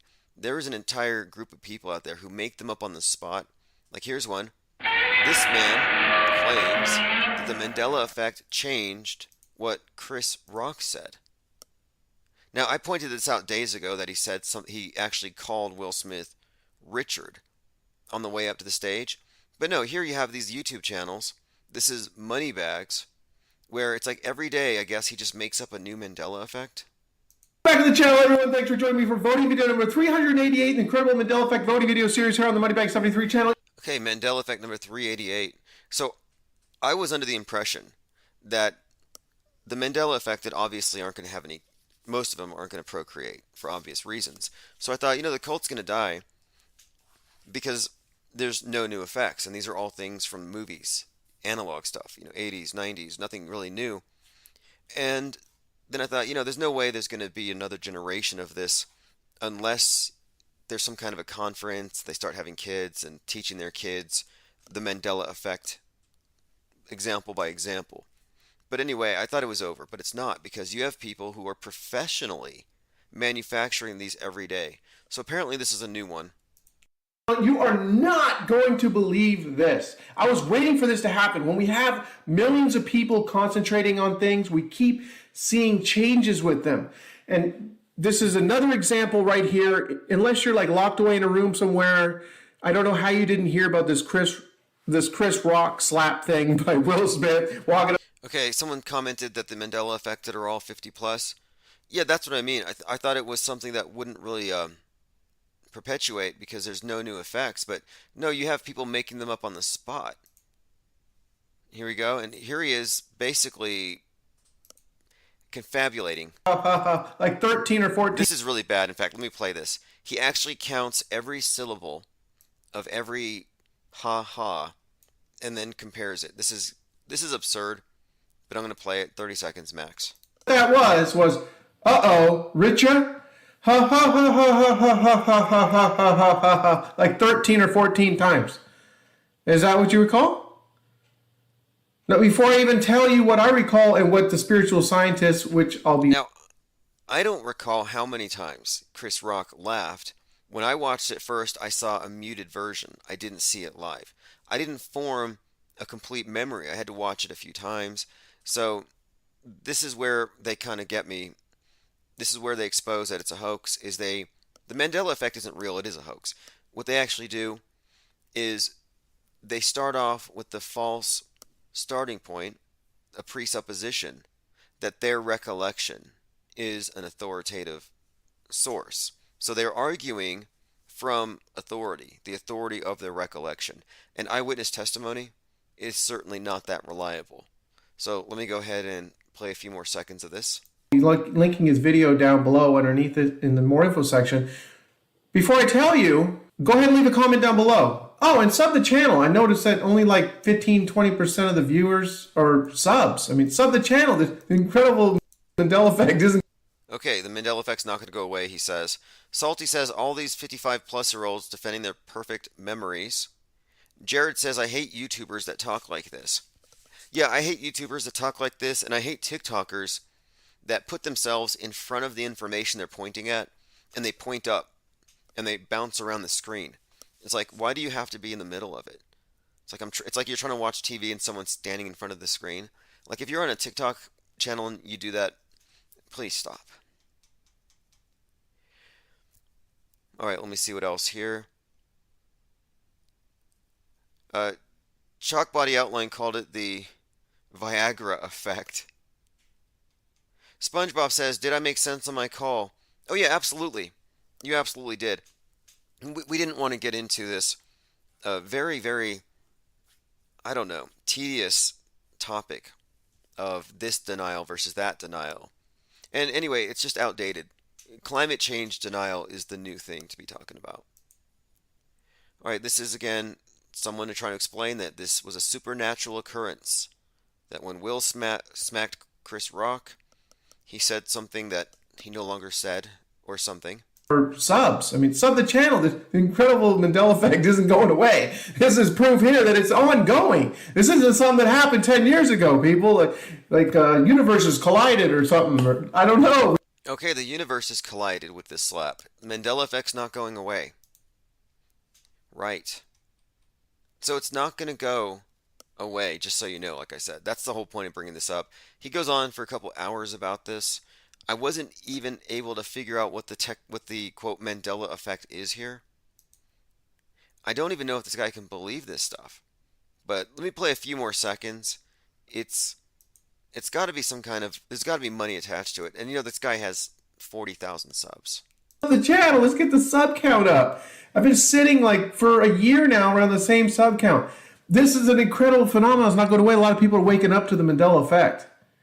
And there's no consensus on what's going on, but it's an incredible phenomenon. And so every few minutes, he goes into this pitch for the Mandela effect, how incredible it is, and why you should subscribe. He says this repeatedly. So it sounds to me like a sales pitch. There's a lot of tweets. Here comes King. So anyway, just your typical Mandela effectee. They spend most of the time either selling you on the effect or hating on the non-believers. Issuing Mandela effect, basically like, what do you call it, fatwas or something? It's some kind of hit that their religious leaders put out on you. And they're like, Mandela Akbar. Like, I'm pretty sure there's some kind of list somewhere and I'm on it. Alright, let's see here. Chalkbody Outline says there's literally a Hollywood movie about the Mandela effect, case closed. Yeah, when is there going to be a Hollywood flat earth movie? But there is a movie about it. I watched it. It was pretty much more honest about the topic. Because what a lot of the Mandela affected will say is that they have nothing to do with CERN or Fiona Broom or quantum computing. When, no, you really can't separate these things. You can't just cherry pick and then claim you're the authority on this topic. Salty says all the toxins from the fast food keeps the memories sharp AF. Well, the one thing that I really had to emphasize on my last video on this topic is that you're not even looking at a plausible explanation. It's not a question of, is it a Mandela effect or isn't it? It's not even an option. It's a multiple choice question. ME is not among the list of answers. There's just no way. It's a non sequitur. That is not an explanation you would ever reach for. You just wouldn't. So, no, the whole thing is I actually call it, it's a miracle. It's basically a religion, but it's a miracle that they're positing. Fake miracles. It's a magic trick that's been miscontextualized. Rich Flat says the dollar menu causes Mandela effects. Well, it's not even a problem with their recollection necessarily. It's not like it's not an organic brain dysfunction.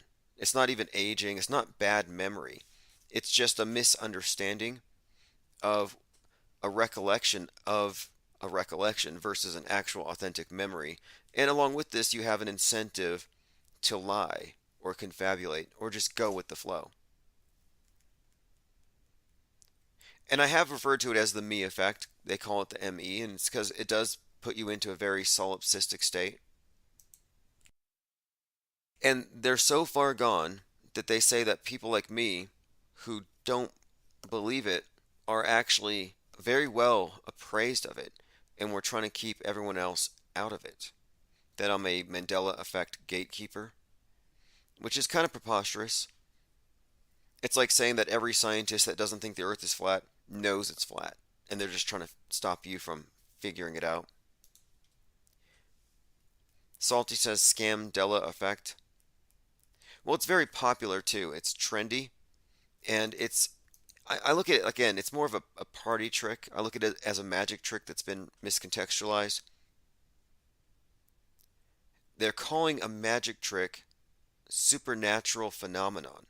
I mean, this reminds me of the spiritualists who use the Ouija boards, and they have someone rapping on the bottom of the table, so you think it's the ghost of a loved one.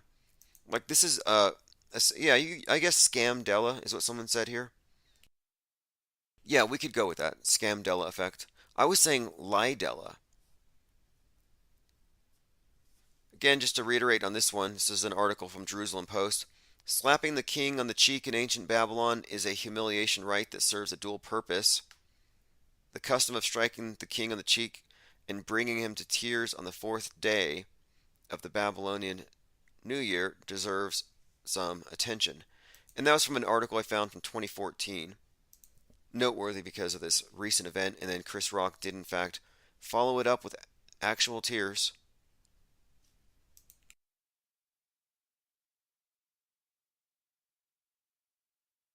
All right, going through your comments. 833-311-1984.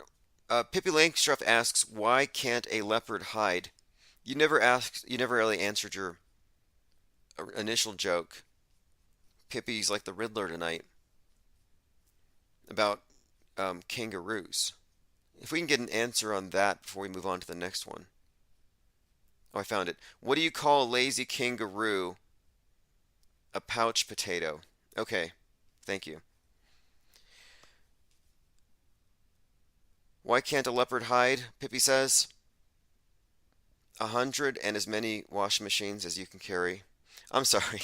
I'm getting distracted by the chat. Oh, by the way, Babylon Bee, they came out with an article where they apologized for calling Rachel Levine a man. It says Rachel Levine is 100% a woman. We're sorry for calling her a man. And this is a very bold thing they did here. This is from Seth Dillon. I want to personally apologize to everyone we harmed when we misgendered this brave, beautiful woman. I'll be stepping away from my role as CEO of the Bee to reflect on why we got it wrong and how we can do better. Now, I thought it was just low-hanging fruit. You know, I didn't really see this as all that great as far as satire, especially now. I mean, it's kind of old at this point. But I thought, interesting. Babylon Bee is taking this time to just back down.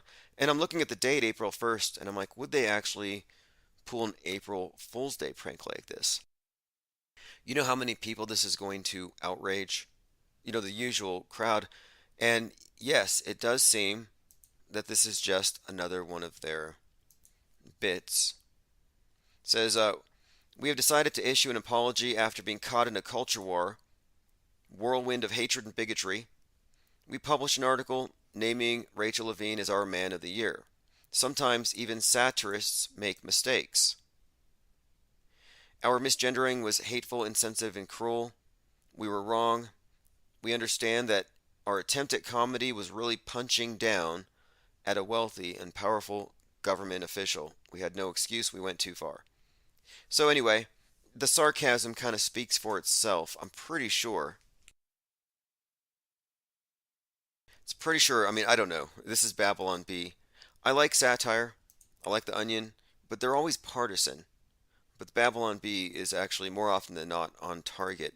But we're at a point in Clown World where you can't even make a meaningful distinction between an April Fool's Day headline and an actual news headline.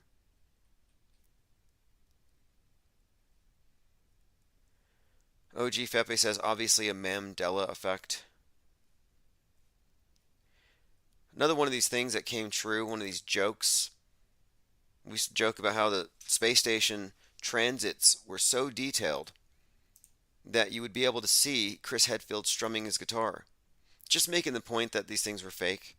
That you're looking at a space station is the size of a football field. It's 285 miles above your head, 17,000 miles per hour. You take out your camera, take a picture, no motion blur. Crystal clear detail. I always found that to be problematic. Well, now it's actually a thing. Ground-based imaging showing astronauts on spacewalks. I find this to be very incredible. Like if you zoom in on a plane, are you going to be able to read someone's, Instagram from their phone? Like this is some exquisite detail, and we're talking hundreds of miles. a moving object. Lil Galaxy says Babylon Bee is a present-day oracle. Well, I think they're serving as an example of how we're getting to a point where accurately describing reality becomes increasingly problematic. And I think that's intentional. I think we're meant to have a language that doesn't accurately describe what we see. I think we're meant to be experiencing cognitive dissonance. I mean, that's how this thing works. What else could explain Hollyweird magic disguised as mere drama? These dramatic events that captivate the world, but then we scratch the surface and we find subtext. We find occult narratives. We find other stories, predictive programming, indicating that what you're looking at is anything other than random.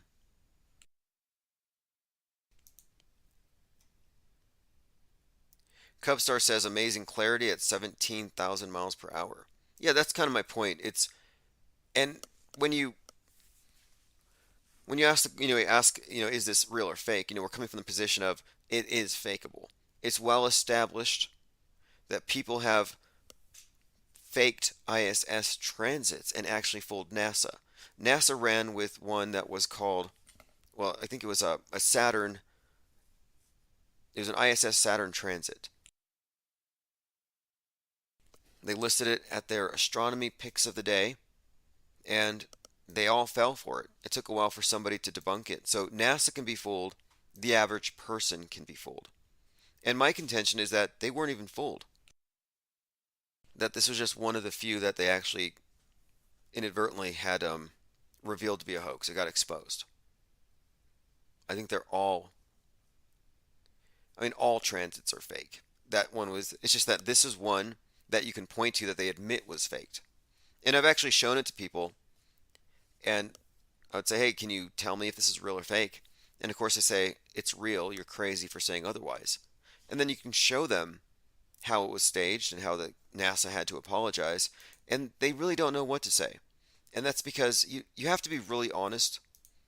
You have to be willing to be wrong to admit when something you think is real is fakeable. Even if you don't want it to be fake, even if you don't believe it's fake. To be intellectually honest, at a minimum, you have to admit that it may actually cross the fakeability threshold. Is it fakeable? And very little these days isn't fakeable. What really can't they fake? I mean, CGI Joe kind of says it all. They're sending people to Mars.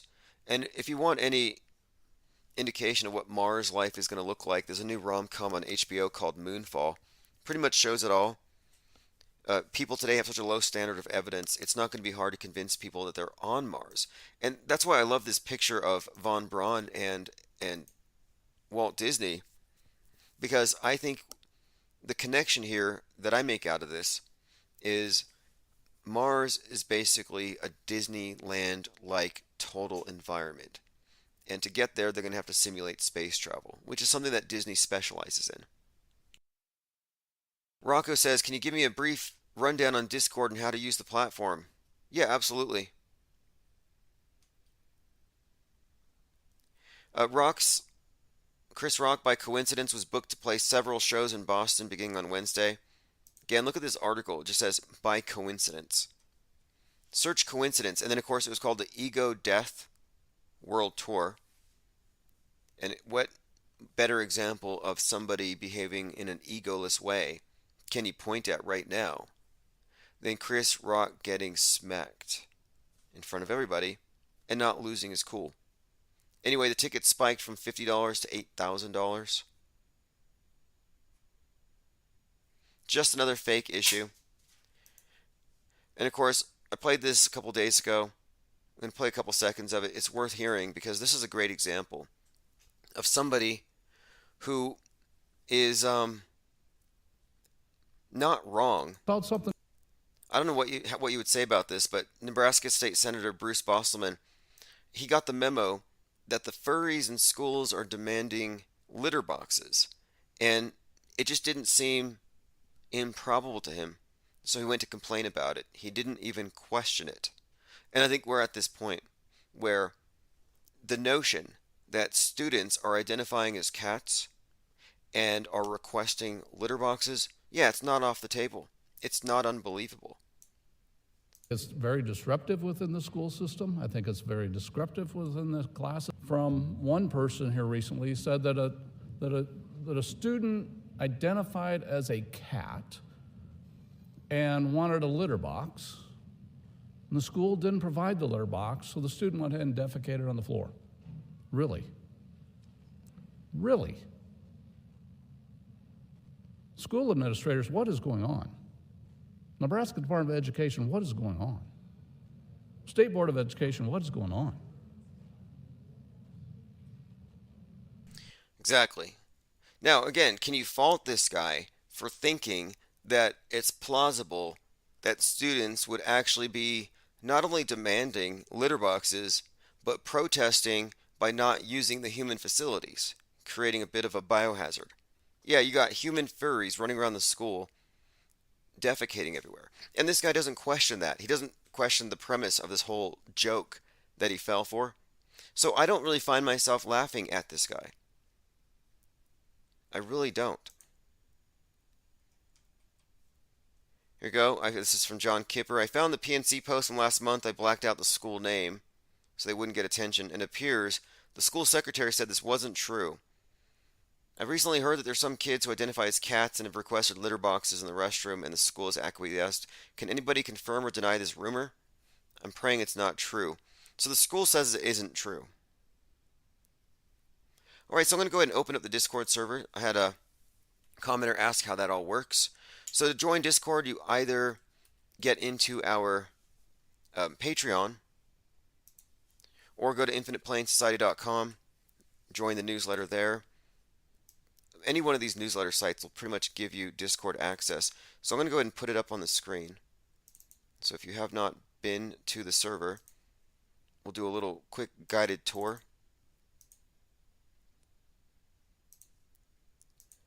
Okay, so here we go. The whole server is almost exclusively, we almost just use one room for almost all of our research. It's the room that says Think and Let Think.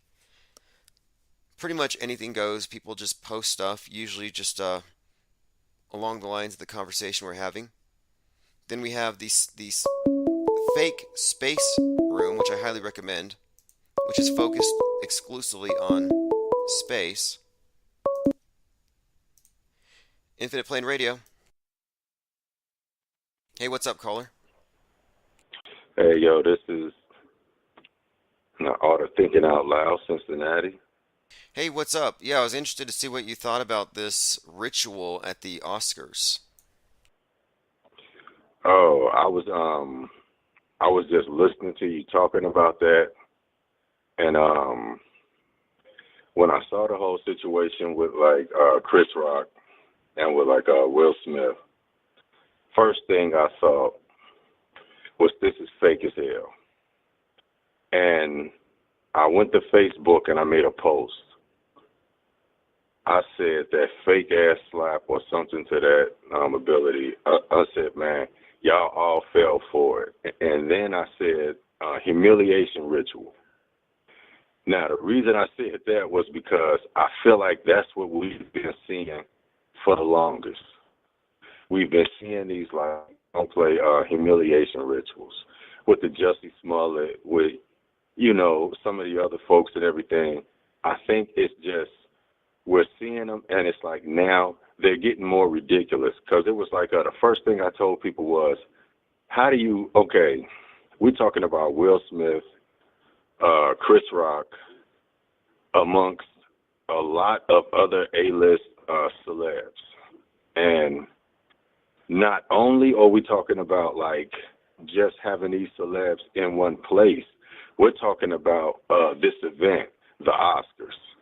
Now, think about the level of like security that goes into these things. Do you really think if somebody had an outburst and started storming to the stage that they wouldn't have some type of security rush in? That's how, like I told everybody, come on, man, that was staged to begin with. Because it's like, you mean to tell me that when you get, and this is something else I saw, you get all these black folks at the Oscars.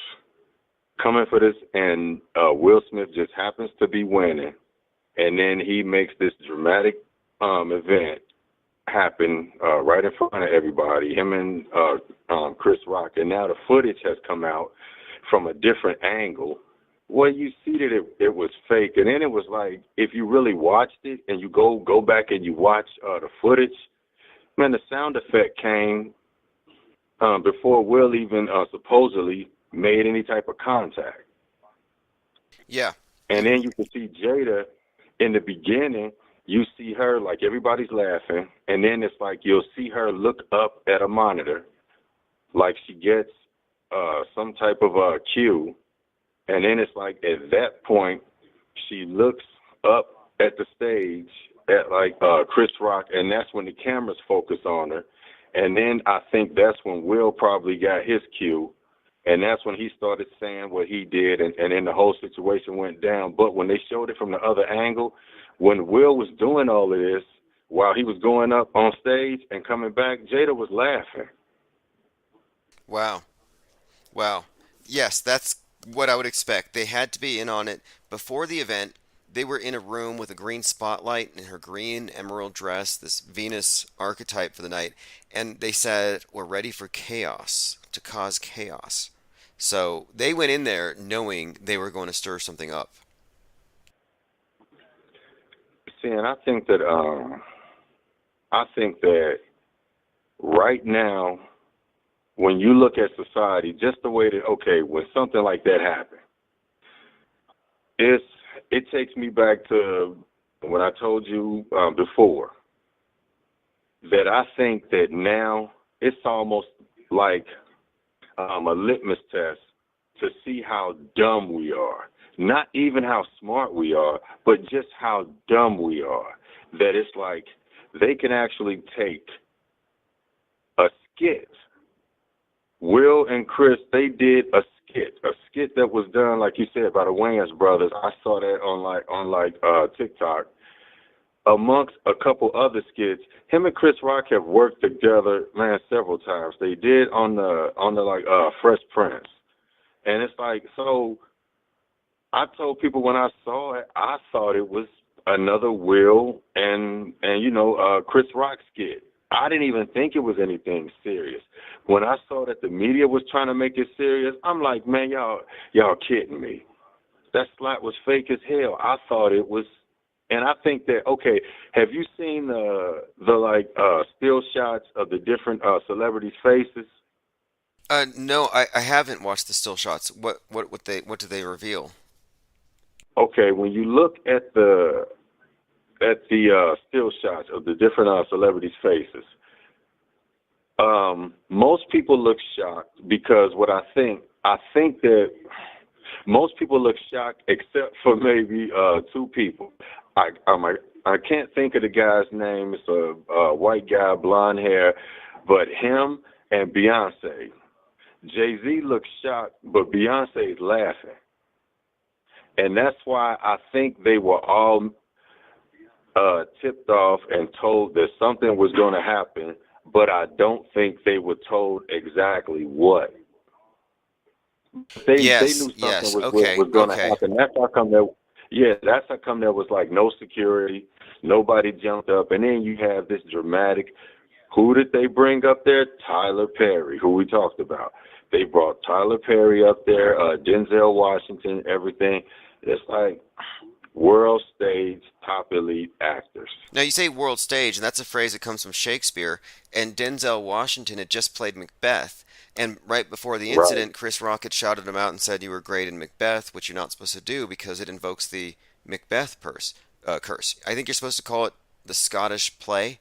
So there were reports or stories about how this was the Macbeth curse, and I'm like, well, there was just another one of these inside kind of jokes or whatever.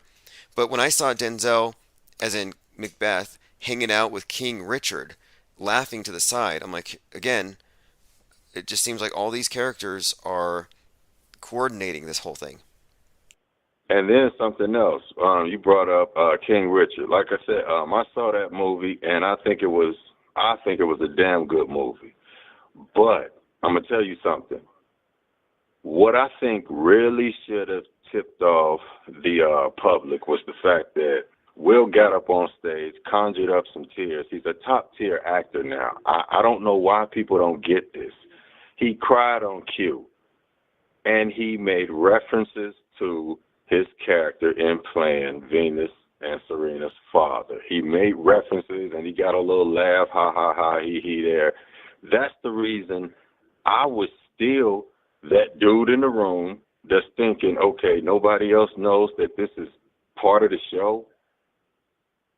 Right. It's like it was just too obvious, but it's like the rest of society. Man, I'm gonna tell you, I've seen everything from now, especially in the black community. I've seen everything now from hashtag protect the queen, where it's like now Jada is she's this queen that's risen, and she stands for women that are going through something and having people pick on her, and now your man stands up and everything. Man, I thought Will looked like a punk. And the reason, and something else, I'm going to tell you something. Me and my lady was talking about this. Now, Tim, if you're sitting somewhere, right, and you are looking, and you're with your lady, your significant other, whatever, y'all sitting somewhere together. You're looking across the room, and there's clearly tension. There's clearly tension in the room. Your mate is going to sense that. They're looking at you as soon as they see you about to go and react. What usually happens? Your mate grabs your arm. Yeah. Your mate grabs your arm. It's a natural reaction. She didn't grab his arm. She watched him jump up. Everybody watched him jump up. No men that were sitting around him. And this is something else. No men, no security, no nothing. Nobody did anything.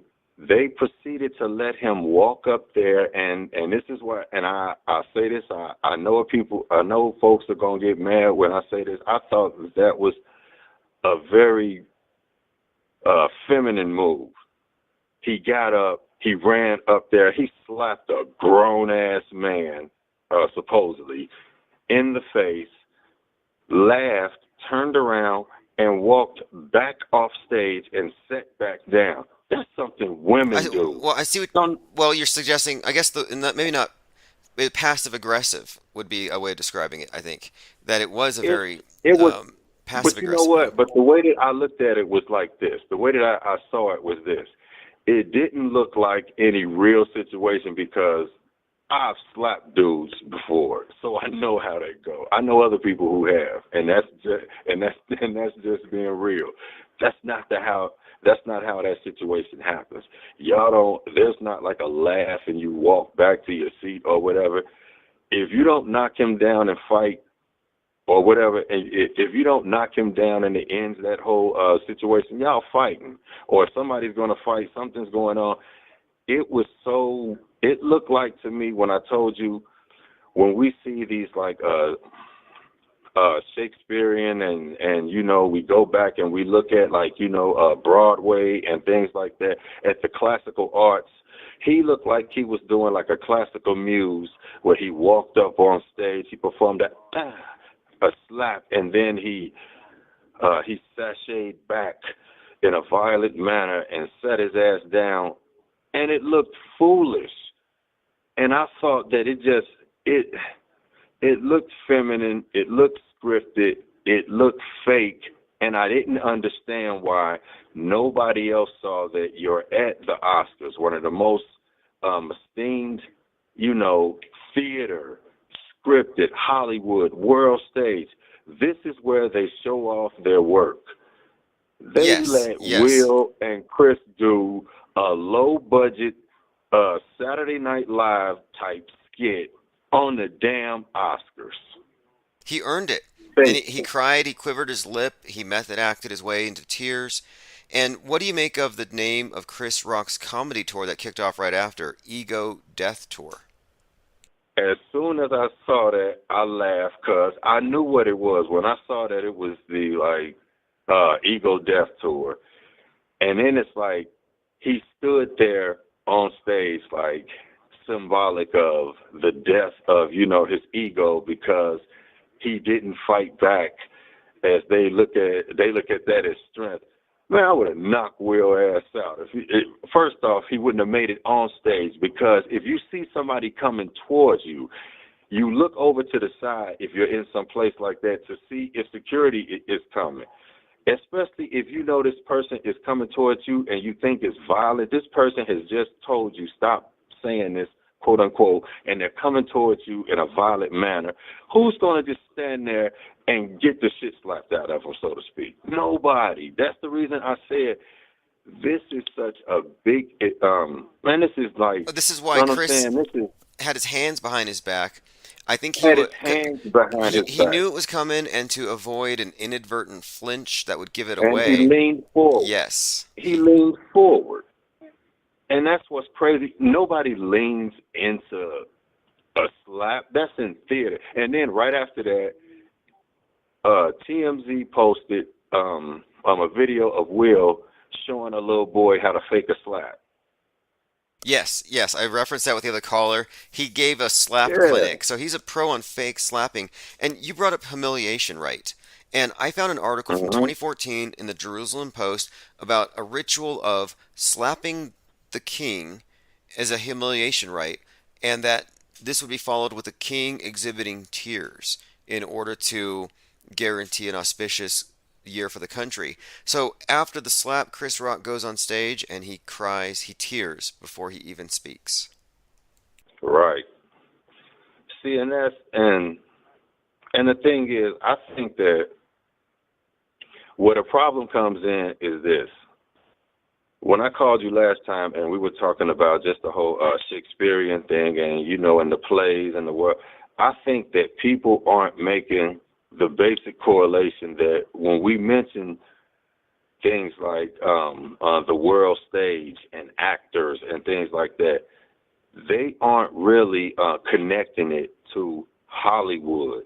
They aren't looking at that. It's like we're telling them that your favorite celebrity, whom you see in movies, television shows, commercials, etc., they also they affect world politics. They affect world politics because I'm gonna tell you something. Obama said something years ago when he said in a speech that every black kid won't get to grow up and be the next Lil Wayne. And when he said that, what I got from it was he was making an equation. He was like basically making it to where when you see a celebrity, that was like a basic standard that you want to get to. And every president that we have now, they go for the celebrity because they know that the celebrity is tapped into every level of society, from the older person to the younger person, because younger people are not into politics like that. Yeah. So you're going to get younger people when you get celebrities. And then, like I said, celebrities go from whomever, your grandparents all the way down to teenagers with different ones. So it's like you could easily use these NFL players, these NBA players, these rappers, these actors, and now they mingle all of them in together. So it's like, I think it confuses people. They think that you're just seeing little videos going on where you have situations where you have like arguments and things going on.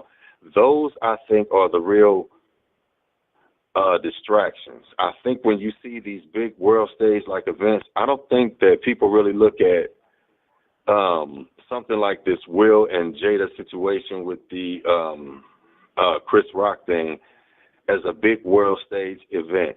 Even when it blows over, and it's starting to blow because they know we know. So it's like now they're starting to leak more things and everything.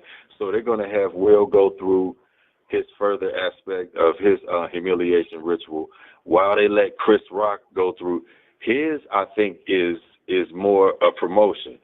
He didn't get humiliated.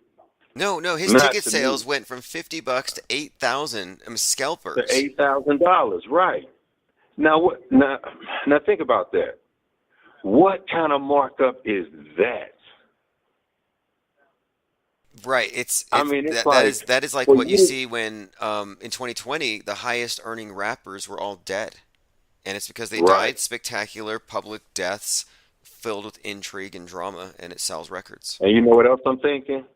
For tickets to go, now think about something. That's just like, all right, now let's say I call you up and I'm like, Tim, Chris Rock is in town. Let's go check out Chris Rock. The ticket's $50. I got him. I'm gonna go ahead and charge it on my card of $100, whatever. And this situation happens. I haven't bought the tickets yet, but this situation happens. Then I go to buy the tickets, and now the tickets are damn $8,000. What that puts me in the mind of is this: insider trading. Think about the people on the back end who knew this was going to happen, and they were already in pocket on the ticket sales. Yeah, look, that's probably fair because every one of these psyops has had something attached to it. And when the COVID thing started, Cardi B had blurted something out about how she thought everyone was faking it for the money, and she said she needed And some she wanted her lipo, check. and she wanted her check. And then right after that, she's heavily invested in PPE, and she's super pro-vax. Yeah, there's money to be made. And I used to spell psyops with a dollar sign, Right. PSYOP dollar sign, because yeah, it's really about money. And you brought up Obama, and he was a student of Alinsky, who really got behind the idea that politics is downstream from culture, and that's why you can see all the children's shows are politicized. You're basically looking at them Right. being educated on how to be good Democrats when they grow up, because yeah, they influence them right away. And we see this very pronounced now with all of these movies that we've been watching our entire lives. And so to find that the Nutty Professor not only predicted this Jada Smith going after a comedian through her spouse thing, but even after and more recently, she's been talking about that movie and the horrible situation it was for her hair, of all things. And you know what? I'm gonna tell you something. I think that with the whole situation surrounding her hair, I think that's been like a long preparation coming. Because it's like she started dealing with that like some years ago, and she cut off her hair. It wasn't that long ago, I don't think. But it's like at the same time, you know how they kind of interlace platforms. Like, okay, they'll start like she'll cut off her hair maybe like 2 years ago, 3 years ago, like or whatever. She'll start going through hair problems, like, and really start cutting her hair. And then it's like right now something like this happens, and then it goes in the middle of all of these different women's platforms going on, and then you can use it on different other political platforms. I think they stage. I think basically they set up these situations a few years back with certain things. With the Jada situation, I think all of this started just a few years back. And the reason I say just a few years back, because it's like people say, oh, well, she's always been like a humiliating Will. Right. Will has always, his career, don't get me wrong, Will is a phenomenal actor, all of that, a phenomenal rapper, all of that. But Will's entire career has been a humiliation ritual. If you think about it, his entire career when he got into Hollywood, the first movies he did, you know, the like 6 Degrees of Separation and everything, and then it's like he's always had these roles and different things, and it's like his music has always been criticized by the rappers, even though he's respected. Still, he's always been looked at as soft or whatever. I think Will's entire career has been based on being kind of like the underdog. Interesting. Now, Yeah. what do you make of this? So, one of the things that's been brought up in the context of this new Supreme Court justice, and again, we're looking at a parallel story to Venus going through the green tennis court. Here you have this nominee going through the Supreme Court. And right now, there's a lot of talk about the Crown Act. And what it stands for is create a respectful and open world for natural hair. And this is something Chris would know about. Chris Rock, he did a documentary on this topic. So Corona, Crown, this thing has PSYOP attached to it. But this is in the background to this whole topic about his joke. So it's another layer to the PSYOP and another connection between Venus Williams in the King Richard story and the parallel in the real world with Justice Jackson fighting up against the Republicans, which they say that their attacks against her were seemingly aggressive, borderline racist, and it called back to Thurgood Marshall, 1967. So yeah, they tied in this ritual, this psyop, this drama psyop to this political event that's occurring right now. And again, she's going to be sworn in on the 4th. See, and I think that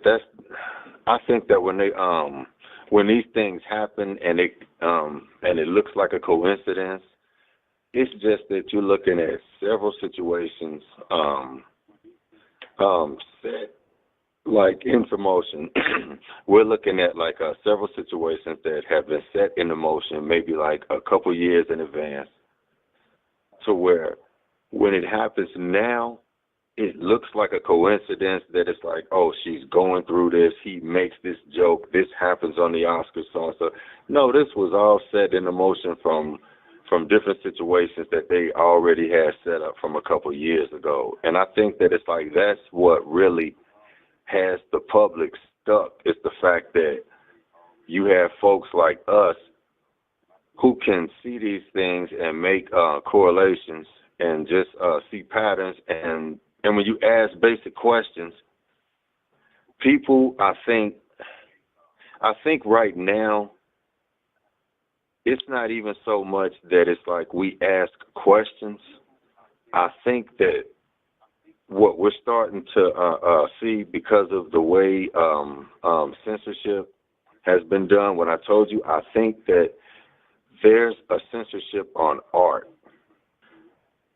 And the only way for you to really censor art, don't get me wrong, once the person has like created the art, you've already lost. That's warfare. Once the person has already created the art, you've lost.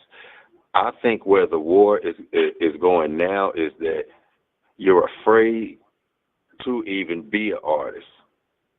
You have people out here that have very good content, YouTube, for example, very good content, channels that would be that would have a lot more people if they didn't shut you down for having an opinion, for being an artist. Oh yes, and I think they have created this sense of, like, they want you to allow the anonymous multitudes of snowflakes to curate your content. They want you to gatekeep yourself for fear of offending the wrong person.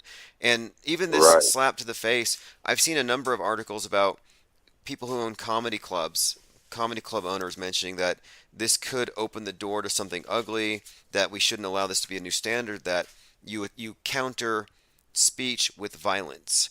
And they kind of said, nobody in the audience, and Jim Carrey remarked on this, how cowardly they were. They were enablers. Nobody in the audience rejected the premise that you never counter free speech with a force. But that kind of didn't even get brought up. See, and that's something else. That's why I said I don't understand why. And see, okay, you just mentioned Jim Carrey. We already know Jim Carrey is he's a damn grand wizard. But just the fact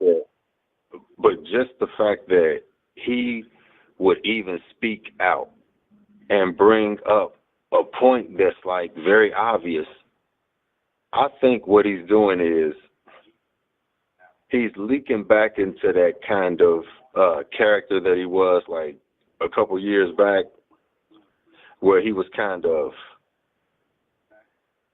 he'll start to kind of speak, he'll take like a basic question, like a person will ask him about something, or he'll see something and make like a comment, and he'll go too far down the rabbit hole for most people.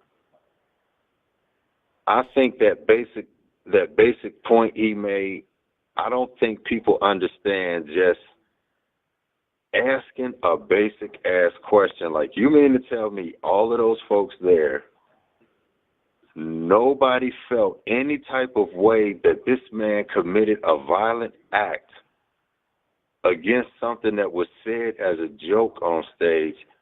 He didn't wait until he got his award and maybe do something classy and, present something in the speech or something. Nah, you scream out an obscenity several times and then you storm on stage and assault somebody. It's like, come on, man. It makes us look like children. And I think that when you were saying, it introduces this premise that it's like, if you don't like something somebody say, slap them. Nah, you're going to get a whole bunch of people ass killed. Yeah, exactly. And this is again another further erosion of what I thought typified Americans, our views on free speech. I thought we're free speech absolutists.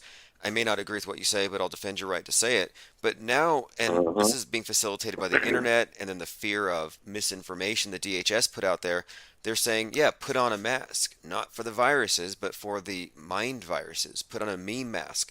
Like, they do want us to mask our speech. And I figured that the mask, when I first saw that thing on faces, I instantly thought, this is some kind of communist Chinese party, that their party is somehow influencing us. It's not about the virus. It's about shutting the mouth and getting us used to the idea of covering our mouths for fear of harming the collective. So the individual can harm the collective. They can spread dangerous memes. And so force might actually be justified. And I actually found articles of various people like Bill Nye the Science Guy even suggesting that we ought to lock up climate change denialists for this very same reason. So I can make a joke about the Earth not actually being subject to global warming. Well, maybe they need to use force to censor me because I can harm everybody with this thought. So again, yeah, this could lead into that area of let's normalize force versus speech. Yeah, and I heard somebody even say, I'm trying to remember who it was, but it was recently I heard somebody say something like, for the people who spread misinformation and they made some references to like the woke and the like awake movement and the conscious movement, like, and everything, that anything that's associated with consciousness, anything that's associated with what I would say art, because you're asking questions, you're trying to think for yourself. Everything I've been seeing now, as far as censorship, like you said, I think with the whole situation with the pandemic and all of that, it was just a cover to get people to start to accept censorship. Yeah, and I think so too. that it's like we're accepting it, and we're accepting it slowly. And the thing is, we don't even realize, and I say we affectionately with the rest of our society, it's like the general public doesn't even realize that it's like every time you watch something on television, on the internet, whatever, and it goes to a point where it starts to like affect the rest of society, like the way everybody feels. It has people online arguing. There's always somebody making money somewhere, because somebody's going to market a television show. Somebody's going to have some product. Somebody's going to do. It's energy harvesting constantly. Yep, exactly. Where thoughts go, energy flows. And I brought up the Matrix earlier because it's noteworthy here that the ones who see through the Matrix are always presented as the ones who are going to try to tear it down. So they created this perception that the Matrix breakers are a threat to the natural harmony of the program. And you see this with Matrix, with They Live, so many examples we could name where you never see someone who figures out, oh, it's all a hoax, and they just live harmoniously with it. No, they always have to escape it. They always have to fight it. And with the Matrix in particular, a ton of guns. And I checked, and yeah, the Littleton shooting happened a few weeks after the Matrix was out. So yeah, this is their way, I think, of demonizing spreaders of information, free thinkers. And I think that's kind of where we're at today. Is free thinkers are the problem, and that free I know flowing something else I information. wanted to tell you real quick. Sure. I know something else I wanted to kind of tell you real quick. I was watching on TikTok. Somebody tagged me in a video, and they were showing, like, you know, the rappers who wear the big jewelry and everything. So they were showing a couple big pieces, like a couple big chains, and they had like the big medallions. Yet the medallions were like iced out prosthetic faces, and the mouths and the eyes were moving. So it looked like you had a real person's face on you. And then they were showing the prosthetic legs on this Asian girl. They were showing how they put these like prosthetic attachments on her, and they were showing how they were like they have like this thin prosthetic gel that you can get and change your face. I think what's happening now, like I said, they know, we know, they know that we know. So it's like more information comes out, and what they'll do is they'll start giving us more Hollywood information. They'll start showing us more things in like Hollywood. And I thought about something that like Jonah Mendez said.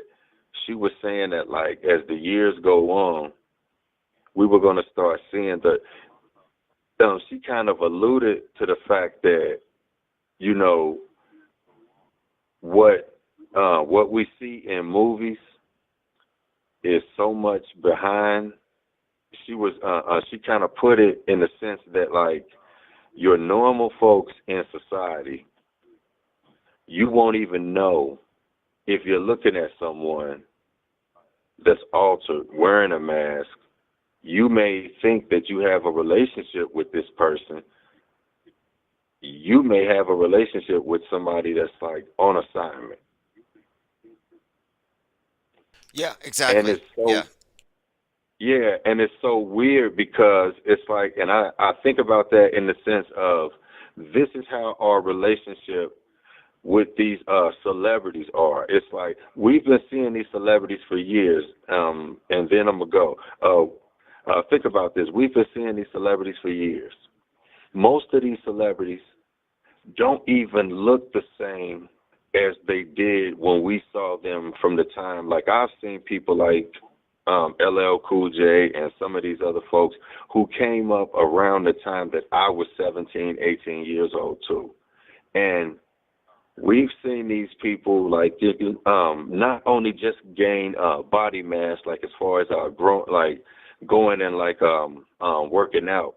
We've seen their faces change, and people say, "Oh, well, they get plastic surgery." True, but you'll also see where if you watch a person over time, if they become somebody in Hollywood or in the NFL, in the music world, whatever, and they start to grow and become an A-list, they never look the same as they did. I'll put it like this. We know how a person progresses naturally. Even if you go through certain situations in your life, your face still retains a certain look. Your body retains a certain look. Even if you start working out, we see that growth in you. But I think that the reason we don't see it in these celebrities is because we don't see these celebrities every day. We only see what they give us. So we don't know what's going on. We don't know if you may be looking at the same person you've always been looking at, but they may have people playing this person in a different capacity. Because it makes me think about the Will Smith video he did where he says, like, everything is an illusion. Nothing is real. It's all fake, where he talked about the blue screen, like, and everything. And then the blue screen falls, and the blue screen isn't even real. And that's when I say the fourth wall perspective, where it's like he talks about how He hadn't worked out in a long time, but whenever you see him, he looks all fit like and everything. It takes me back to that commercial with LeBron James during the Super Bowl, where you see him talking to like his younger self. I think that was so light that people don't really understand just how far the whole technology is for real. Gotcha. Because Yeah. yeah, it's like I because don't think people, because I think if they okay, I'll put it like this and I'll stop. Whatever they show us is just like they're showing us the model that they've already put out. It's just like if we're the people that work at like Apple and we just dropped the Apple 13 Pro. We already got the damn Apple 16 Pro. Know what I mean? Well, this is interesting because when I used to listen to Alex Jones, I recall he used to frequently mention that the elite were 40 years ahead of the masses in technology. Right. And I don't think that's believable because of the way that it takes new things to develop through iteration. They have to be field tested, they have to be used by people. Things don't develop in a vacuum. You couldn't have an iPhone 6 come out of nowhere. That has to go through the iterations. However, I'm open to the possibility that the media is easily decades ahead of what we're shown, including the video games, that they would dumb it down in order to keep us in the dark. So we're seeing deep fake tech and we're amazed by it when they've been doing this for decades using other techniques. But meanwhile, we don't know. I mean, for all we know, the ISS, which is eminently debunkable, is purposefully dumbed down in order to contrast with whatever's coming next. So, yeah. But you know what? But that's the reason I said, just like when I called the last time, that's the reason I said I think that with this whole meta thing that they're giving us now, I think that the reason they're packaging it to us, and when I say packaging it to us with the glasses and everything and saying, oh, well, you could buy property in the metaverse. Snoop owns a house in the metaverse and he owns a couple companies in the metaverse and he has all this going on, yada, yada, yada, with these other celebrities and all that. I think they're selling you the package because this now we're looking at, okay, I'll look at it, okay, I'll put it like this. First, they could sell you time. Once you made cell phones and you could make calls and you had to have time on your phone, they could sell you time then. Something that you already have naturally. When they took plastic bottles and they made waters and they made it to where you can now buy water, one of the most abundant things on the earth, that. And then they sell you air. When you go to put some air in your car tires, you pay to put air in your car tires. Wait so until it's like now, they are going now to. They do take it to the tax your next air. level. They use the Right, warmth now- of tax the air that you breathe. And the next level is, hell, now it's like, shit, let's control and tax how they think. How they think on a deeper level. People say it, but it's like now we can actually see it and can actually explain it. This is it. This meta is it. When I say they're giving it to you in a box, that's all they're doing. Your world is meta. When you showed the video where the guy was talking about how the student wanted to be known as a cat or something, and the student took, you know what I'm saying, a dump or a piss on the floor. And it's like he thought it was so ridiculous, like, you know, what are we doing? That's the metaverse, meaning that's your reality you're living in right now. All that crazy stuff is going on out here. When they, with them giving you these glasses, all they doing is finding a way to make money off of it. They put your ass in a box in the Black Mirror once again. Yeah, absolutely. Absolutely, and this, it's so hardwiring into us that where people are going to be addicted to it, and I think all of this goes along with other broader agendas, Agenda 2030, getting people acclimated to the idea that you never leave your house because the environment's bad enough, you're just making it worse. So the metaverse is like a replacement for the universe, And it's a place Yeah. where you're not going to have actual freedom and options. It might look like infinite options, but if they curate it, yeah, they do indeed control your thoughts. Yeah, I think it's just all they're gonna do is, I think, like with the whole quarantine thing, I think what that was, like I said, I think it was kind of a soft walk, and they got you used to being in the house for a while. So they wanted to see what you were going to do while you were in the house for a while. What kind of creative things would you come up with? And then the thing is, they started guiding people's creativity, because they started presenting things to you. Like artists started doing concerts, like the versus battles, where they started having artists come out and do these concerts online, like, and everything. And then you had more artists that were doing shows online that were being monetized. It was just, they were seeing how they could actually test markets. And now it's like with the metaverse, which, you know, Facebook turning meta, like, and everything. Now it's like, okay, we know what we can do. We know how to package it. We already have it together. We just wanted to see how you would fare being in the house for a while. Now let us give you another option for being in the house for a while. Not only would you be in the house for a while, but you can be in your own, like, world. You could actually have your own property. And then that's the thing, and this is something too. What it takes me to is this. Like, you know how you go to the Google Play Store and you download an app, and it says that this app has in-app purchases. Yes. I think your in-app purchases are when you buy houses, when you buy stocks, when you buy Bitcoin, when you buy in the metaverse. Like I said, all they did was they found a way to package this crazy ass reality that we live in right now.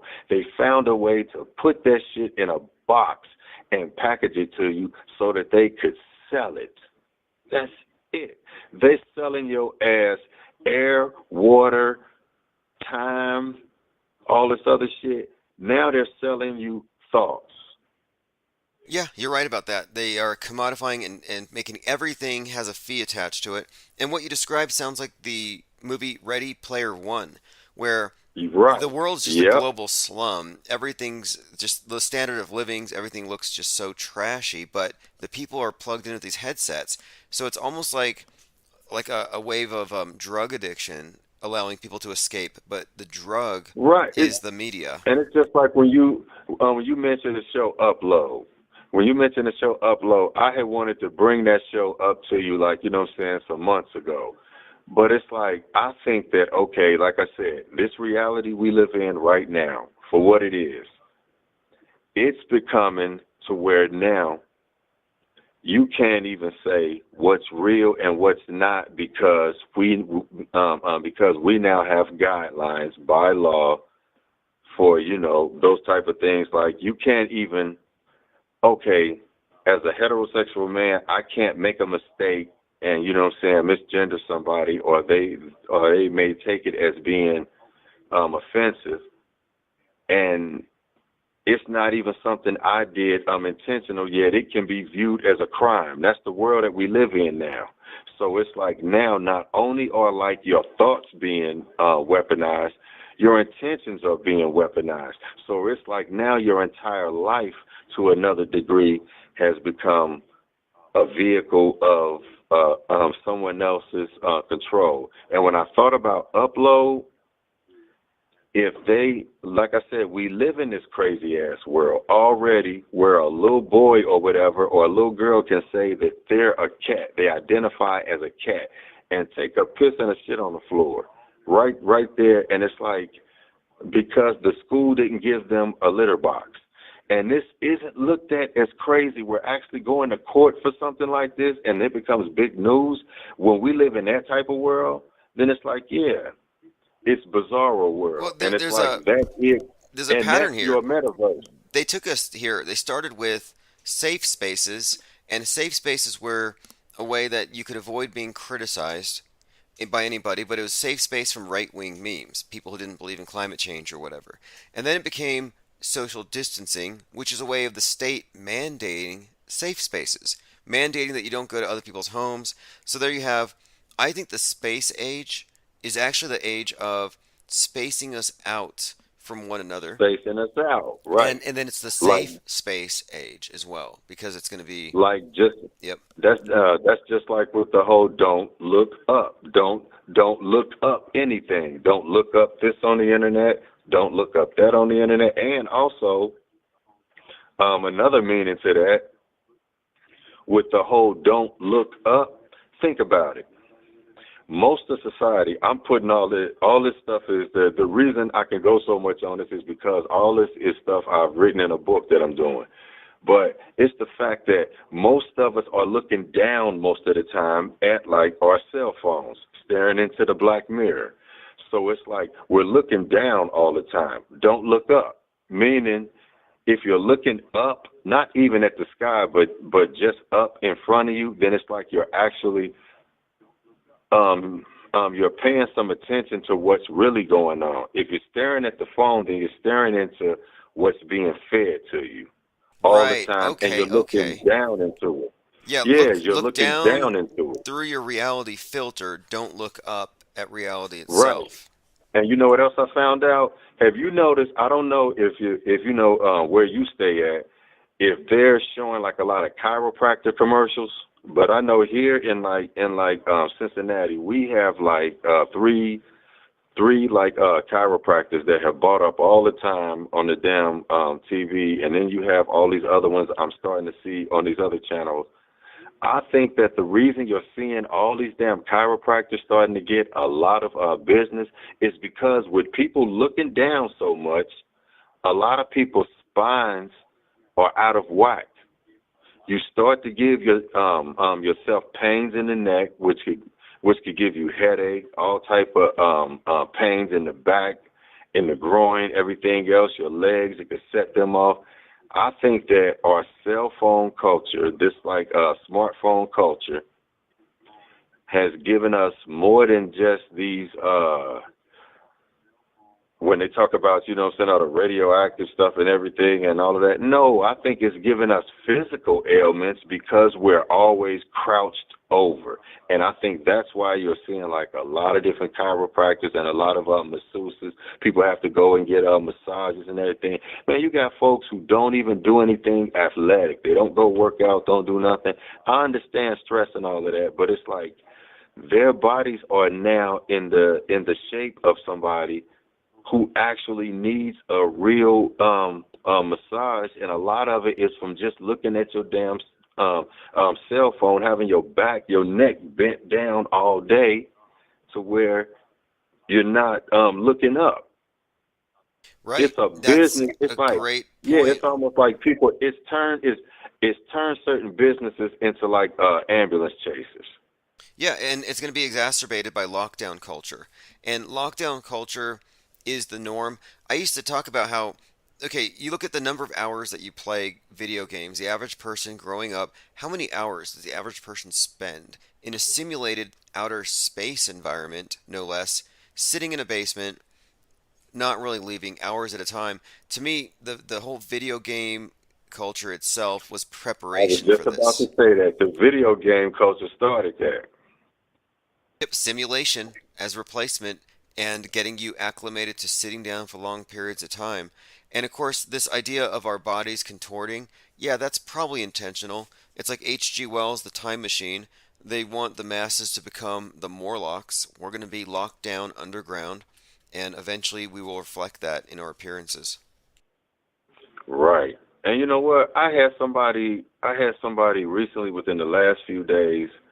They were talking about Mars and everything, and then when I heard you earlier and the other caller talking about Warner von Braun and everything, it's like I think that that's the missing link, is that the general public doesn't know these people, and no matter how much we spit these names and we say and we tell people to go and research these people, it's not important enough to them. I think that it's like okay, I'm gonna give you an example of something that I think mainstream media took from us, and I'll say us meaning like those of us who talk online and we just kind of ask questions and we discuss things. Remember when they came with the commercials where they were doing what's his name that went up in the capsule and looked at the Earth? Yeah, Shatner. And no, not Shatner. The guy from a while ago. Damn, I forgot his name. Right. You know who I'm talking. He went up in the capsule. Him and his brother.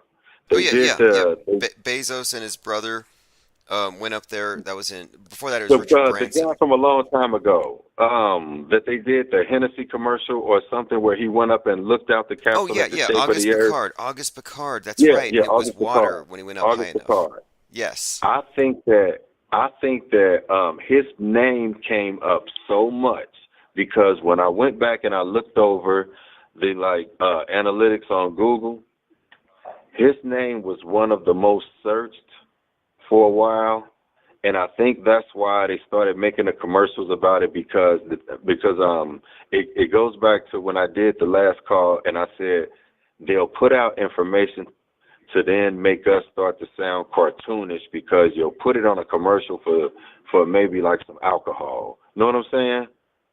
Oh yeah, Or yeah. something So where for it kinda example, for people who have not seen this, August Picard was the first person to go up to the stratosphere, and he used basically a pressurized capsule, and he said Right. the Earth looked. He didn't see any curve. He didn't see any curve. He Right. said it appeared flat with upturned edges. Whatever he said, it didn't curve down.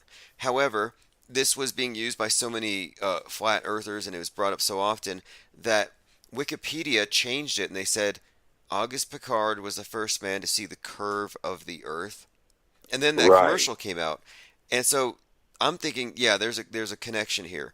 They want to control our perceptions, and sometimes they find out we're looking at something, and they have to bury it. We've seen this happen very, very recently.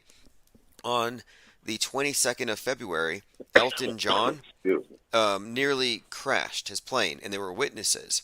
And so there was this headline about the horrifying spectacle of Rocket Man nearly dying on 2/22. Well, coincidentally, this is 2 years from the day that Rocket Man, Mad Mike Hughes, did his launch. And I think, we've noticed this actually, that they are continually doing stories to drown out things that they don't want people to find. So if you search Rocket Man Crash 222, you're more likely to find Elton John. And I don't think these are coincidences. It's part of the info war. And you know what? I'm gonna tell you something. What it kind of makes me think about is what it kind of does is it gives premise to the whole Mandela situation, where it's like with the whole. I'm gonna tell you something. I thought about when I think about the whole Mandela-like effect situation, and the reason that I'm bringing that up is because whenever you're dealing with like any type of history, it seems like anything Mandela affected, quote unquote, is always something that only somebody of a certain age bracket can really embrace. It's not something that you'll have maybe, okay, it's not something that like you'll have my son who'll be 30. It's not something, or my other son that's like, you know what I'm saying, 20. It's not something you'll have somebody say that it's like they can recognize one in their generation. This is always something from back when we were like, you know what I'm saying, children. And that's why I think I think that it's almost like the Mandela effect is almost to me like a lightweight ripple psyop they sent out years ago to see what it would do, and this is the bounce back effect. When you started having people saying, oh, well, things have changed and everything, I'm thinking like, okay, do people realize that like businesses rebrand?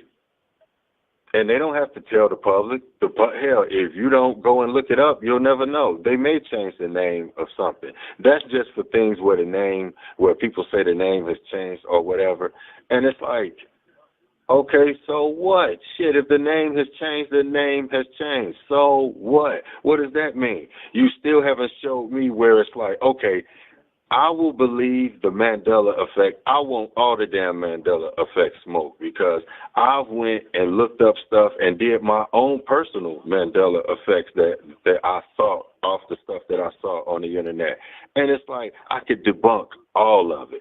So I think what it is, it was a lightweight ripple psyop they sent out years ago. And it's like what we're seeing now is a lot of people didn't know about how businesses rebrand. A lot of people don't know about how they can change information. When the internet came available to the public where we could all be on it, like I said, the most dangerous thing is that we can all talk amongst each other. But we also have to realize that it's like even though we're talking to like one another, they still control this vehicle that we're talking over. So they can censor information. Like you said, August Picard said one thing, Google changed it to another. And I think right now what we're seeing is this Fahrenheit 451 where they're getting rid of information. When they got rid of all the physical books and they started telling people to get rid of all the physical books and everything, it gave credulence to when they start changing things online like Wikipedia. Now the whole world, now we live in a basic a Wikipedia type world where it's like you could change facts now. That's the reason we now have, you can't even just say facts now because now we have terms like alternative facts, alternative truth. What the hell is a damn alternative truth? See, it's like in these scenarios, nobody wants to be wrong.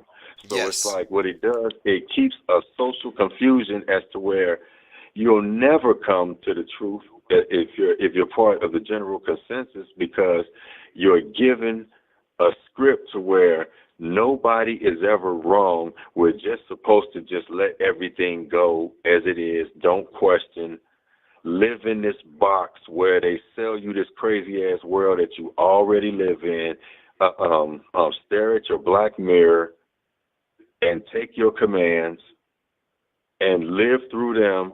And when you decide to die, I'm gonna tell you something. And then they gonna start selling your ass your own expiration date, like the show Upload. You ain't even gonna have to wait until you're gonna quote unquote die.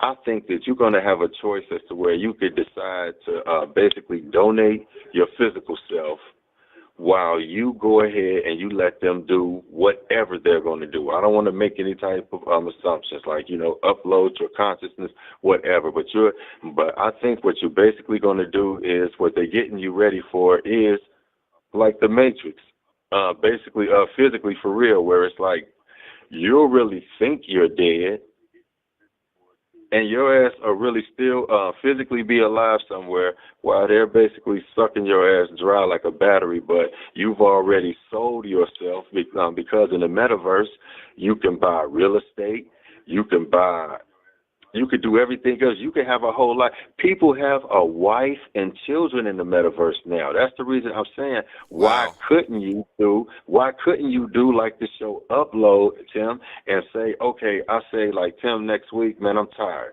I got enough money. I'm going to go ahead and die. I'm going to go ahead and, and just upload myself. And it's green. So you then, save the planet a little bit by going up early. Save the planet. I'll become a Matrix battery. I don't know this, but that's what I'll become. And it's like, and I was trying to like tell somebody about that when we was talking about this Mars conversation. I was saying like, man, listen, you're not going to Mars. What they're going to do, man, they're going to ship your ass somewhere, probably over to like China underground somewhere, in one of those big ass amusement parks that they got underground. You can look them up on Google, all that type of stuff. And I look at it like if they can make a civilization with a big ass Disney style world underground, why couldn't they make Mars? Any place. So it's like they'll sell you these tickets, they'll send you somewhere, maybe Mars maybe even outside of our perimeter of this quote unquote ice wall, which I don't believe is an ice wall. I think it's just the restricted perimeter that we can go. Mars may be somewhere outside that perimeter, or Mars might be right here somewhere where they just have your ass somewhere working. like a gulag. Yeah, agree with this. And you brought up upload, and this idea in the show Upload, where people are having their consciousness uploaded into this metaverse before their body expires. Yeah, that's to me is almost like they're bringing back the notion of limbo, where you have family members who died unbaptized or they died in sin, so you can pay the church and maybe buy them a better situation up there.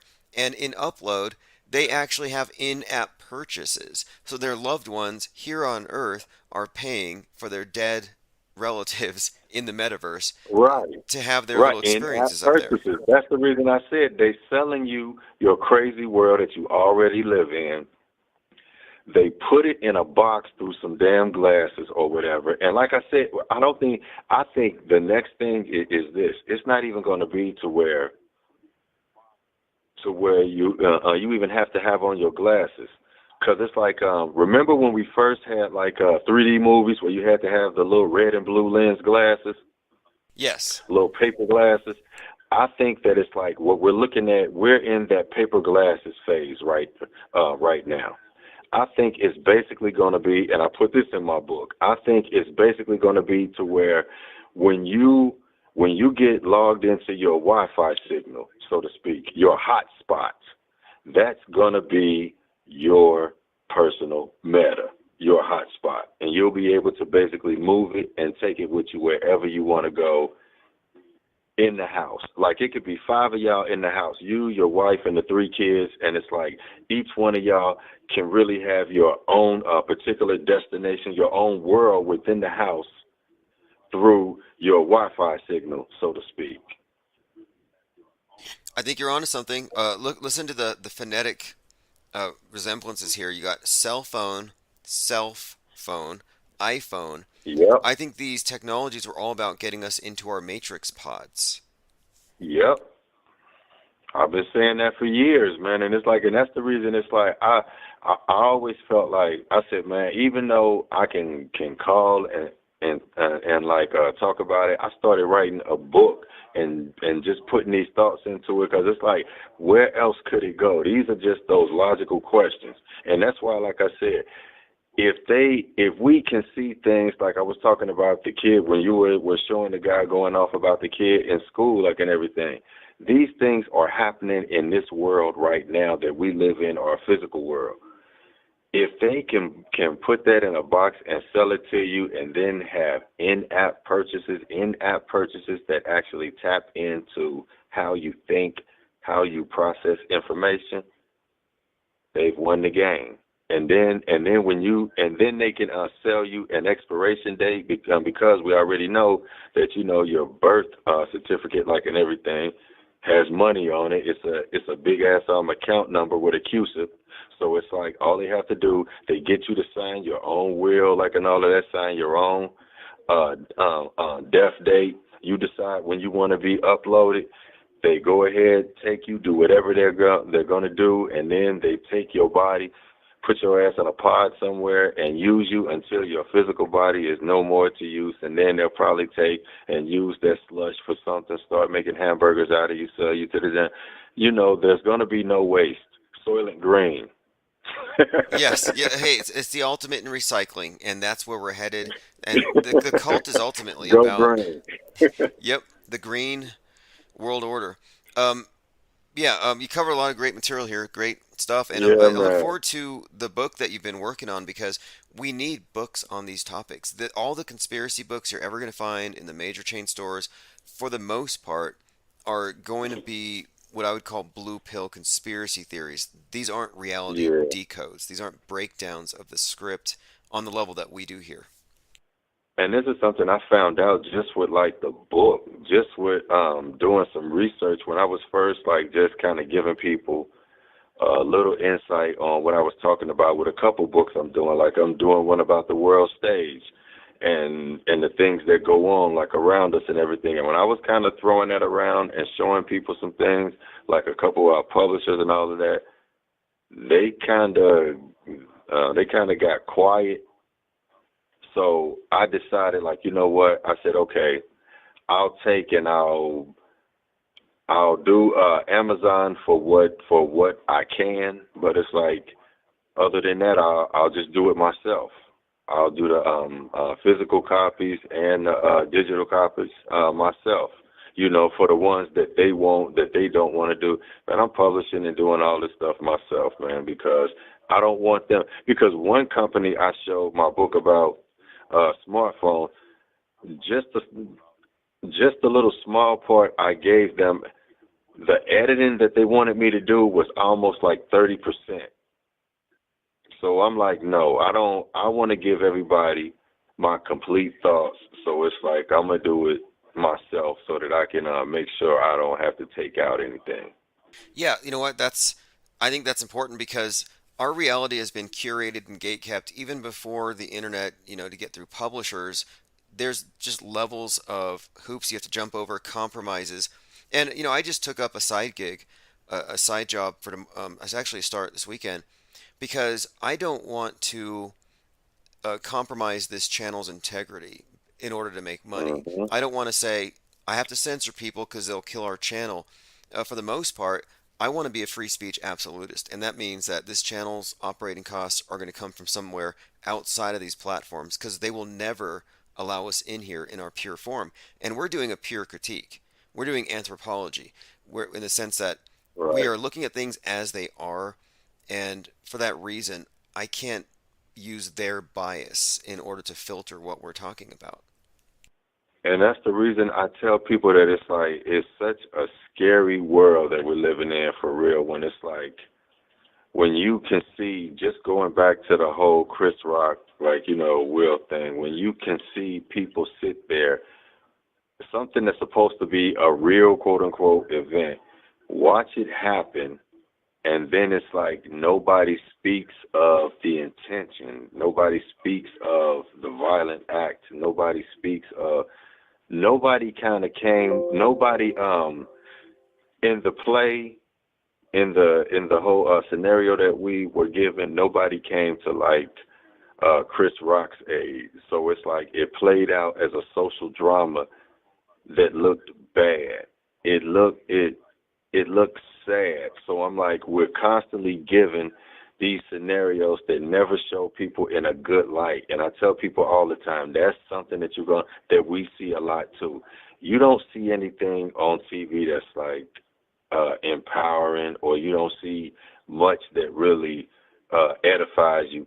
Most things that you see, you're watching crime dramas, you're watching comedies, or you're watching drama shows that are still about people that are going through conflicts. You're never watching, it's never anything that's really edifying. So you're always just given this frequency. And I think that that particular frequency has something to do with how they affect how we spend, because it's like, for some reason, everything that tends to have like a certain modulation to it, like a certain frequency, I see certain correlations in between things. This is always where you see the money making coming in. So I think that it's like we're kept at a certain level, remedially as well as emotionally, so that we'll need to be medicated in some type of sense. Either we're using recreational drugs, or we're using state-appointed drugs through things they'll give us for depression, because I think they keep us in depression because that depression state is the state where it's like we spend the most money and we don't. And when you're depressed, you're not paying attention. So you're basically just grabbing and not even looking at what you're grabbing for. I agree with all that, and I think that also, like you said, the movies all set the stage. They have this idea that, for the most part, man's going to screw it all up. So all the science fiction start post-reset. It always assumes we're headed towards some major calamity, catastrophe. So that's kind of built into it. And to me, that's just, why is that the starting point for our future? And then you couple that with 2020. What was their response? Oh, lockdown. And you know what else I thought about? Know what else I thought about? Jokingly, we were talking about the future, and somebody brought up the Jetsons, and I was like, hell, man, the Jetsons represent the whole going green movement to the fullest. I was like, shit, ain't nobody even on the earth anymore. You living up in these big ass towers that sit like way up off the ground. We never saw the ground on the Jetsons. Ooh, good point. The Good earth was point. the earth was a dirty place, I guess, because we never saw the ground. And when I made that point, everybody just looked at me real crazy. I said, y'all never thought about that? Like everybody was flying, and you never saw anybody fall all the way to the ground. Even if something happened, they fall down a little bit. Somebody would catch them or something. Nobody ever fell to the ground. Not that I can remember any episode. No, that's a great point. Because as we move into the space age, they're getting us acclimated to the idea that we don't even belong here. We are aliens to the Earth. And of course, this is all going to be exacerbated by climate change to where lockdowns for the climate is becoming a thing. And so what's going to happen next, I think, is the next level of PPE, helmets, like the Jetsons wear, the fishbowl over the head. And I actually see people wearing those. Yep. I'm gonna tell you. I think that it's like all of everything that we were given as predictive programming from back in the days when we were children. I think that it's just that it was given to us in a kind of primal stage because it looked all crazy, like cartoonish. Going back to that, it was on the cartoons, and I think that's that's one of the biggest hidden links that people. The biggest correlations that people aren't making is the fact that when I think about outer space and you give it a real honest deep dive into self, everything that you knew about like outer space, if it wasn't the school telling you, then you had cartoons showing you somebody's artistic rendition of what that information that the school gave you would look like if it had flying saucers and other stuff in it. So it basically sparks your imagination as to being ready for anything cartoonish they were going to give you to come. So now we go fast forward. They could tell you all about planets made out of diamonds where they like rain sideways, and they can tell you about a planet that looks like Earth that's over here, and a planet that looks like Earth that's over here. But the atmosphere is like this, and give you all the scientific equations to make it work. Why? Because they make all the variables. And if you made the game, then it's like you control what can be made in the game. They put it back in the box again. So it's like when they give you these planets and they give you this space, like and all that, this information, this basic information as a kid, and then they give you cartoons. And we've never seen actual footage of space. We only see what they gave us. So it's like now, we're living in the year 2022. We still haven't seen actual footage of anybody flying something from this atmosphere, breaking through and going into space and turning around and looking at the Earth. We should have that type of technology. Come on, man. We have smartphones. We have Wi-Fi. We have all this other shit. They but we still don't do have anything that cartoons. can... Even today, they'll say, "Oh, there's It's a only meteor that's cartoons. going to hit us," and it's a cartoon. And you are onto It's a something here. cartoon. You really are, because It's a cartoon. And that's why I think it leads us into, Tim, the CGI and the metaverse. Think about it. The better the green screen and the blue screen technology gets, the better it gets, the more we can't tell if it's real or not. So they basically primed us from the time that we were like small children with the cartoons, and were giving us this science class in school for something that we would never see. We'll never see outer space because as many of us as children have said that we wanted to be an astronaut. Nobody knew how to go and become a goddamn astronaut. It's like you never knew anybody who was an actual astronaut who went into space. I don't know anybody who knows anybody who knows anybody who knows anybody that's an astronaut. So it's like, it's something, it's one of those things where it's like, it's a guardrail secret so deep that it's kept out of people even making it an everyday conversation. That's the reason I said nobody knows anybody who knows anybody who knows anybody for real that's an astronaut, because it's not something everybody just has in their family. Nobody has an Uncle Jesse who's an astronaut. Know what I mean? Yeah, I think It's you're right like about this. everything, And space, like everything that you're given has always been Hollywood movies, and it's been cartoons and Disney. Them two dudes was friends. That's the reason I said if we boys, Tim, and you can make fake space and I can create a fake world here, I'm like, dude, let's make some money off this. yep, And exactly. we can make this run forever. And there's a point you brought up here about the cartooning of everything. And Douglas Trumbull, who did the special effects for Kubrick's 2001 Space Odyssey, said that their, quote, organic effects from 50 years ago look better than the CGI from 5 years ago, from 2 years ago. That basically the CGI is impressive, but it hasn't quite perfectly approximated reality yet. And I think it's intentional that if they continued to use real effects and make things real, we would become visually literate and we wouldn't be really entranced by bad CGI. But now bad CGI is everywhere, ubiquitous, and you don't even have a comparison. So I think they've rendered the masses visually dumbed down when it comes to processing organic versus synthetic.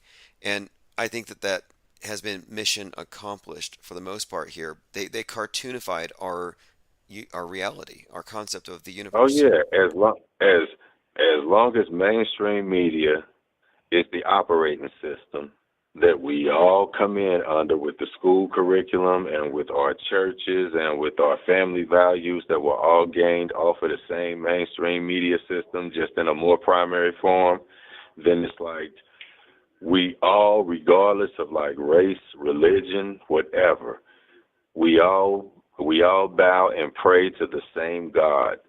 Whoever that God is that lives in the black mirror, they get in the black monolith mirror who presents all the information that the actors on television tell us about, that we share amongst one another and debate, and we get emotional over, and we lose friendships, and we argue, and we make videos about one another, like, and everything. This is the operating system that we were all born to. That's the reason I say when people call me a conspiracy theorist, or they call me crazy, or they say, man, that's stupid or whatever, I say I went to the same school that you went to, and I got better grades.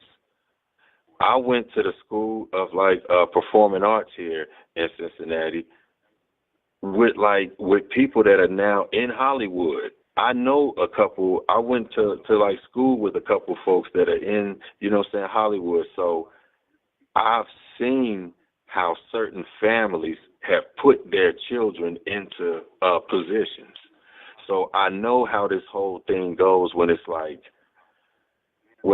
you're looking at something and it's like you're coming up in the same system amongst everybody else, but you have an opinion, and it's like your opinion, you would think everybody else would share the same type of diverse opinions, but they don't. It's kind of like now you're sitting here like, wait a minute. So you mean to tell me nobody else has a question for this? And they're like, nah, we good, man. You crazy. Like, you start to feel crazy. And I think that's why we have so much going on with mental health.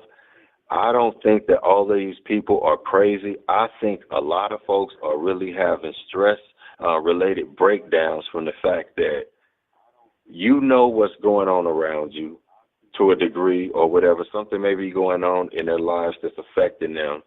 And it's like everybody else is trying to convince you otherwise, or they're trying to give you a remedy that goes against your common sense. And I think that's where the war is basically against your common sense. When they can turn your common sense against you, they can then turn you into anything because you no longer question, you just blindly go. And that's why I say with the meta thing and them putting it in the box, soon you'll be in your house, your box, or you'll be on your property, your box, and you'll be Wi-Fi'd in and be able to create your own world because it's going to even the field where you'll have the little meat guy, the little weakling type dude, like or whatever. You'll have the big muscular guy. You'll be on the same field when you get into these realities where it's like they've already controlled our society so much. We're so depressed that we now need these realities as a way to get away. Smoking weed don't work no more. Having a drink don't work no more. Doing other recreational drugs don't work no more. Now you have to have the drug of a reality sequence. That's where we're going. The world is on a drug right now called the internet, smartphones, and they don't even know it, and they're just upping the dosage. You know what? You're on to this.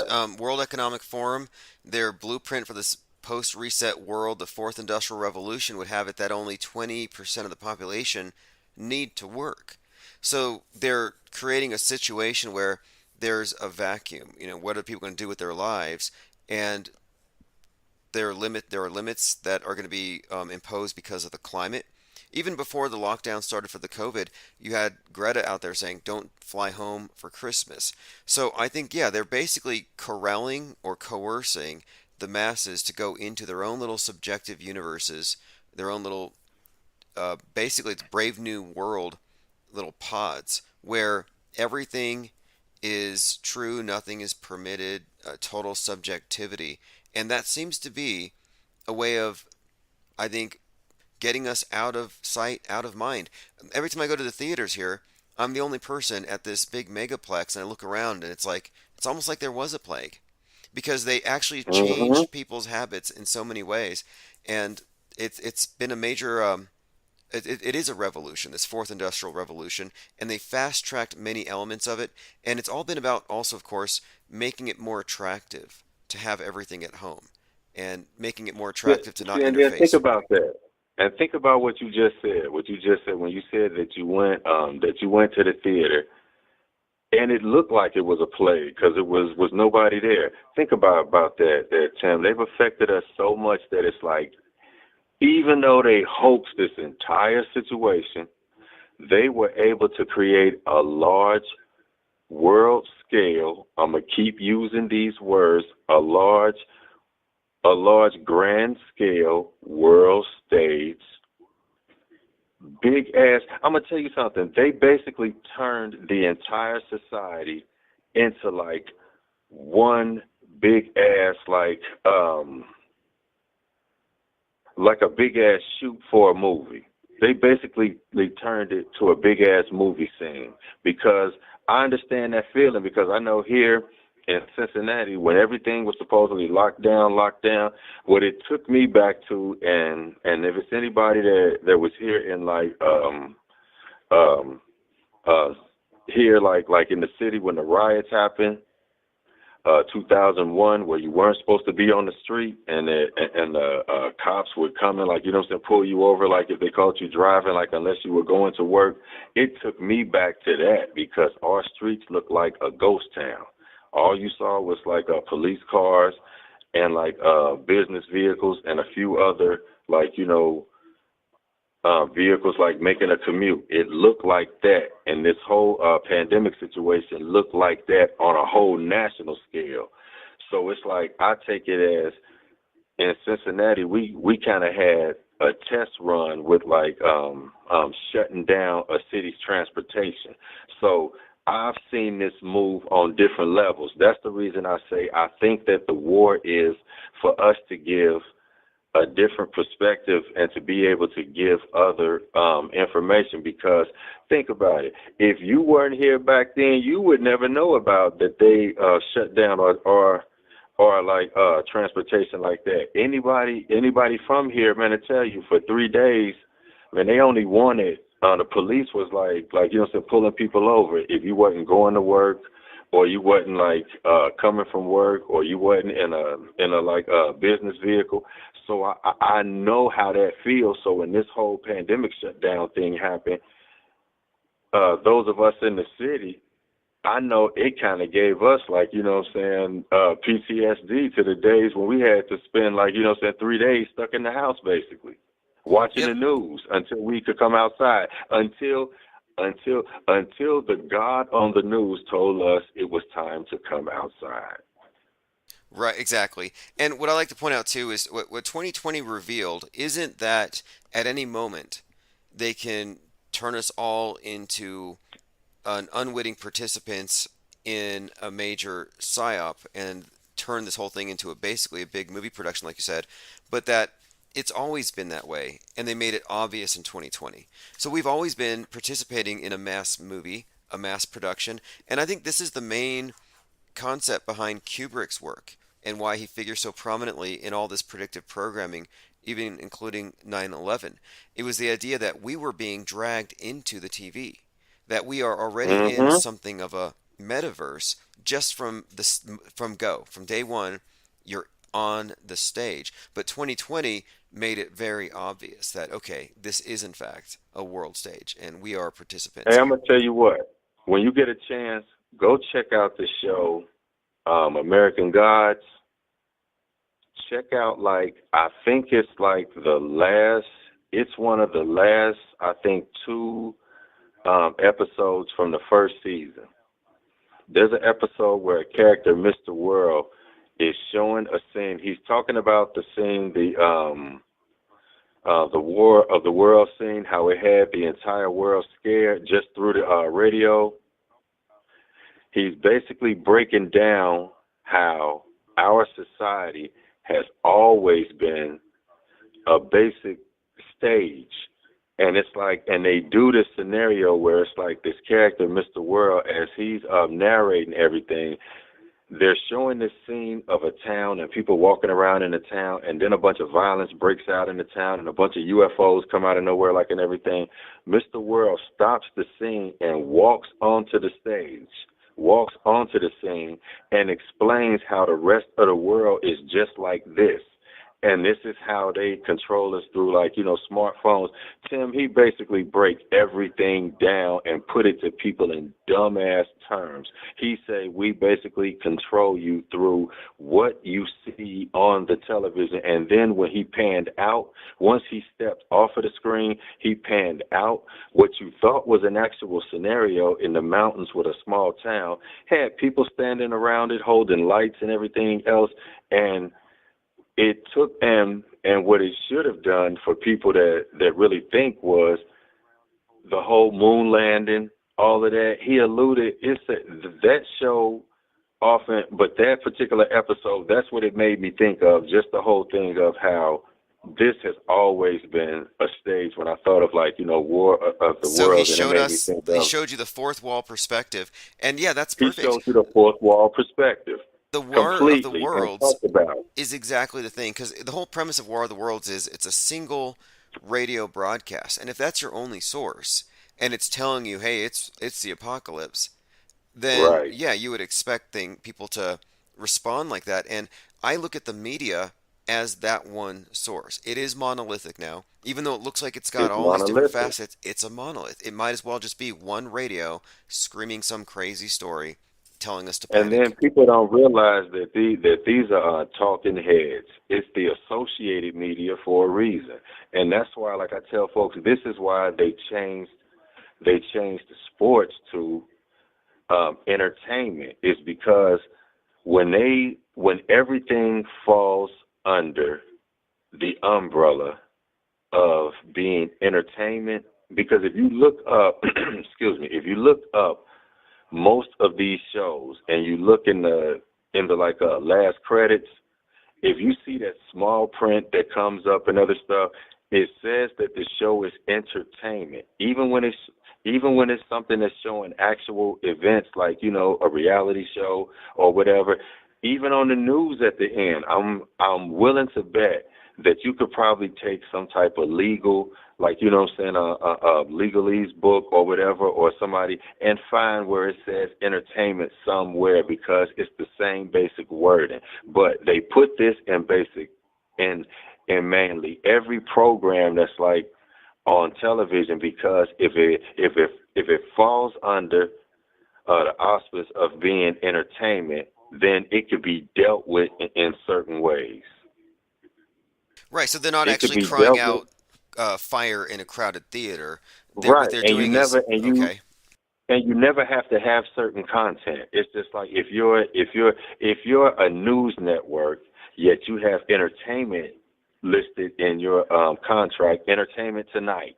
You know what I'm saying? TMZ, all that. These places are news networks, but they're categorized as but they have themselves promoted as being entertainment for the people. We give you, like, you know, some entertainment news. That's the way they hide theirs, by saying that they're giving you entertainment news. They're telling you what it is. It's entertainment. It's scripted. Well, what about this? It's co-op. When they say it's another tragedy at this school, a tragic event, I wonder, a tragedy is a very specific word to use. They're not talking about a mass murder. They're talking about, in the strictest sense, you're talking about a play with an unhappy ending. See, and I'm going to tell you something. Now, think about that.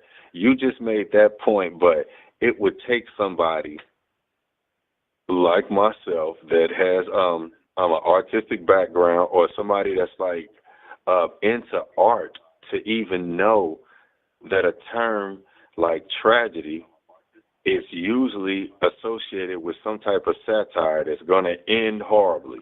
It's not going to have that good ending, like when they say a tragic love story, Romeo and Juliet. I tell people, I think they've misogynistically, they have us in this like romance with death. Like, people think Romeo and Juliet is a romantic story. I said, man, that's crazy as hell. If she are already dead, then it's like, damn, I'm going to cry, hit the funeral, but then life goes on. I'm not about to kill myself. That shit that's not romantic. I'll think about you. I'll take a damn picture, might get a damn tattoo. I don't know, but I'm not about to kill myself. That's not logical. But this is what they give us as being art. Logical. That's the reason I say we have to look at what they consider the fine arts, who control those fine arts, who's in control of the moderation of those fine arts in its distribution into our society today. Like, you look at, okay, who's in, like, control of, Broadway, Hollywood, everything else. Once you know that, then you know who's in. You know basically who like, We talk about the metascripters. who you're like sitting in the hands of, the metascripters. You know who they are. And the thing is, the metascripters to me are like that group of kids like sitting around a table, or a group of like writers that's sitting around a table, some younger, some older, and they're trying to come up with this scenario. And the younger ones are saying, let's go listen on the internet to see what the hell, like, the art of thinking out loud, or, IPS is like, talking about. They seem to be a little bit close on the things. I think they go see what the hell we know, and then it's like they start and they go leak on to, like, Netflix situations, because I told you, I've seen several characters in shows that I think are patterned after you. So that's why I say I think they listen to us, and they start to go from there now, because you can now use this all as like when you can take what's coming out as the quote unquote truth. When the truth starts to, like, quote unquote come out, because you can't stop the truth, it's going to happen, and they know that it's going to happen. It's a force of nature. So it's like, to know it's coming, then it's like you have to be able to at least control it. It's just like, yes, hell, they call it's it like limited hangout it's operations. like, they have to stay in control of it. So it's like the rest of us are put in a situation where the few of us who haven't been completely washed out to the point where we can't question everything that we put out that starts to become, that goes viral, that creates a virus in the system. We're the pandemic. I told people you're COVID for a reason. You're the pandemic because you spread misinformation when you go viral saying things, and that's when they have to come shut you down. So it's like now you see where your whole reality is when they start taking scientific terms and using them with smartphones and with digital terms and things like that. Then you should know exactly where you're being curated toward, what your world is. It's like, if you're one of us, then you see it. If you're one of the regular folks in society, then it's like, for you, it's just, oh, well, times have changed.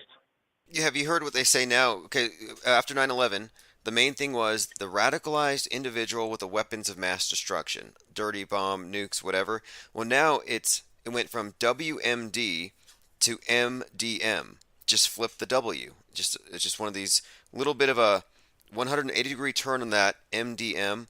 It stands for mal, dis, and misinformation. So we got to watch out for the, quote, threat actors online with their mal, dis, and misinformation. So see, now you got malware online, malware connected to your thoughts and your opinions. Now they've turned anybody who questions or that has an opinion. You're now looked at in this system where you can go viral. You're looked at as malware, spyware. yes, and have you seen? There's a book that was used for hunting witches. It was called the Maleficarum, the Hammer of the Witches. So even the term malinformation, it actually has connotations with evil magic, with witches that need to be hunted. Yeah, like contact tracing. Like the movie Maleficent. You know what I'm saying? Maleficent. Like Yes. anything malevolent. Like, you know what I'm saying? Like anything that has to do with something that's evil, that term is at the beginning, so it has a negative connotation. So it's like anytime they put it onto something, that's the reason I said society, for the most part, is like so dumbed down that they don't even look up the etymology of words, anything, and you're looked at as somebody it's new you're too, looked though. at as somebody that's like you're some kind of nerd, or it's like now if you're somebody that's into like of a lot of information, and it's like you're looked at as somebody who's a threat. So you almost have to rebrand yourself under the title of being some form of like entertainment, because if you don't say that you're entertainment, then it's like you're looked at as spreading misinformation. So I just say I'm entertainment, so I put some comedy with it, everything, because if you don't, you're looked at as spreading misinformation, malware in a system where you can go viral. It's crazy. Yeah, and you know what? It's After crazy. that term, malinformation, that term was released by the DHS, and I saw only a couple other news outlets covering it, and they said, what is this? What is malinformation? Why did they have to invent a new term from misinformation? And when I heard malinformation, it immediately made me think of Maleficent, of the witch's hammer, this idea that we are witches, and you have the new Inquisition, and that would be, of course, the censorship. And you know what else is crazy? You know what else is crazy? When we bring up that movie and the headdress and everything that she had on, Chloe Bailey had on a dress with that exact same type of horns and everything. Beyonce wears it, Rihanna wears it, all of them wear it. It's like, and it starts, and it's like, I noticed that even when some of these things are done in the past, it's like the algorithm will start picking them back up, and they'll start republishing these photos, these articles. They'll start publishing blogs that might have wrote about them 2-3 years ago with this on. They'll make it news, I think, so that they can start to put these symbols, these images in your mind, so that wherever they want to take it, if they see, because I think when they see us starting to dig too deep into it, and we really start to get into certain grounds in the rabbit hole that they don't really want us in, then that's when they send out the guardrail committee and they start making us look real cartoonish. But they start putting out movies and they start putting out Netflix specials or television shows or whatever, or they put out comedies. Oh, And recently, everything where it's like, Daily Beast has a writer. Her name is Kelly Whale, and she wrote a book called Off the Edge. And I used to have a lot of yeah, respect for her work because I thought, here's a writer doing a deep dive, spending 4 years among people she apparently despises, and that she's going to come up with like the definitive book on the flat Earth movement. And no, it was all a hit piece. And her final distillation was, oh, flat earthers are a bunch of Nazis who are really bad at rapping. And I'm like, that wow. does not reflect anybody other than Eric Dubé. And Nazis have nothing to do with questioning the shape of the earth, but what they have done is they've just mastered this way of demonizing the outsider, so the masses don't even Right. look. It's just like when we said on the last call, when they attach Candace Owens to it. And the way people feel about Candace Owens is the way they'll feel about anything she speaks on. So if she says I like the color pink, then it's like anybody who doesn't like Candace Owens now hates the color pink. You know, they've mastered real deep levels of like psychology and how to like manipulate people, Hollywood magic, psychology magic, to where now all they do is like we were saying last time, they associate things with certain characters whom they know may not be as favorable to the public, and then it's like whatever it is they associate with them, now it becomes a part of that person. And if you happen to have any views on that may be favorable, like if you happen to question if the earth is flat, if you happen to say anything else, and this person, if you question the NASA situation with the moon landing, then it's like if Candace Owens said, now you must agree with Candace Owens. Hell no, I don't agree with Candace Owens, but that's the way the public will do it. Oh, That's the way yes. they'll make it sing. Look at the heroes they give us, Greta Thunberg and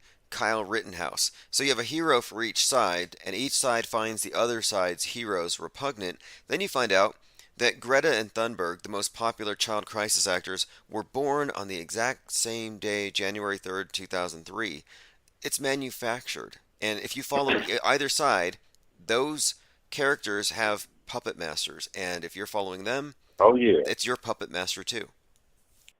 And then it's just like when I was telling you the last time about the book, COINTELPRO, it talks about how in the book it's like J. Edgar Hoover talking about how they're going to crush any type of black messiah that may try to rise out of the ghettos and everything like that. So I take that and let's just move that on a larger scale. Let's move that on a larger scale. This is where I tell people I take that book now. If they had a government program, the counterintelligence program, COINTELPRO, if they had a program dedicated to watching quote unquote black folks in the ghetto that they felt were doing like a lot of things like that may have been questionable, making too much money here and there, yada yada yada. If they had an organization that was doing that, wouldn't you think that that would just be a splinter cell organization from something much bigger? If this is an organization that's coming out of the FBI and the CIA, then why wouldn't it be, if it's just something that they have going for the black community, why would it just be something for the black community? Why wouldn't it be part of a larger, more grandeur scale as to say, like, okay, we're gonna go and we're gonna make sure that we don't have the rise of like any, in a modern day terms, it would be, let's make sure that there isn't a rise of any auto hoaxers. We can't have successful auto hoaxers out here because they may go spread a virus in society, go viral, and the information, their malware they're spitting may get into the system and affect our groundwork that we've already set up. And it's like, so I think that now what it is, like you said, I think that it's a situation where they have to control how we perceive things, because if they can control our perception, then it's like I said, they're already in our heads. So, we're I think you're right. we're Got to be yeah, extensive we're too. just here. They control every potential threat demographic. Timothy McVeigh was obviously an FBI creation, and Right.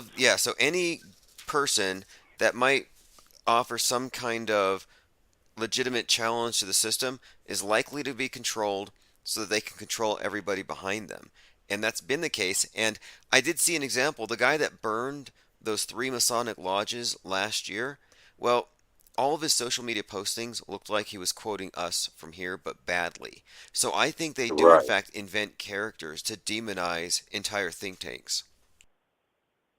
I think they invent characters for think tanks, and I think they also, I think what they'll do with this this character invention, because I've seen like a few folks, no story in particular, but it's like I've seen like a few things happen over the years with certain people, like an event may happen and a person's face is plastered all over the internet. For 2 weeks, this person's face is there and they're talking about it. But it's like in the second week, it's dying off a little. And then it's like by the end of the week, it's gone and the story is gone and you're not even hearing anything about it. And it's like, I think what a lot of people aren't really like thinking about is it's not that the story died down, that people stopped talking about it. It's that they stopped giving you access to the information that people were talking about, to where they control what's now online. So it's just like, if you know that somebody got shot up the street from you and you're constantly talking to the people in the neighborhood, then you're getting the updates. So you know what's going on with the person, what's going on with the situation. The rest of the world only get the initial update.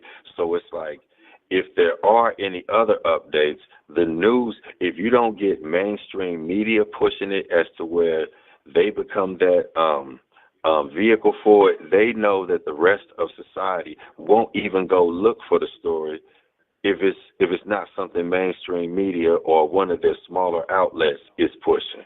So it's like once that week goes up, because it's like now something don't even get 2 weeks. I would say if it happens on Monday, by Thursday something else is happening and you're not even thinking about that anymore. Oh So yeah, it's like like look, they radical Islam was cured by COVID. COVID was cured by right. Putin, and Putin seems to have been cured by Will Smith slapping Chris Rock. Just one thing Right. slaps the other thing off the news cycle and off the minds And of the then, masses. and it's like I said, and the Will Smith situation like that, that's just like with the Jussie Smollett situation when that was with the whole courtroom situation, like and everything. I think that we're looking at bad acting on the world stage. I'll put it like this: we see it as like bad acting on the world stage. Everybody else is seeing it as like it's just their reality. It's almost like people in the movie They Live. Like it's almost like people are just watching, and it's like we have on contacts or something. So it's like we see it like to where we can add and like, man, this don't look real. This don't look right. Like, other people are like just really drawn into this, and I think that now they can give us ridiculous situations, and it's not ridiculous anymore. No, it's not. It's clown world now. We're looking at now Saturday Night Live level world stage events that could actually be looked at as being comedy. The slapping and everything, that was a Saturday Night Live skit comedy, that type of level. So it's like now we're looking at, this is where we're at as to where they could actually use skit comedy type of situations and affect how people think, how people operate, how we interact online. Because I can't tell you how many times I done got cussed out over saying that slap was fake. People get emotional over what's presented on the world stage. Unbelievable that they would get emotional over what, like, I mean, this to me, to me, this actually says a lot about their acting ability, how effective they are at conveying these simulated situations as real in front of a live audience. I mean, give the guy another Oscar. This is, to me, I think that Right, it must be so funny to be in the know on the inside and to know the whole right. world has no clue. That's why you can see the dupers delight, because they get a rush out of this thing. See, and I think that's the reason. I think that's the reason, like I said, with the Will Smith situation, I think that's the reason with all of the other actors in attendance. I think that a handful of them knew that something big was going on. I think, like I said, most people faces, and I don't know what the rest of the crowd look like. I only know the few collages I've seen of a couple like well-known celebrity faces. They look kind of shocked, like they weren't in on the skit. But there are a couple other faces that look like they might have known it was going to. They may have known something was going to happen with it being the Oscars. That's why I'm saying I just don't get why most people don't just question first. This is one of the biggest, most esteemed celebration of acting. Everybody in the room is an actor or they're involved in the whole acting industry. So it's like, why wouldn't you think this was acting if you saw no security, no police involved, everything? People are like, well, the police got involved later and everything. I said, that's because this story is being written out later. So I'm like, man, it's like, Tim, now it's just a point where they've done it so much. Like I said, with the War of the Worlds and that from all the way back then, it's grown to a point where it's like now they really have us in that same mind frame again, just over reinvented, and it's just a deeper sickness now because I think that now it's become almost a genetic thing because it's like now we have kids that you can give a baby a smartphone and they automatically become attached to it. Won't put it down. Yeah, Hollywood I've been magic. saying that what differentiates those who are still perceivers from the mere believers is the perceivers haven't taken the TV screen or the smartphone screen as their primary sensory apparatus. They still are in the world. And even though we're somewhat metaverse, we're confused intentionally by the way they fuse real and fake. No, the people who are being born into the system at this level, that's an extension of their body. They are transhuman at this point. And, Mm-hmm. when people are incredulous about the fake, about the slap, how could that be fake or even any event? I always raise this question to them. Is it fakeable? Like, are the people on the stage good enough? Could they have carried that out? And if their answer is no, they're not being honest. When you're talking about actors of that Mm-hmm. caliber, it is fakeable. And Right. that's an important point to raise because if you think it's not fakeable, then you're probably dead set with your presuppositions and you're not open to the truth. And that's an important question to ask. Is it at least hypothetically something that could be faked?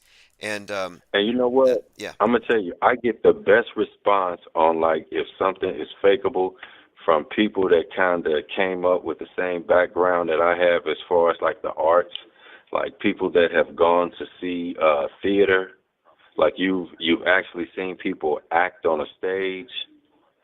If you've actually seen people act on a stage, like you've seen like actual sets change and you've seen like people have like costume changes and you've seen one person play like three different characters and they actually nail each character where you don't even see the same person playing a different character. Know what I mean? And this is and this is with just regular stage makeup, then I don't think that it's like most people realize that this can be done on a regular street, a regular city street. It could be done in a town on a larger scale. It could be done in a lot of different scenarios outside of a physical stage on a particular, like, you know what I'm saying, auditorium or whatever, it can actually be done outside. Like I said, if you've ever seen actors, like, you know what I'm saying, performing on the street, if you've ever seen like a classical theater, and you've seen how the costume changes and the set changes and the sound and all of that, and the way you're just seeing this with news cameras. That's it. Yes. You're seeing it with news cameras, and a lot of it has already been filmed in advance, so that it can be placed and it can be repurposed later on, because they'll show you footage from New York City or footage from France and tell you that it's a whole nother city somewhere else a couple years later for a whole nother situation. And the public is illiterate to it, because who remembers that footage? Who's gonna really think about it like that? It's like you're just gonna take what's given to you at the moment, because they know that the public memory lasts only just as long as like whatever they present to you until the next story. Now, you saw the Now we're video that short. of Will Smith teaching people how to fake a slap. That might be a good way to wake people up.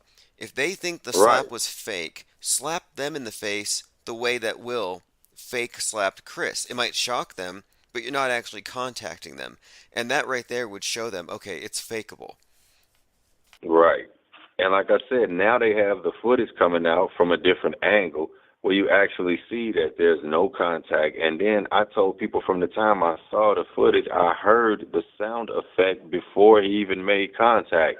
And the way his body turned and the way Chris was positioned and everything, I was like, man, I just couldn't understand how the rest of folks. And I was actually kind of shocked that it's like some of the people I went to like performing arts with that are actors, and it dealt with like musical theater and things like that, how they were fooled by it. I'm like, y'all get the hell out of here. How are y'all fooled by this? I feel We like saw this at school every day. we're starting the Will Smith slap truth movement. Like this Right. Slapgate thing is, I mean, it might be a small thing, but you know what caused me to do a double take and actually pay attention to the news was one crisis actor's grin. That's all it took. That was the glitch in the Matrix that Yep. set me free. Robbie Parker woke me up. So this slap is actually a very teachable moment in terms of media literacy, epistemology, everything. And you know what else too? It's just like I tell people, like, okay, I tell them go to like the Industry Hoax channel and check out the Nipsey Hussle video, where you see the people laughing and you see them saying, "Can we do this over? I didn't cry right," and all of this type of stuff and everything. I'm like, I tell folks, like, man, when we see this, and Tim, this is what I think is really the scariest part. You can actually present evidence. A channel like that can actually put together a presentation of all of this contradictory evidence, all of this evidence that supports that this isn't real. Common sense is aligned 100%. People will look at it, see it, their common sense goes off like, damn, that is kind of, and they'll still go right back into that same hive frame of mind, that group think like, nah, but still. Yeah, and I know always hear why. that. People, This is the reason why is that I think the truth movements, the communities around this type of conspiracy theorizing or whatever, they are often without a methodology. So it's hit or miss. They'll say, oh, this one's fake. Maybe it's fake. That one is real. This one, I got to investigate. So they don't have a methodology as we do, which is pretty much it's fake until proven real if it's an extraordinary claim and they don't have evidence. And so by having a methodology here, we're not confused and we will never revert. I will never go back to just saying, okay, the news is back to being real again. Man, it was fake for a couple of years there. No, it's because we figured out the game. And the people who are still on the fence, they haven't had that paradigm shift. And it's a big leap, I think, for some, because they have so much faith in this thing. They don't know how this system of lies works, and that the religions that have been used historically to control people's minds have been supplanted by the media. And that's what's hidden in plain sight, is that we do have a world church. It's a universal World Church, and it's called MSM. It's called MSM. And you know what else? I've had these type of deep talks with folks, and it's like something else I've noticed. It's not just that they don't see it. It's not even that some of them don't see it, Tim. It's to the point now where it's like a lot of them. I've actually had people. I could say half of the people I've had real deep talks about things that want to pick my brain, and we talk for hours. They'll tell me like, man, I'm scared to come out there where you are. They're like, bro, I'm scared to. They're like, man, it's because you know why? Because it's like I think Hollywood, going back to like Hollywood, they've put such a stigma on having free thought with movies like Enemy of the State, The Matrix, the one where people were getting arrested for like thought crimes.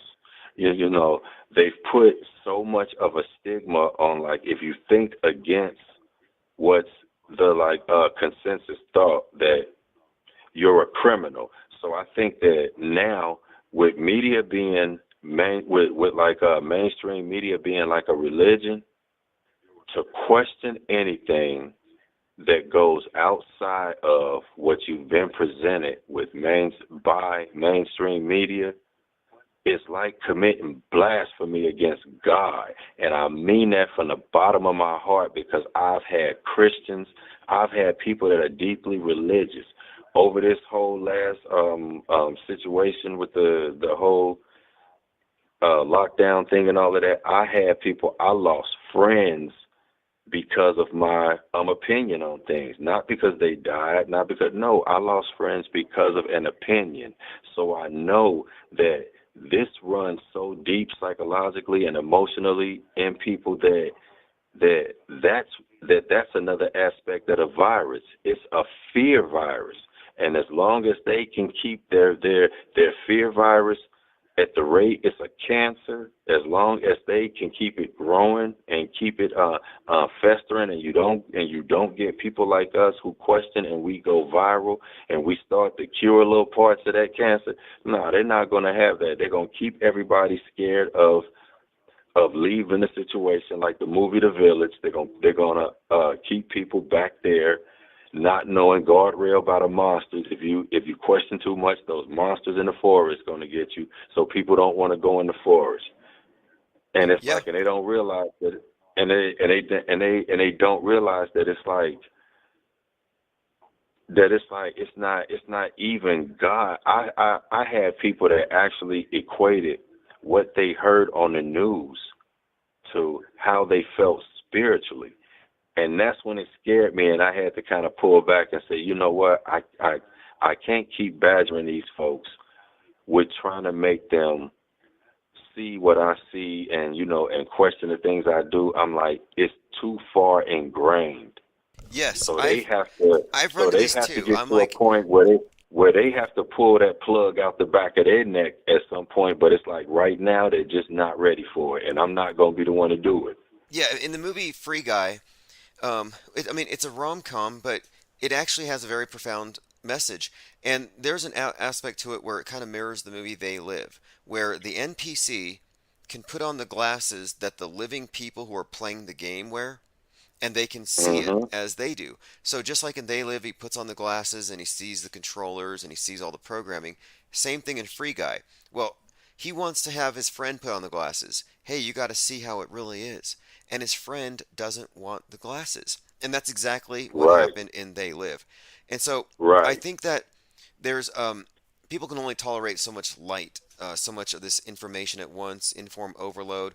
So what I try to do here is with this channel is I want to only, for the most part, communicate to people who have already seen through most of the stuff. So we're not really holding hands. We're not trying to pull anybody in here. What we're actually doing is we're moving forward. And if someone can't keep up, that's fine.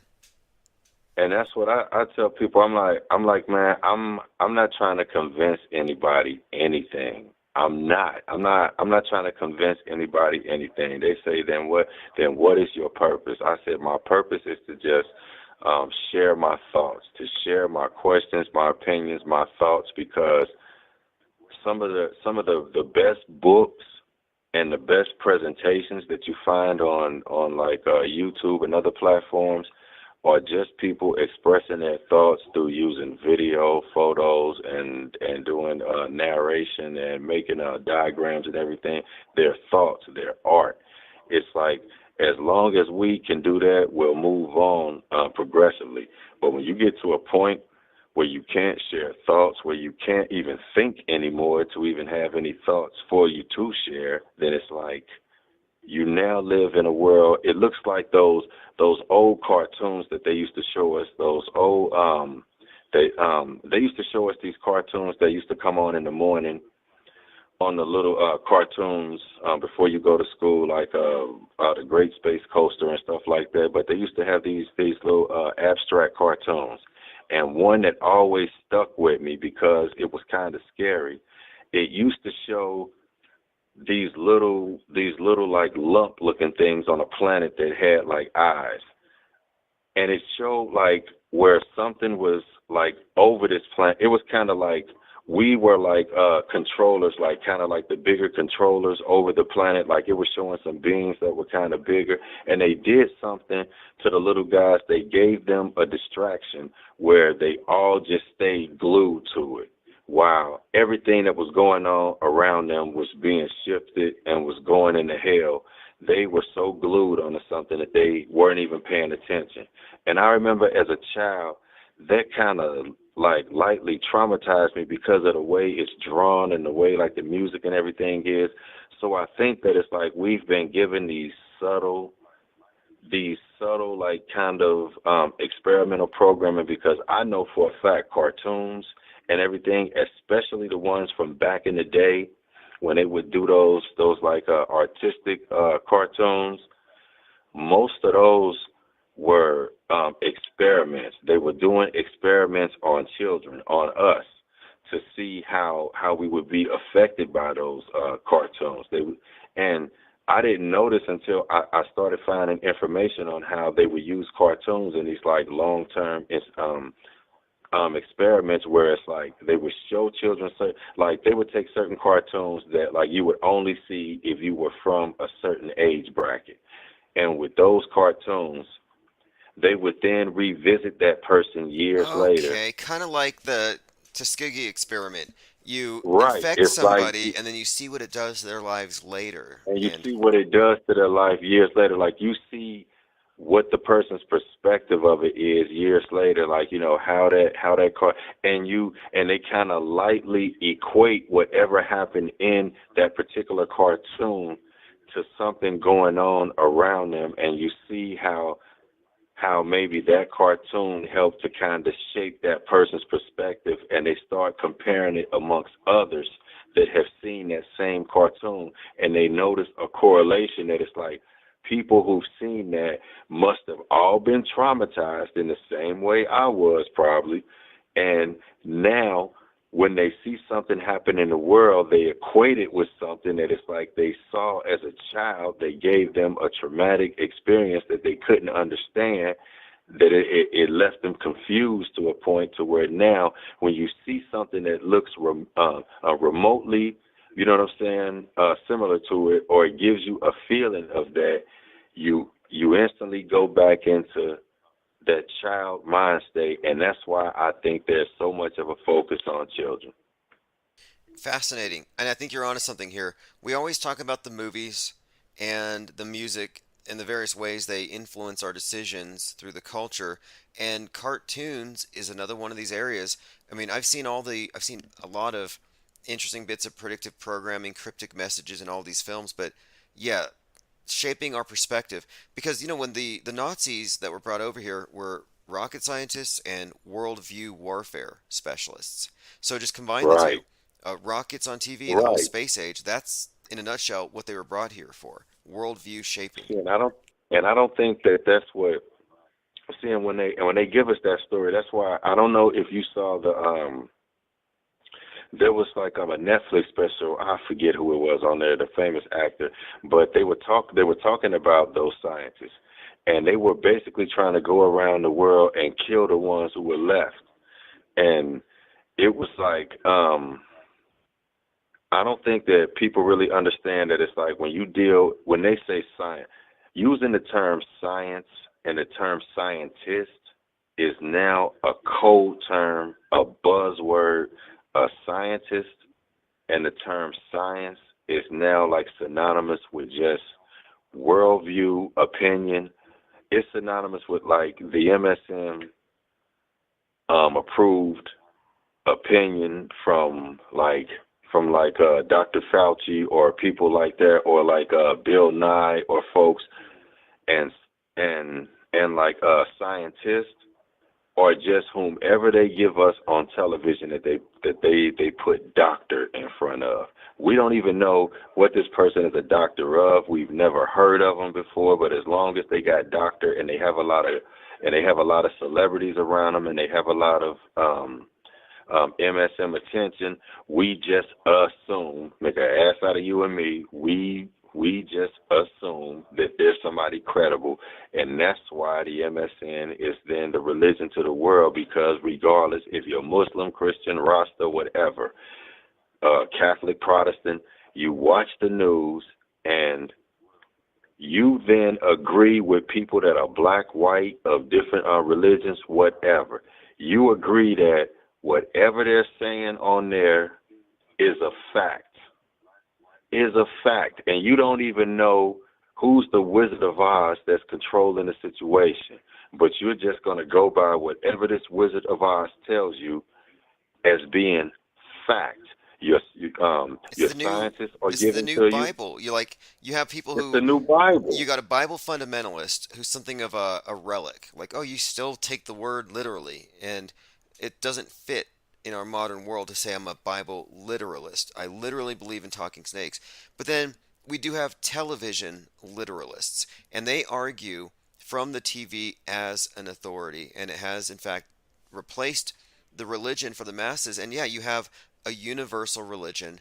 You can have all your different denominations here on earth fighting, but you all believe in outer space, and then the vax is like the universal communion wafer.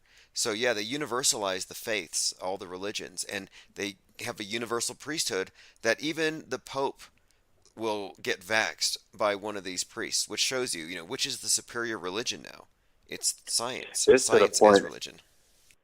It's to the point now where it's like when people try to get me in these think tanks and discussions where they want to talk about like space, I feel like that emoji with the eye roll, because it's like they all want to talk about Mars and the different planets and about space and what they're doing, and NASA and NASA saw this on the other side of the moon, and and this, that, and the third, and it's like don't get me wrong. At one point in time, I was in that discussion. I believed all of that. I was there 100%. I was giving my opinion on that and everything. But as time goes on and as you get updated information, and I think that's the problem too. I think even in this quote unquote truther community, this conscious community, whatever you want to call it, I think that once a lot of us find out, like I'll put it like this, once certain people find out some information, they get so excited with the information because it's something groundbreaking to them that it's like they get stuck right there. And even when the information can be updated and debunked, they don't want to take that leap because at that point they're compromised by, maybe if I make a move and I have to update this information and really be honest and speak truth, I'll lose my following. So now we're dealing with a thing as to where this whole internet, it's a currency system of attention, and nobody wants to lose their limelight because their limelight is monetized now, and it also feeds them. It also feeds a bunch of depressed people and ego. So it's like everything is compromised to where now we live in a compromised society 100%. Yep, exactly. And again, I brought this up earlier today. That's why I'm doing other things to keep this channel going, because if I played by the rules, we never would have reached any conclusions. We would have always been more or less corralled into the wrong opinions by trying to go along with a consensus to avoid repercussions, to avoid the censorship. And we lost 3 channels last week, and I have no intention. I'm doubling down. I will not kowtow because, again, yeah, everybody's compromised, and I'd like to keep this platform pure, uncompromised, free speech, absolutists, no filter here. Right. But hey, you mentioned when you talk about this stuff, people might think that you're crazy or it's something, it's out of reality. It's why would you even be obsessed with this stuff? The fact is, this is philosophy. We don't burn ideas, we don't burn books. We are actually committing the crime of philosophy, and we're knowing the difference between wrong answers and good and correct answers.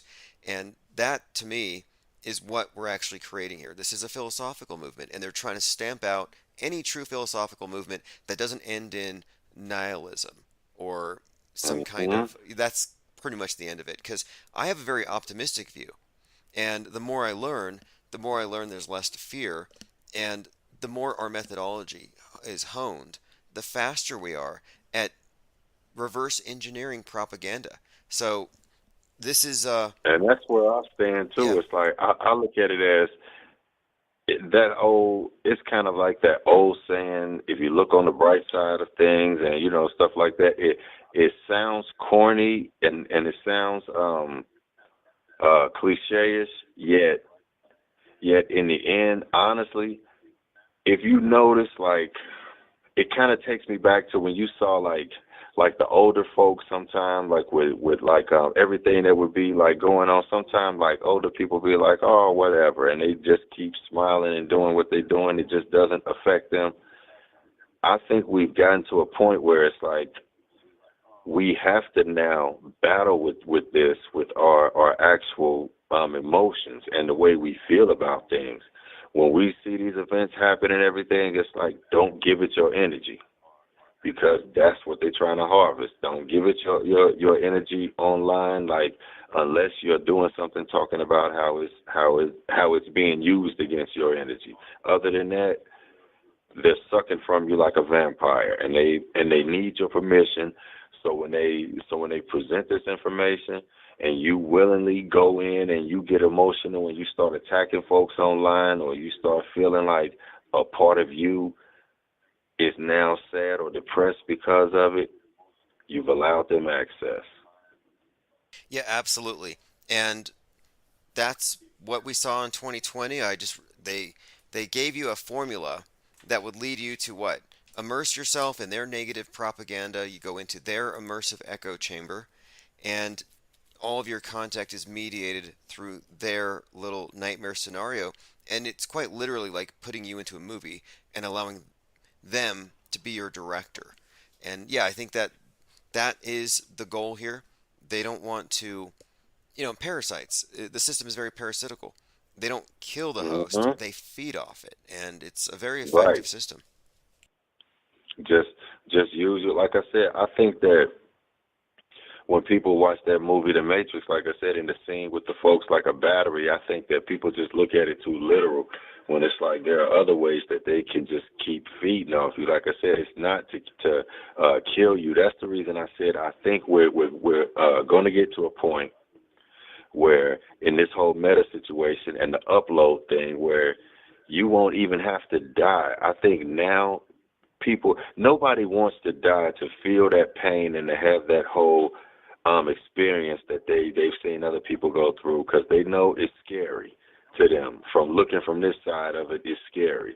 So it's like, if you can find a buffer zone, and they'll give you a digital buffer zone where you can then make a transition into something different, it's like, yeah, no, they're not going to, quote unquote, kill you. Like I said, they'll keep your body alive like a host and use it for something. We talk about until it's not usable, and when it's not usable, then they'll use the parts, right? And when it's been not usable, then they'll turn it into astrocrete, and they'll get stem cells out of it and other stuff. And you know what? In California, it's on the table composting your dead loved ones. And what's ironic about that is the guy who started Earth Day went to jail after murdering his girlfriend and Yeah, composting her. And I'm like, I used to yeah, I say, heard about hey, this that. is the most greenest guy of all. That's why he started Earth Day. He composted his own girlfriend. You don't get any greener than recycling your exes. And now that's a normal thing that they're introducing. Wow. See, and you know what? And that's the reason I say that now they just package that and put you in a box. You live in that crazy world. You know what I'm saying? This didn't happen in the metaverse.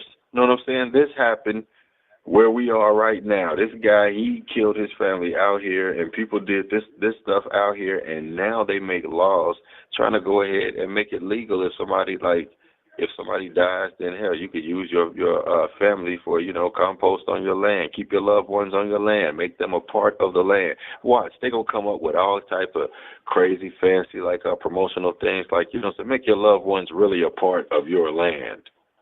Yeah, you It's mentioned upload, and these are TV shows we're watching, and it's really dark comedy disguised as lighthearted it is. rom-com, but it's truly dark Black Mirror level darkness. It's like Black Mirror is the And new standard. and you know what? And I'm gonna tell you something. It's like I've noticed that lately. That it's like with the comedies, no matter how funny some of them are, or even when it's something that's kind of, there's always this dark aspect of it. It's like, you'll find yourself laughing at something that's like in an actual situation in this life outside of the television screen or whatever. It's not funny, but it's like you'll find yourself starting to get desensitized, and they'll even start to make you and if you look at it for real, what it's doing is just taking it back to the whole Chris Rock Will Smith slap thing, and we're watching all this damn dark comedy. It's not only desensitizing you, but it's also taking you backwards. It's making you remedial. Yeah, agreed. Look, I mean, I agree with Jim Carrey. He may be in on this thing or not, but his sentiment stands simply that Hmm. it's an atrocity to the First Amendment and the values that we should have. I mean, First Amendment's key. You don't have that, you don't have anything. And the fact that this guy was able to use force to shut down an idea, and that wasn't the main issue, night from the very beginning. And so that tells you there that's a cultural shift. Like in this country, now we snitch on our Hmm. neighbors for coughing right after COVID starts, people calling 911 because their neighbor coughs. So now we know, yeah, there's been a big shift, and I'm glad I know now that not everyone has the same perspective. And that's the crazy thing, is that it's like now and if you look at the Will Smith Chris situation again like this, it's the thing, it's like, okay, not only are they trying to censor what you're saying, but it's like, and they're calling you malware to the system and everything else. It's like, if we've actually seen a simulation, a skit performed on the Oscars of when somebody says something that you don't like, you basically take action. Not saying that you have to actually hit them in the mouth, but it's like hitting somebody in the mouth is actually a term to of suing somebody. Like when they say, hit them in the pockets and everything. It's like, hell, in the hood, it's like, man, when you lose a lot of money to something, it's like, damn, you got hit in the mouth. You know what I'm saying? It's like, so that's always been a term for something. That's the reason I'm saying these things are all multi-layered. It's like, this is money.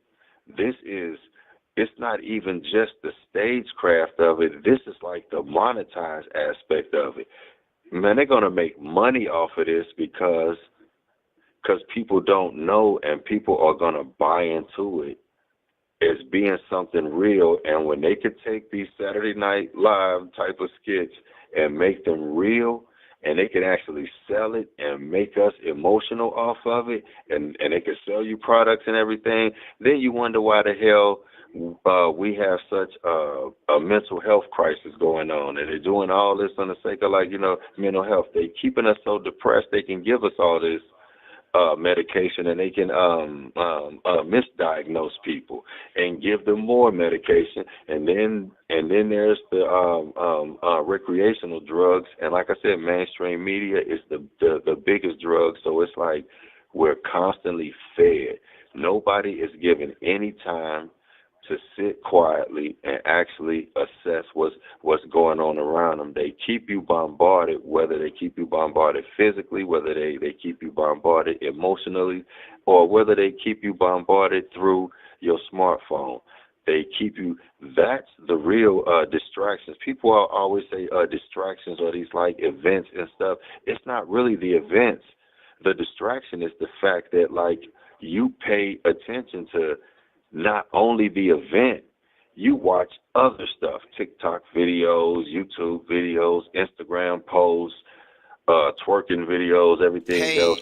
Pay attention. That's the key word here. Right. You're It's paying like, attention. It is a currency. yeah, you're paying your attention. You're paying your currency to so many stuff. You created so many bills, so to speak, because you got to pay Instagram, you got to pay, Facebook, or you got to pay Pinterest, you got to pay all these other platforms because you got to go and check them out and give them this attention, got to pay them, to where it's like you're depressed now when you can't keep up and you don't even realize you're depressed. I had to find this out with just myself with doing business online and trying to keep up with the different platforms. So I know with the average person just trying to post and trying to find out what's going on here, and you're trying to do this and you're trying to do that, it's confusing to the point where it's like you don't even realize you're being depressed about a situation that you could really change by just taking your phone and turning it off.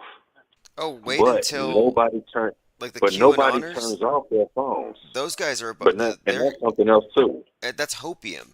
So they're being given a drug of Mhm. hope, and a simple meme that says the storm is coming can bring them back in. So they might be cold turkey because Q hasn't talked in a few months. Maybe they have been censored or they've been cut off Twitter, and they might somewhat break free.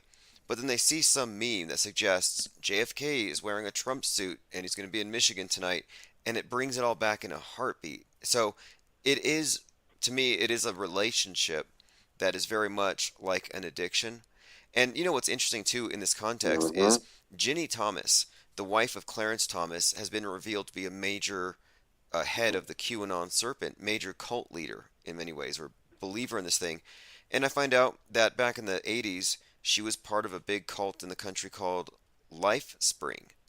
So I'm thinking that QAnon is a government engineered mind control cult that knows how to hook people into these addictive relationships where they need constant reinforcement and they need constant Handlers. validation.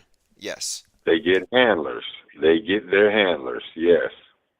And I think that's why just taking it from like a political figure to just the entertainment world, I think that's why we see so many of these entertainers where they'll get with somebody else. Sometimes it's not even an entertainer you know. It may just be a boyfriend or a girlfriend or a fiance, like, or something that they're with, and then it's like this person is kind of mysterious for a while, but then they start to give you like a little background on the person, so you get a little comfortable in feeling like you know this person. But it's like in the time that they're with this person, you notice change. If you're really paying attention, you'll notice changes going on in the media with this person. Like they may start to get in trouble, or they may be doing this. They may start to make more money. They may do this or whatever. They start to speak kind of different. They may have actions that's different. That's because, like you said, they have these kind of Manchurian date type of folks that come in and they become handlers for certain people in positions, be it politicians, celebrities, entertainers, athletes, whatever. Because I think that's why we'll see whenever some of these people die. I noticed this. We'll see whenever we only know the person's spouse through them. We really don't know a lot about the spouse outside of like sometimes the big celebrity.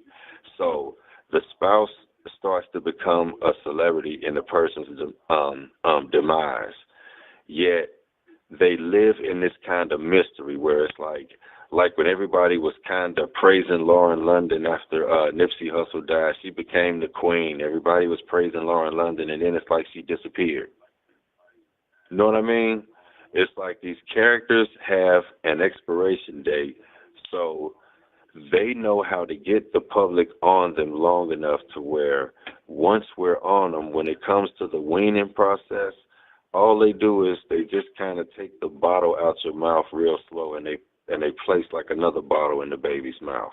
And you don't even miss the Lauren London bottle missing, and the whole Nipsey situation that was never, you know what I'm saying, talked about again for real. They keep giving you these like pseudo updates on stuff, but it's like this has been a couple years and nothing's happened because you're looking at a Hollywood production that they hope you forget about. Yes, absolutely. They're masters of misdirection, and we live in this worldwide short attention span world stage theater. And that's why I think some people say, do things feel like they're moving faster? And they're really not. But we're living more than one 24-hour news cycle every day. Sometimes I feel like we're having 3 or 4 days, every day worth of content, information, and drama. So it does feel like that, and I think that's all part of the Psywar as well. I think that the whole speed up thing is just the fact that it's like when we started. Remember when television used to go off at a certain time, and you would see and you would hear, like, you know what I'm saying, you would see the airplanes, and you would hear the military playing, like, that's the trumpets and everything, and then it would go black into the, like, you know what I'm saying, popcorn screen and all of that, which, the static. When television started staying on 24 hours a day was the first level. But then when you started getting all the news networks started running 24 hours a day on television, that was one thing. When we got in the advent of the smartphone, now you have 24-hour news on your television. You have a newspaper you can get in the morning, and you have a smartphone where you have 24-hour access to the news that you might have missed, news that's going on right now, breaking news, other stories in other places. You're given such a bombardment of news that it's like you don't realize you're in a constant state of being overwhelmed. Yes, exactly. And you know what I think what we have done on this channel and what we continue to do, which is an innovation, is because it wasn't possible before, is conspiracy theories or narratives that cohesively can actually compete with. Cohesive narratives that offer better explanations for what the news tells us, so better theories. Conspiracy theories used to take time to rise to the surface and to form. Well, now, and I say the term conspiracy theory the way they use it, but what's changed is now, as fast as they can pump out the propaganda, you have people tearing it apart real time. And that's something that's the group of people they hate. That's why they use such disparaging terms, because those of us who are actual philosophers here are causing a problem. Because for our love of knowledge, we tend to find the truth, and it contradicts what they're pouring out. But the real-time deconstruction of fake news, it's next level problematic for them, I'd like to think. Oh yeah, it's like, I'm gonna tell you something. Having a smartphone is kind of like smoking. It's like, okay, at one time they used to advertise smoking on television. They used to advertise like they used to put ads about, all the different cigarettes, Joe Camel, everything. And you used to see the advertisements everywhere. And then it's like, after a while, when all of the different cancer cases came out and they found all the different health risks and everything, then they stopped running the ads. But then after they stopped running the ads, they had to find another way to monetize it off the back end. So now we'll run basically the Hegelian dialectic, problem, reaction, solution. Now we come with the whole anti-smoking thing and the cancer research facilities, and and the Lung Cancer Society and all of that. Everybody's linked into the health around getting better from smoking and suing to tobacco companies and everything. And I think what a lot of people don't realize, the reason I'm equating smartphones to like smoking is this. The reason the tobacco companies are still here in the advent of all of this kickback about smoking and about cancer and about all this other stuff, and you got all the documentaries, and you actually have research labs and facilities about, trying to get rid of these companies, so to speak. These same companies are also in big hedge funds and on the board, and they have members that are like silent members on the top boards to some of these medical committees about stopping smoking and about cancer. So it's kind of like so basically, to break it down, it's just like saying this: I'm the cocaine dealer on the corner. I'll sell you some coke, some crack, some heroin, fentanyl, whatever. But I'm selling you this because I know I'm invested in the damn health facility that's going to also give you, your health care from it. I'm going to give you your treatment, your outpatient treatment, your inpatient treatment. I'm going to give you your shots when you need them. I'll give you all the therapy. I control both ends. I create the dope fiends and I cure the dope fiends. With the smartphones, they ain't about to shut down Apple. They ain't about to shut down any of these other companies that create smartphones. Hell no. Every time you look up, there's a new Chinese or a new company that creates a new smartphone. So nobody's going to stop smoking. Nobody's going to stop looking at, smartphones. So they basically find a way to make money off of the whole thing and keep it spinning around. It's just like when you look at crime in a city, people always wonder why crime doesn't stop in a city. Crime will never stop in a city because if you watch shows like Power, if you watch shows like all of the gangster movies like The Godfather and stuff like that, or you watch Cocaine Cowboys, a real documentary about things, then the police are always in on it. How will they have a job if there's no crime? There's no money in solutions. There's no money in cures. Right. Ain't no money in solutions. The money's not in the cure. The money's in just treating the symptoms, stretching them out. The money's in basically taking. What they do is basically take when the ketchup is about to be gone in the damn container, they hold it in the sink and they put water in it and shake it up. And they keep giving you watered down ketchup for your hot dog or your hamburger. Oh yeah.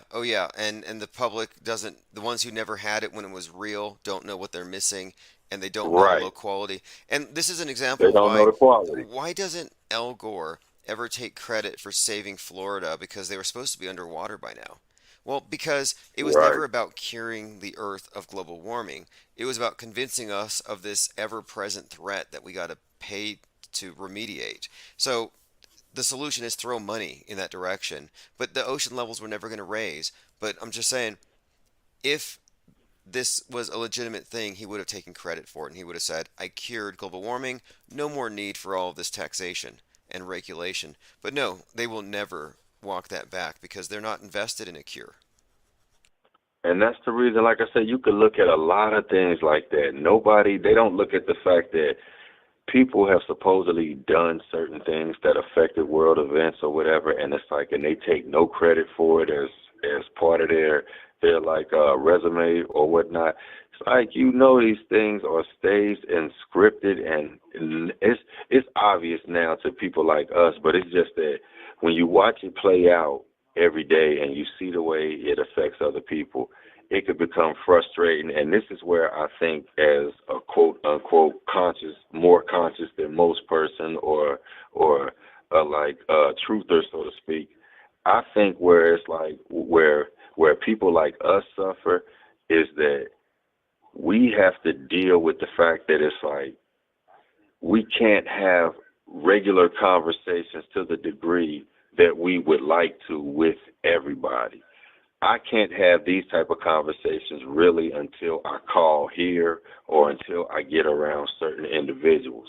And that plays a part in people's daily interaction. It's like if you don't have people that you can interact with on a daily basis that help to edify you, that you kind of like a steel sharpens steel, they help to give you more, motivation, perspective, inspiration, then it's like you'll become dull. You'll become complacent in thought.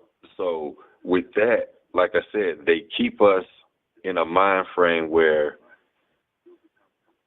it's like we're all just being contained to like ourselves in these boxes.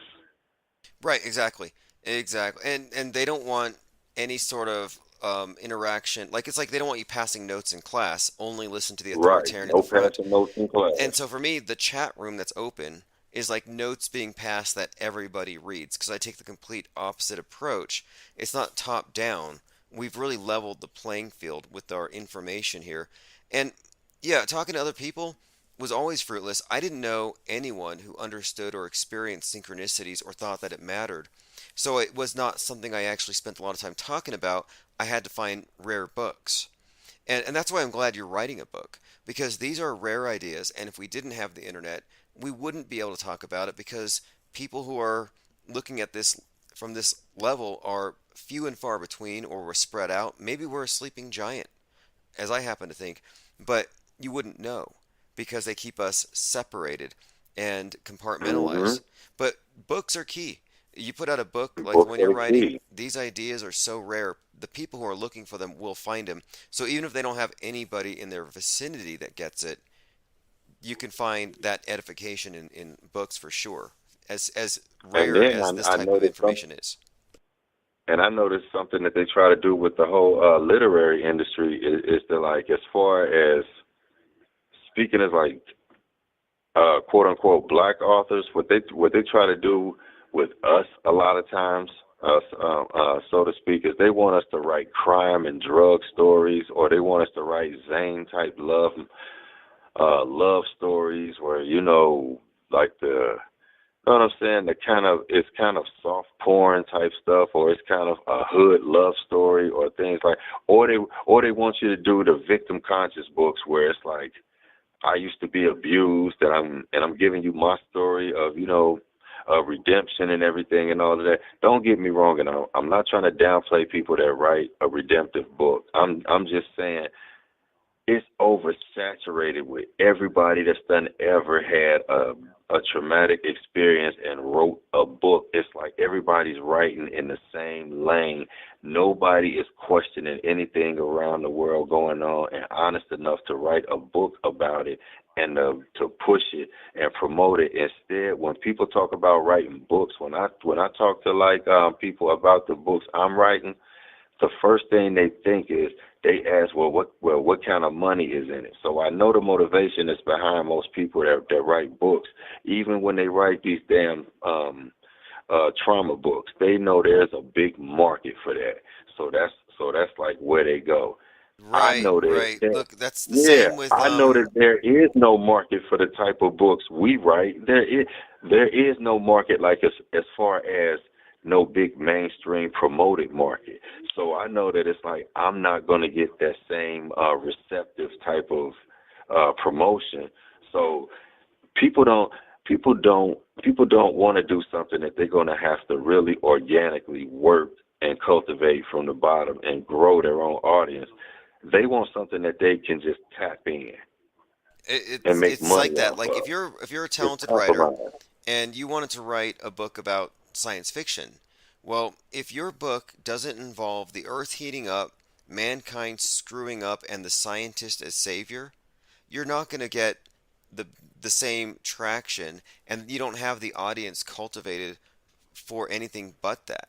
So they call it climate fiction. I was doing a lot of publishing, and in my research I came across this phrase cli-fi. And basically, yeah, anybody who wrote science fiction started using the climate as the antagonist more than anything. Mm-hmm. And it's like that's because that will sell. So there's a market bias, and it does reinforce And you, itself.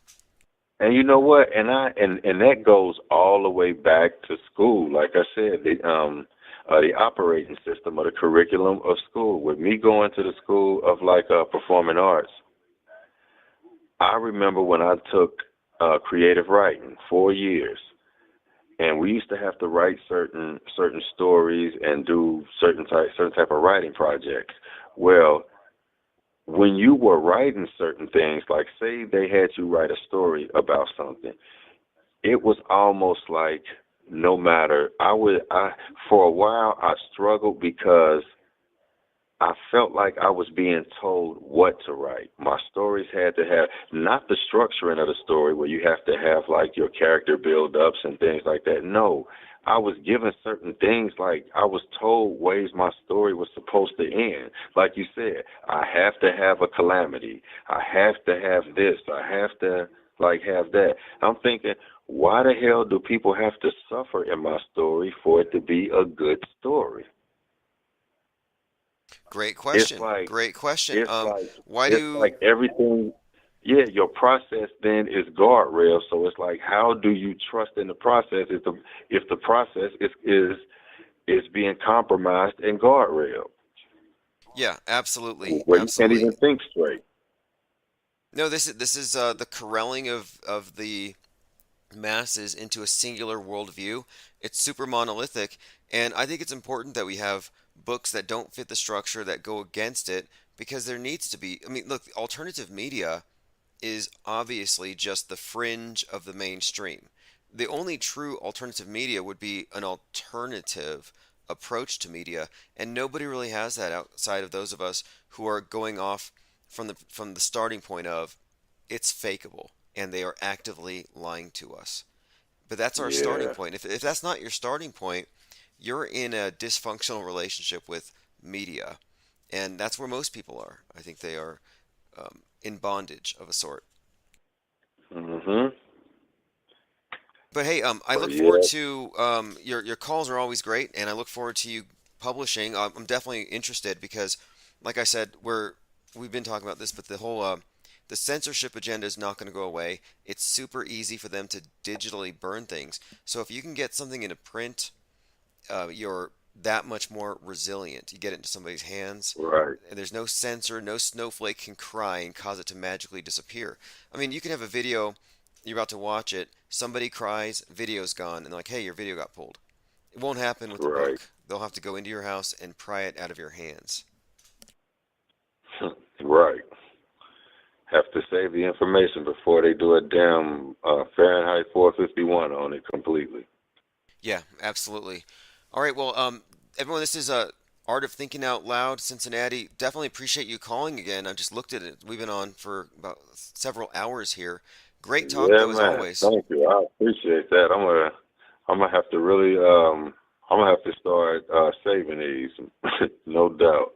Oh yeah, and by the way, for everyone who's listening too, I'm now taking all of these live streams and I'm having them put through a transcriber. They're all transcribed for SEO optimization. Hmm. So that's always it's a useful thing, just the transcription tool. But yeah, well, I'm hoping to find more people who see things not our way, but see things this way, unfiltered, Right. so that we can kind of pull our talks together as always. But without a doubt, man, I appreciate everything, and hell, I'll be listening in on the next few nights because I really enjoy a lot of the callers that's been calling. They've been giving me a lot of good information, and I'll continue to be out here gathering enough information until I call the next time. Cool. Hey, great hearing from you. And yeah, I expect this to be an interesting weekend. Just a heads up, everyone, Michigan, Trump speaking tomorrow, and Kaepernick's going to be there on a football field as an Wow. honorary captain for the Michigan Wolverines. So I'm expecting some kind of interesting drama in one of those two places. Yeah. Cool. All right, good talking to you, everyone. Gonna probably end it here in just a few minutes. Thanks again. I'll put a link to your Twitter account in the if you haven't yet in the chat. I also have Coyotals there as well. But Yeah, without a doubt. okay, great. Thanks. Have a great night. All right, everyone. That's Art of Thinking Out Loud. calling from Cincinnati. Let me go through some comments here. Yeah, we had a caller earlier. I believe he was getting a little, I don't know, glowing is the term. He was glowing in the other server. But if I ever have problematic people, I delete them from the screen. Because, yeah, we are a targeted channel. They want to conflate philosophy with flat earth Nazi rapping or whatever. Always the misrepresentation. Thanks to Chalk Body Outline. It says, Chalk Body Outline bought you a cup of coffee here. It says, quote, thanks for triggering the Mandoozled. Oh yeah, that's right. Today I admitted that I am indeed a Mandela Effect gatekeeper and that it's real. I don't know how they'll take it. Yeah, tomorrow's going to be interesting. We will be covering that. Trump running amok. This is COVID Cooties. Just another great meme-filled video. This is by Symbia. Thanks for joining. And by the way, right after this, the YouTube's going to cut off for like 15 seconds and go back on. And that's just so this 4-hour segment will be on YouTube and you can watch it or whatever, replay it. But it'll be separated from the 24/7 stream. All right, thanks everyone for calling. Thanks for the chats, and see you all tomorrow.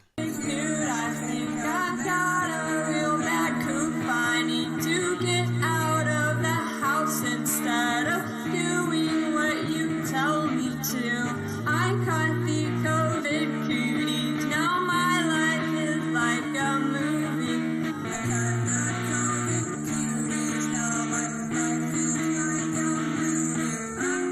I'm not staying home.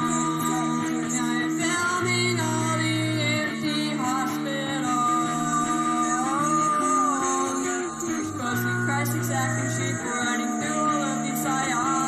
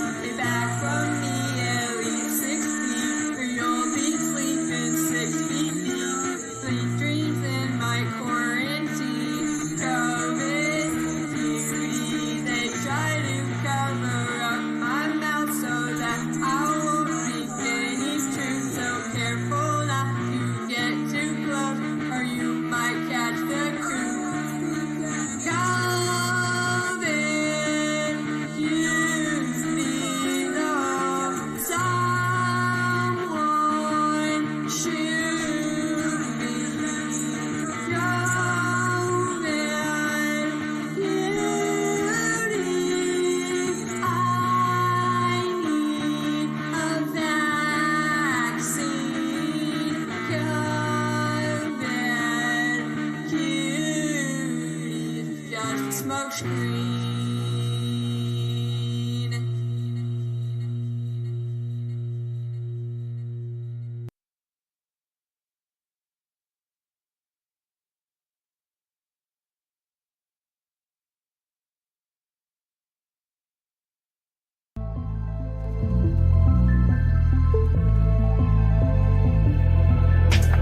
Fuck with your deception, keep it real, that's a profession. Like the whole world is pretending, found the truth around the penguin. Get a gang on with a blessing, all the other gang are stressing. RPSC on a nesting, only real one's gonna get this. Fake ones only set this, they can miss the message. Timbuktu got bodies, yeah, find them in our records. Auto host a message, squad are represented. Killing you with knowledge, yeah, the uppers getting dirty. All you're so affected, cause we're so effective. Let go of your worries, yeah, the whole thing is a sinner. We got it and we get it, offering refreshment. Level up your conscious yes, honestly the essence. This wave is uncontainable, facts are undebatable, you lanes are unrelatable. Give a fuck about saving you, we could keep on playing you. You just keep complaining too, game is unescapable unless you're with the gang or no. Messing with the penguin, we're messing with the penguin, messing with the penguin, messing with the penguin, messing with the penguin, messing with the penguin, messing with the penguin, fucking with the penguins, yeah, with the penguins, I'm coming with a vengeance, trying to make you come to your senses, forget the general consensus, just pay attention, the rules has paid for good intentions, I'm clenching my back wrenching, representing only the most superior, independent media, we got that real shit fucking encyclopedia, we're bringing an end to this mass hysteria, they wanna know why it's so serious, cause you must be delirious, if you're still believing stuff, get a grip and show some evidence for your own claims, we don't play no games, we stay relentless, exposing no events, with the IPS are making an entrance, busting doors down cause now's the time for interventions, did I mention, we're affecting so many men across the spectrum, we stand out from the crowd, we don't blend in, steady gaining tremendous momentum, there's nothing close resembling, check the emblem, it's a penguin, not a gremlin, just letting you know you're on an infinite plane, it's never bending, we strike like temping, killing all fears and breaking the tension, gotta know the Hopes Army, digging deep in the trenches, come and join in, be adventurous, quit being so sensitive, forget the censorship, we ain't telling fibs, messing with the penguin, we're messing with the penguin, messing with the penguin, messing with the penguin, messing with the penguin, messing with the penguin, messing with the penguin, fucking with the penguins, yeah.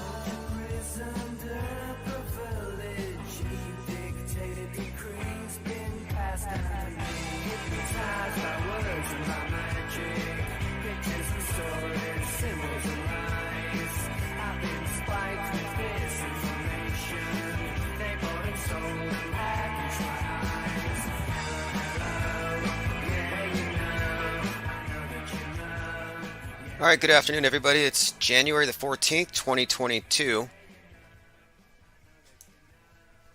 Shout out to Darth Klaus Vader. This live stream brought to you by Uncle Klaus's Bugs. Perfect in 90 seconds. Intro music by Lucifer Tim. That is the International Flat Earth Anthem. And you might have thought that they killed the Flat Earth topic dead. But they didn't. The BBC's flat earth policy has just been revised, and they now say they are not going to subscribe to cancel culture. And what this means is they will be impartial when they interview flat earthers. Joined by Lilybell says, not going to get anything done today. R. Cook, pinch me, I'm dreaming, catching it live at work. Yeah, just for your information, the plan is to be live every day at this time following Commander Lou, because we're here also on Dark Matter Radio. And then the evenings will be open phones. Although I am open to open phones earlier in the day. All right, Yuda Zodi says, thought I'd come check it out. All right, appreciate you commenting. Anybody who comments will get a free blue wrench. And you can't say it's not valuable. This is the age of NFTs. Blue wrenches from Infinite Plane Society are infinitely valuable. And I'll be handing those out later. Yeah, the BBC's pledging to air views of flat earthers, and this is making a lot of people mad because you're not supposed to entertain wrong ideas, you're supposed to burn them. You're supposed to burn those books, delete those videos, cancel those people, mock them, misrepresent them, make straw men, and set those on fire. And then celebrate. Grave dance. I mean, have you seen the way that the media, the mass media, is applauding those who grave dance on the COVID dead if they are anti-vaxxers? It's like they don't think your life has any value unless you are a hardline Maoist Democrat. It's really that bad. All right, so yeah, as I said, I was over there at Dark Matter Radio listening to Commander Lou in the morning.